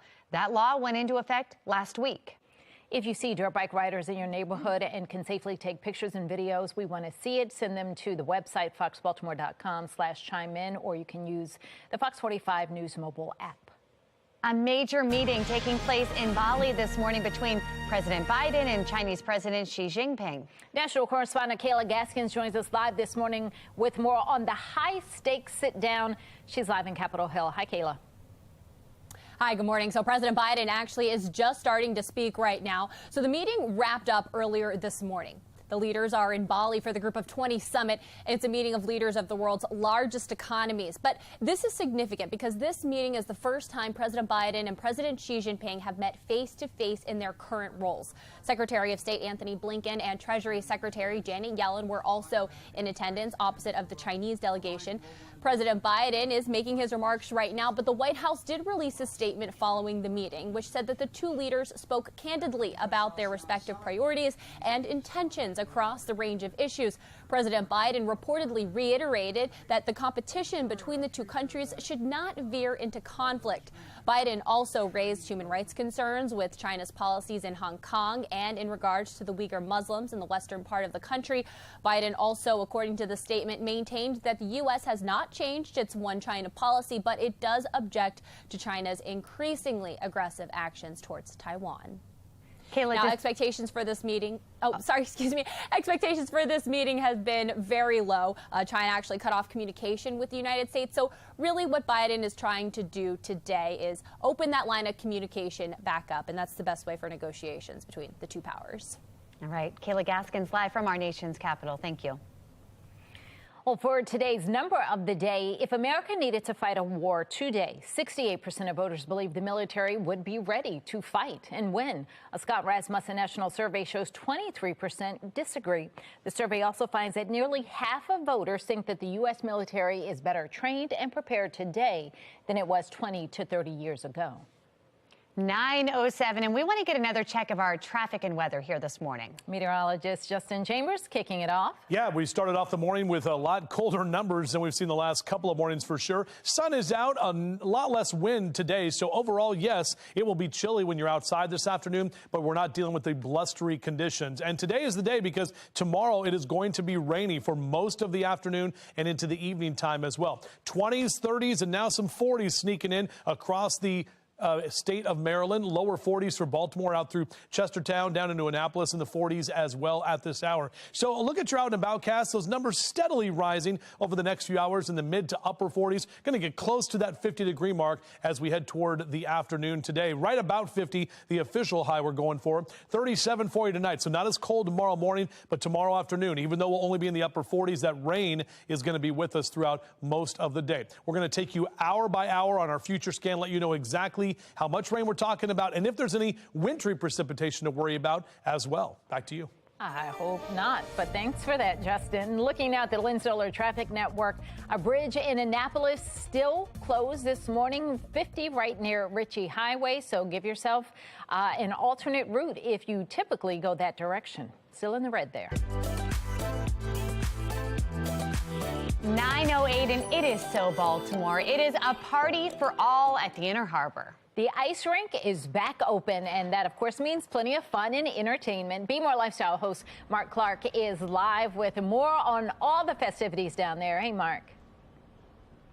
That's right, guys. We've been with Melanie all morning, turning this into a winter wonderland of activity down here, right? Absolutely. We're so excited to open up the rink again this season. So we've seen the skating, but there's more than just skating going down. Absolutely. So every Thursday, we're going to be doing a different themed activation. We're here with my friend BJR, who can tell us more about that. That's right. I'm BJR. I'm a record producer. I'm excited. Starting this Thursday, November the 17th, we're going to kick off with 80s themed music mashup by yours truly. I'm super excited. We also have Princess Night. We've got Caribbean Night coming up. The music is going to be sensational, and everybody is just going to have such an amazing time. I really can't wait to see y'all out here. So we got the ice, we got the music, we got the skating, we got winter. It's just, I mean, where can people go to get more information? Yeah, absolutely. So waterfrontpartnership.org. That's simple. It's yeah. simple. I'm telling you guys, we're on the skates this morning. Again, it's just going to be a wonderful winter on the waterfront. And if you haven't been down in quite some time, this is a great time to come. As you can see, we're having a lot of fun, and I can't wait. I can't wait to bring the family down. And the music does make it, too. Right. I'm thinking the 80s, but see, then you got to be careful on the ice, because if you don't know how to skate, then you should probably take the party onto the sidewalk next to it. Yeah. We're going to put information so you can find out all the themes on our website, foxbaltimore.com/newslinks. Good luck. Well, the holidays are right around the corner, and it is key that you stay heart healthy throughout. National lead trainer for Planet Fitness, Teddy Savage, live in studio to show us some moves. And Natasha Murphy, Deputy Director of Advocacy for Black Girls Vote, also joining us live in studio to share more about their efforts. She's telling us about their mission and the work the group is doing across the community. 9:10 on Fox 45, Good Day Baltimore, all local, all morning.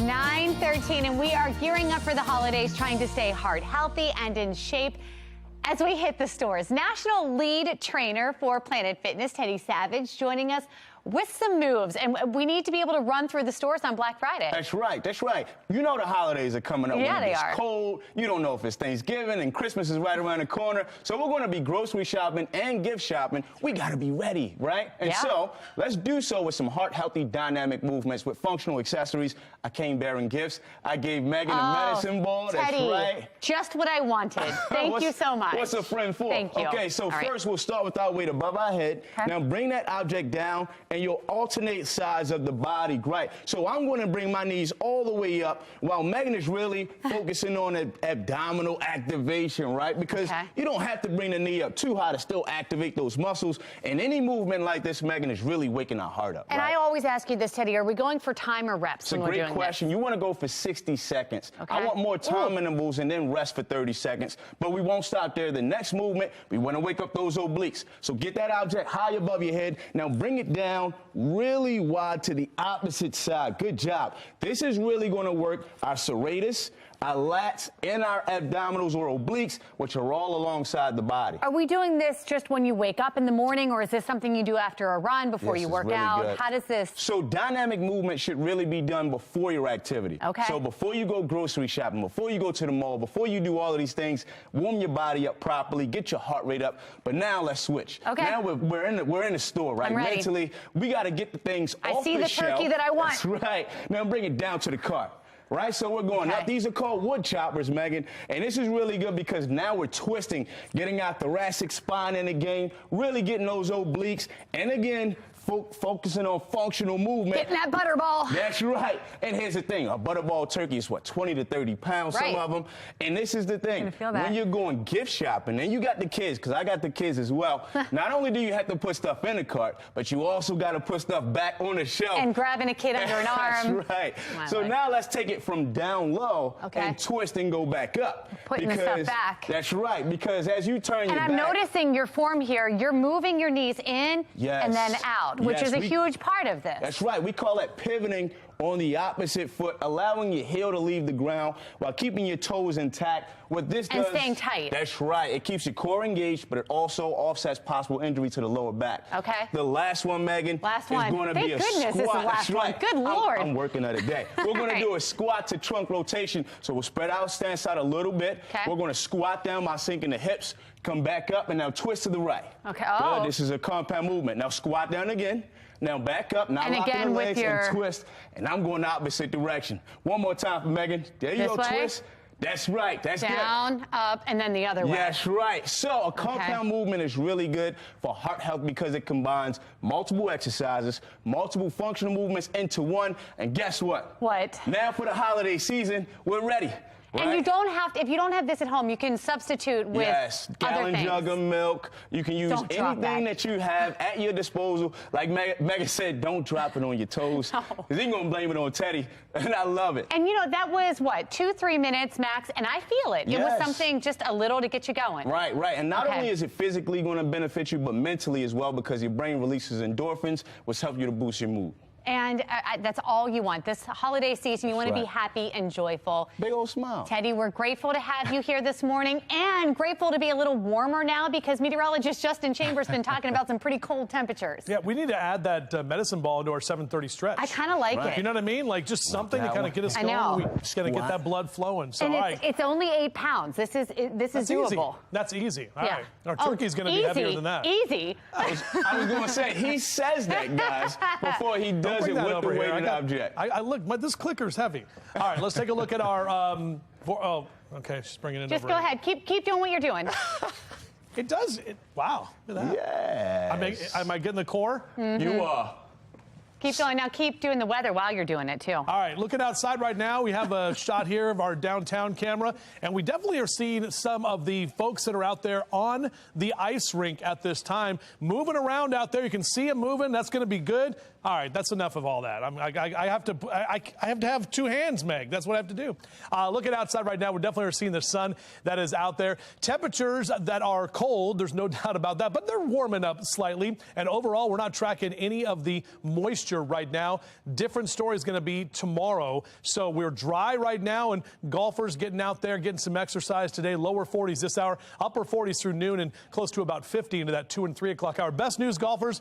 A lot less wind today. And same thing for you pilots if you want to get out there and fly. Definitely gusty and kind of blustery yesterday afternoon. A lot less wind and VFR conditions, visual flight rules. Try to get your flights in today and maybe tomorrow morning because the rain is on the way. Mid to upper 40s across Carroll and Baltimore counties for your high temps for today. And numbers in Howard and Anne Arundel counties also in those mid to upper 40s. So definitely below average for this afternoon. Those numbers continue to be in the 40s for Bel Air and Aberdeen, up into Perryman, out toward Northeast, upper 40s for their Harford and Cecil County areas as well. Now, tomorrow, this is the next weather maker, and it's an area of low pressure going to be riding up the backside of the Appalachians. We'll see a lot of moisture with that. The cold air combined with that moisture means we could see some snow developing, more snow in western Maryland for tomorrow. Let's put this thing into motion. Dry today. This is the future scan. Right about 2, 3 o'clock tomorrow as we stop the tape there, you can see that pink right there. That is in the areas in the mountain locations. And some of the models did want to bring that into parts of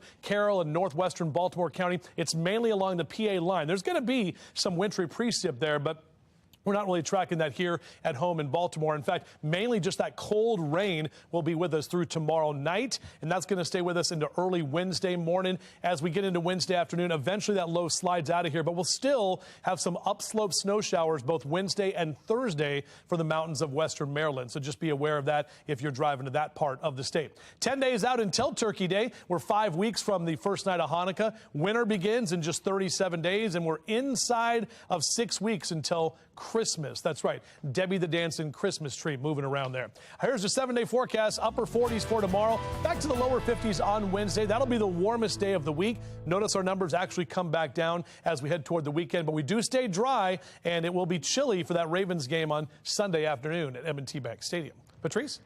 All right, Justin, thank you.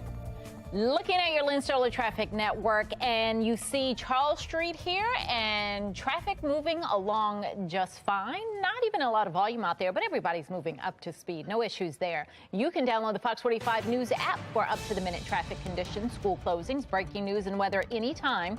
Search WBFF in your app store.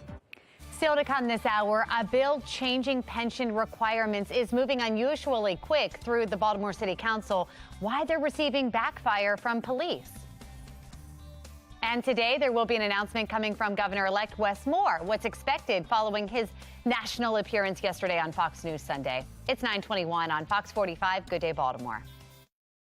Fox 45 News, winner of 17 2022 Regional Emmy Awards, more than all other Baltimore news stations combined.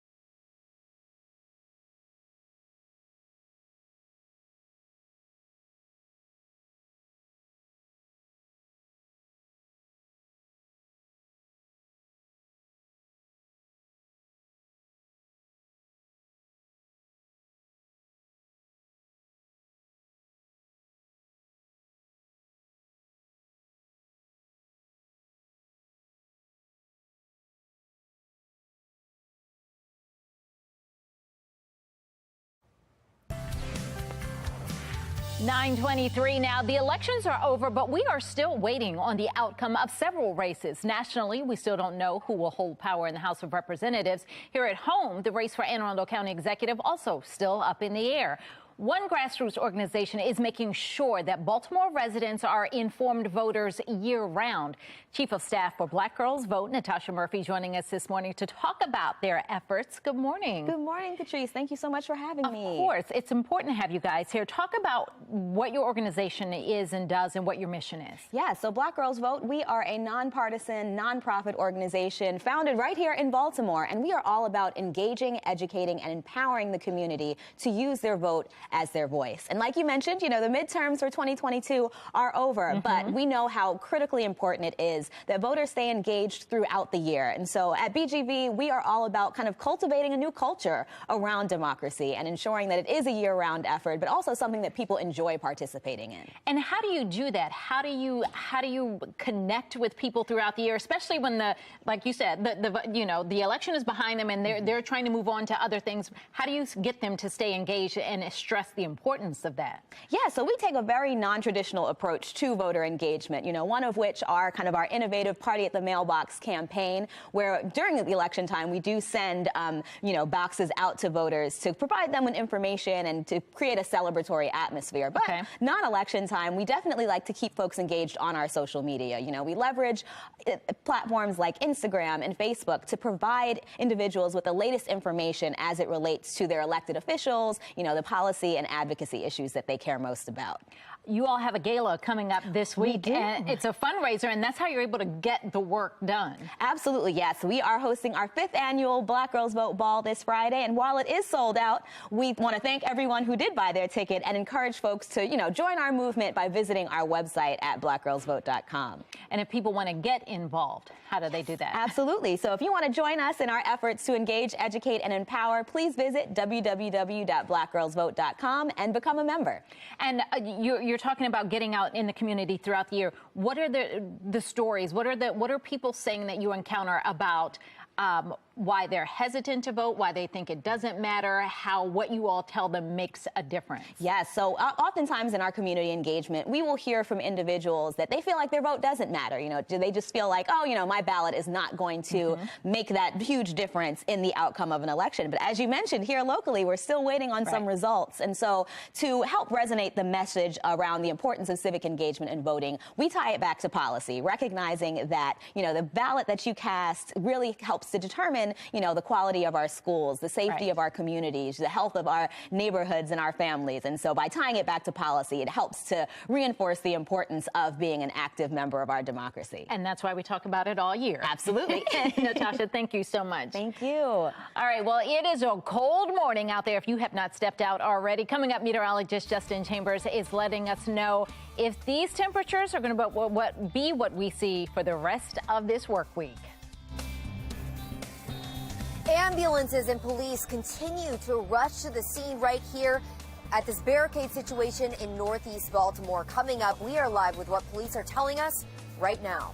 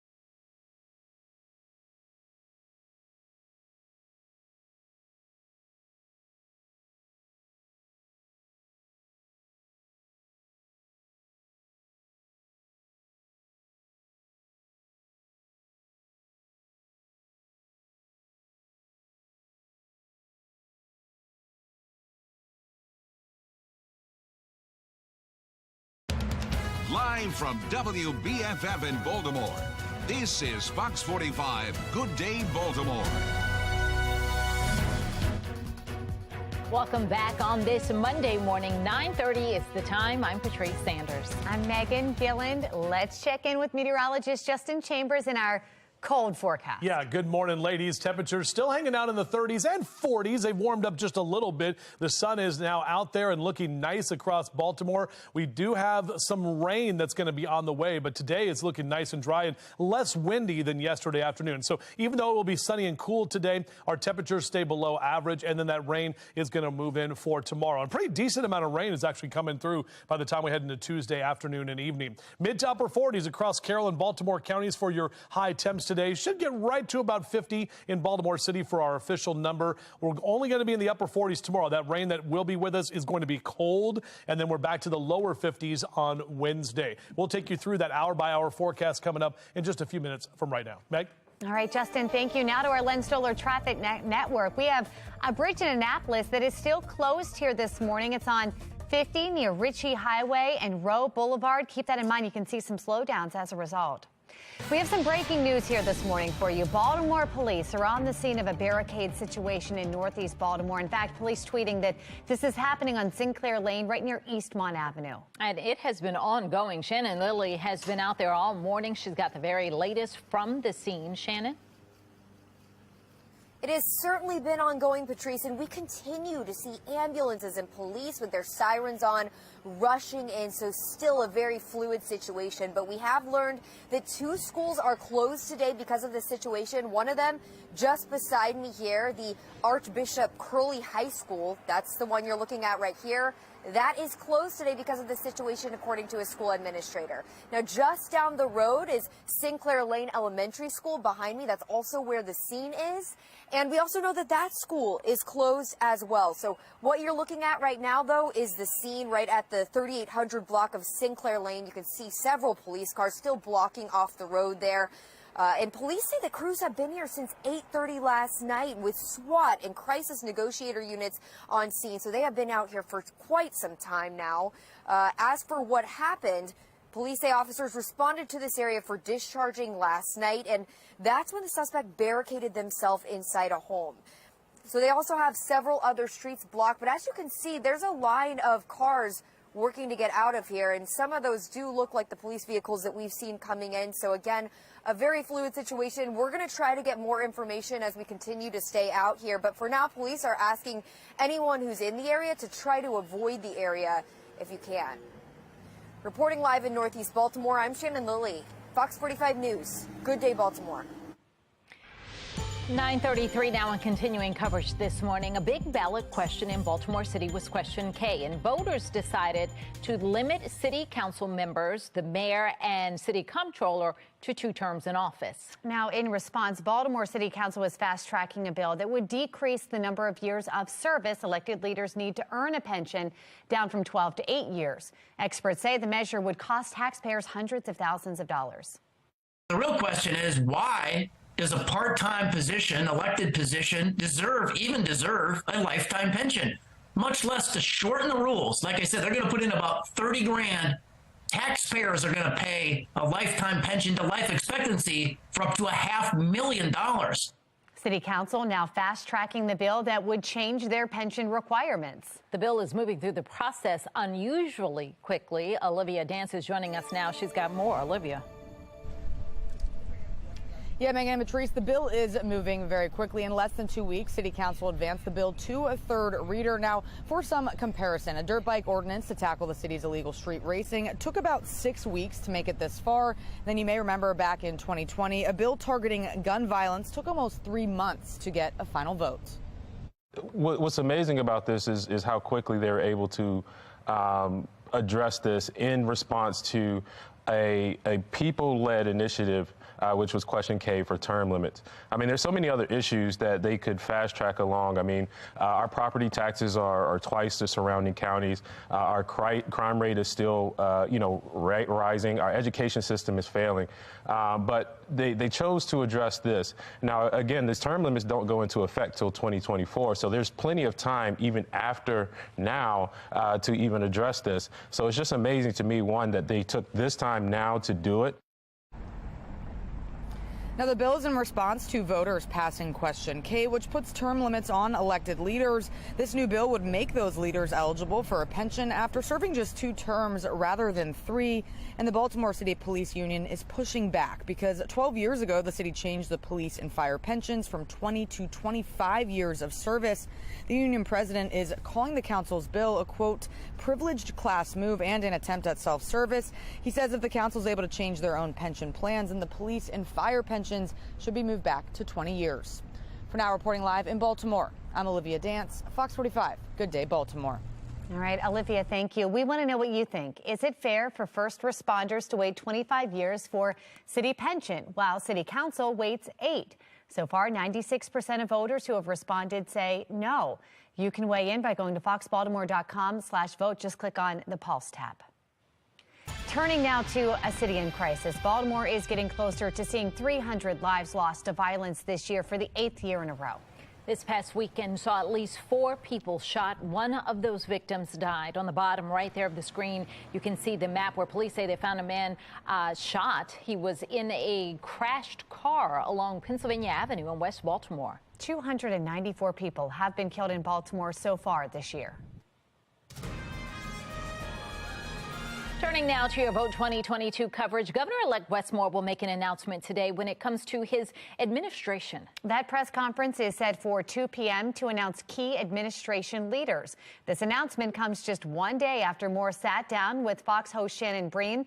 She asked him about our reporting on his upbringing. Now, despite Moore talking about growing up on the streets of Baltimore City in his book, The Other Wes Moore, Fox 45 News found no evidence that Moore was born or grew up in Baltimore. Instead, we found that he moved to New York City as a young man and attended a prestigious military school in Pennsylvania. Moore continues to stand by what he has said about his upbringing, doubling down in this interview. There's nothing in my book on anything that I've written or that I've ever said that has been exaggerated or misled anybody. I don't have a reason to exaggerate my life, but I'm proud of my background, and I'm proud of the fact that I've been honest about it the entire time. Moore will make history as Maryland's first black governor.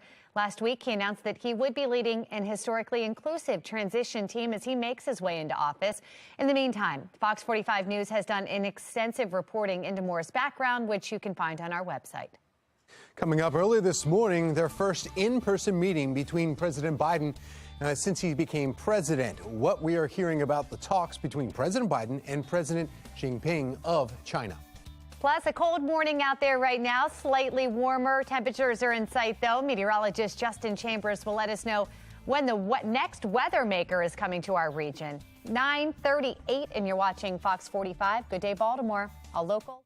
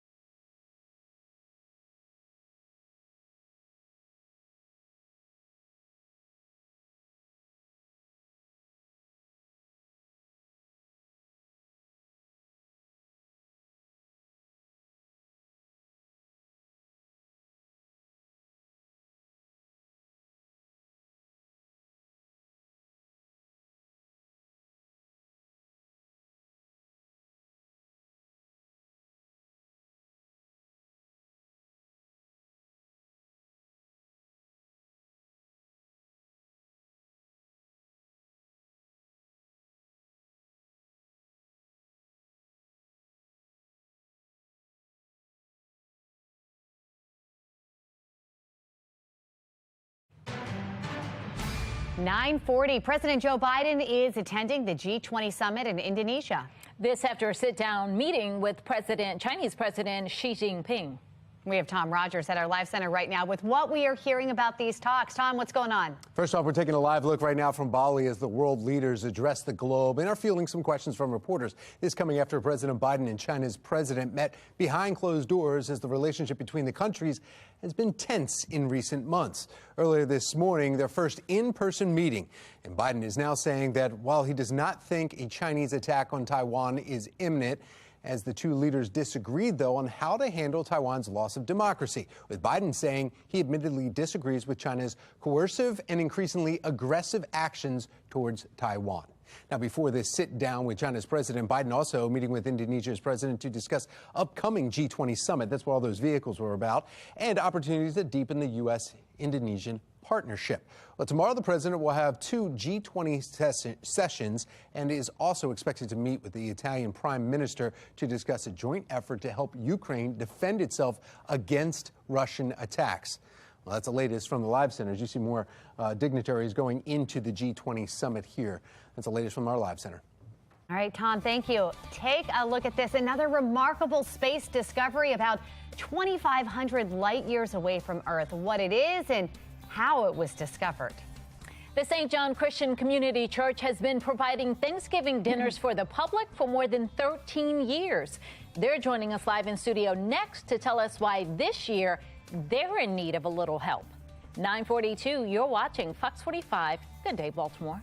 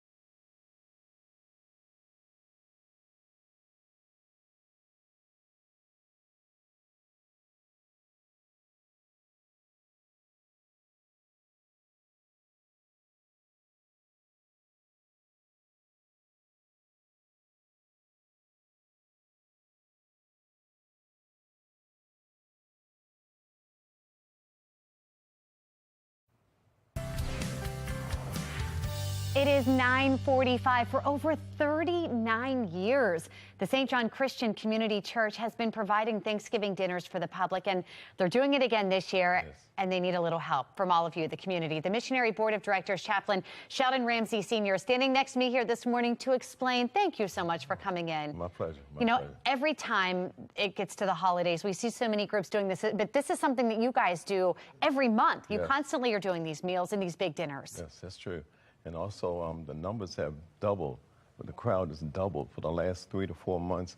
Really? We served a Thanksgiving dinner in the month of November, but every month we serve, like when the good weather is going on, we serve a cookout, and we also give away food. The line started 3 months ago, was like for 4 hours nonstop. I'm on the grill, and the line no one got on the line. Everybody's cordial and standing there waiting. And you've been doing this for decades. So is this more than you've ever seen before, Yes, or does it tremendous come in amount. peaks where sometimes it No, comes? it's double since the COVID. Wow. Because of the COVID, I guess because of people lost their jobs and all types of situations.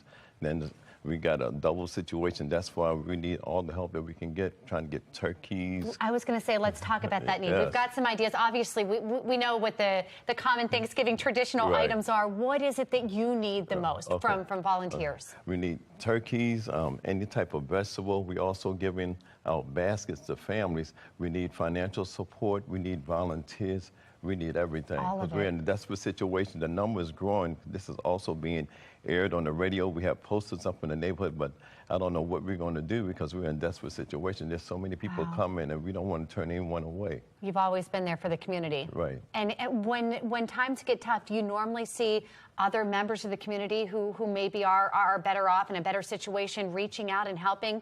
No, really what I have to do, I call and text people, and I'll reach out to different people that I know, and they'll spread the word around to different folks.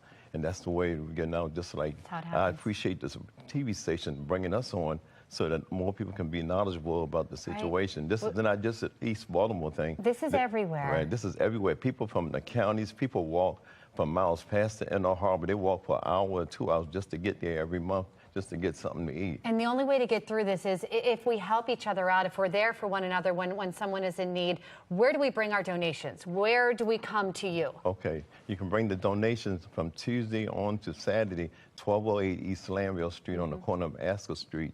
And I'm accepting donations, financial donations. Yep. You know, and they can Zelle me or Cash App me. I wanted to ask you as well, too, for volunteers. I know Right. so many families want to bring their kids down and try and help serve the meals. Is that something Oh, you're yes, looking for?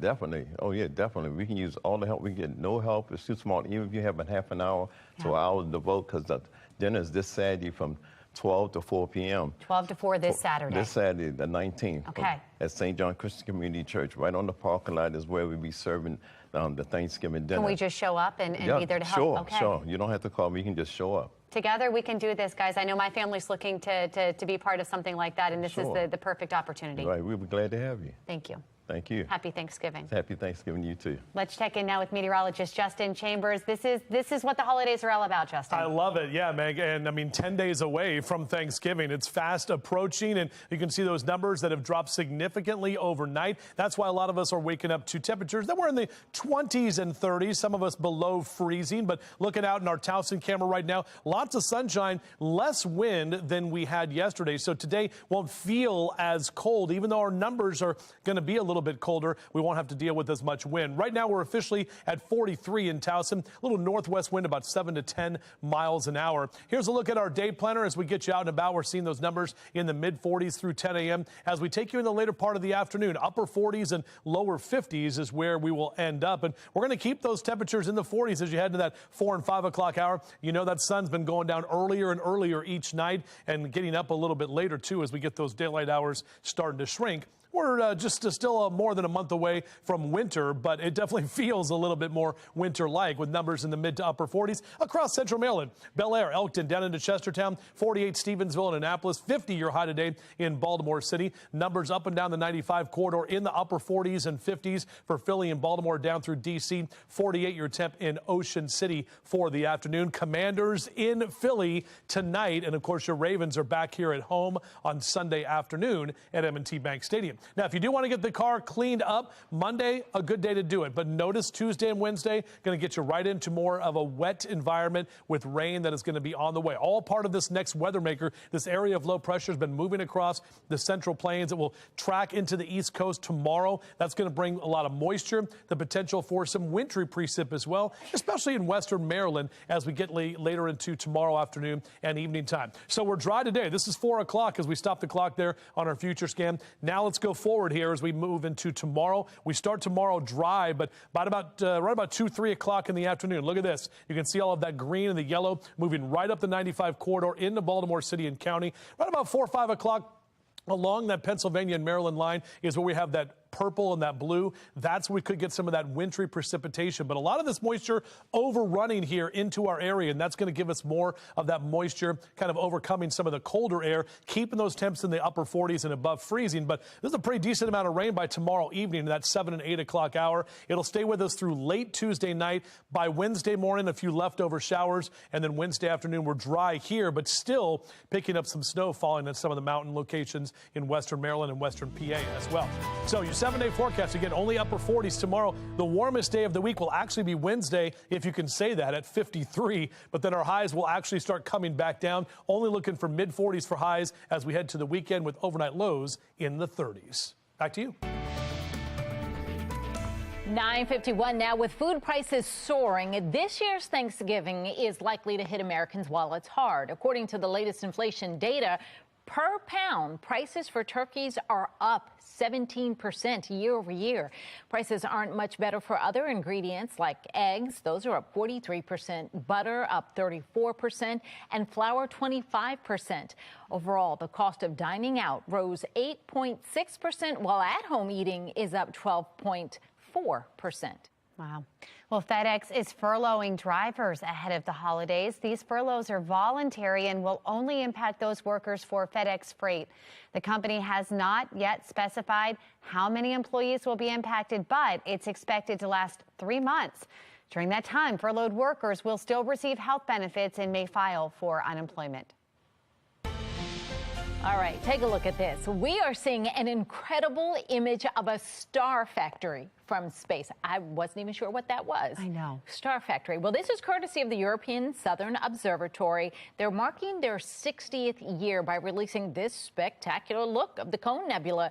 This was first discovered by an astronomer in the late 18th century. I have so many questions still. Factory, is this where they're made? Is this where they're like I don't come know, to but be? Justin thinks it looks like a sloth. I can see that. Actually, I can definitely see that. It's a horn-shaped star region about 2,500 light years away from Earth, so it's very slow to get there, very sloth-like. A spokesperson for the observatory says this image is just one example of the many stunning and awe-inspiring observations that ESO telescopes have made over the past 60 years. We have a sunny afternoon ahead with highs nearing 50. After the break, meteorologist Justin Chambers is going to take a look at how these temps hold up in your 10-day forecast. Time now 9:53 and you're watching Fox 45. Good day, Baltimore. A local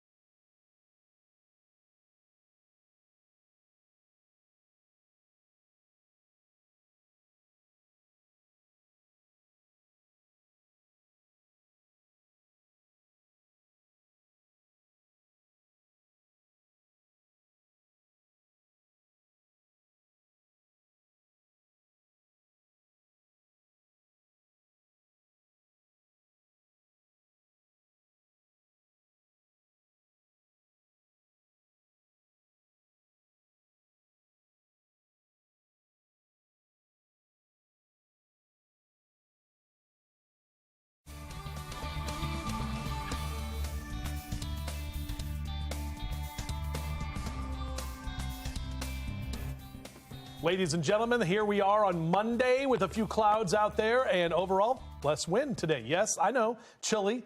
Here's your 10-day forecast, which now includes my birthday. You can see that right in the upper 40s and lower 50s for the next couple of days. We are dealing with rain tomorrow and into early Wednesday. We're dry the rest of the week, all the way into the Ravens game on Sunday afternoon. But yes, next week is Thanksgiving week, so you can see temps kind of in the 40s and 50s. Overall, it's not that bad. The long-range outlook, not looking that bad. It's not going to be as cold as we are today on Thanksgiving. We put up Christmas trees yesterday. Yay! There's been Christmas music on the radio since like November 9th. Oh, I've been holding that in. Love that. You feel better now? I had to tell you. Yeah, sorry. Is that a confession? It's a confession. It's going to be okay. We'll see. I love the idea.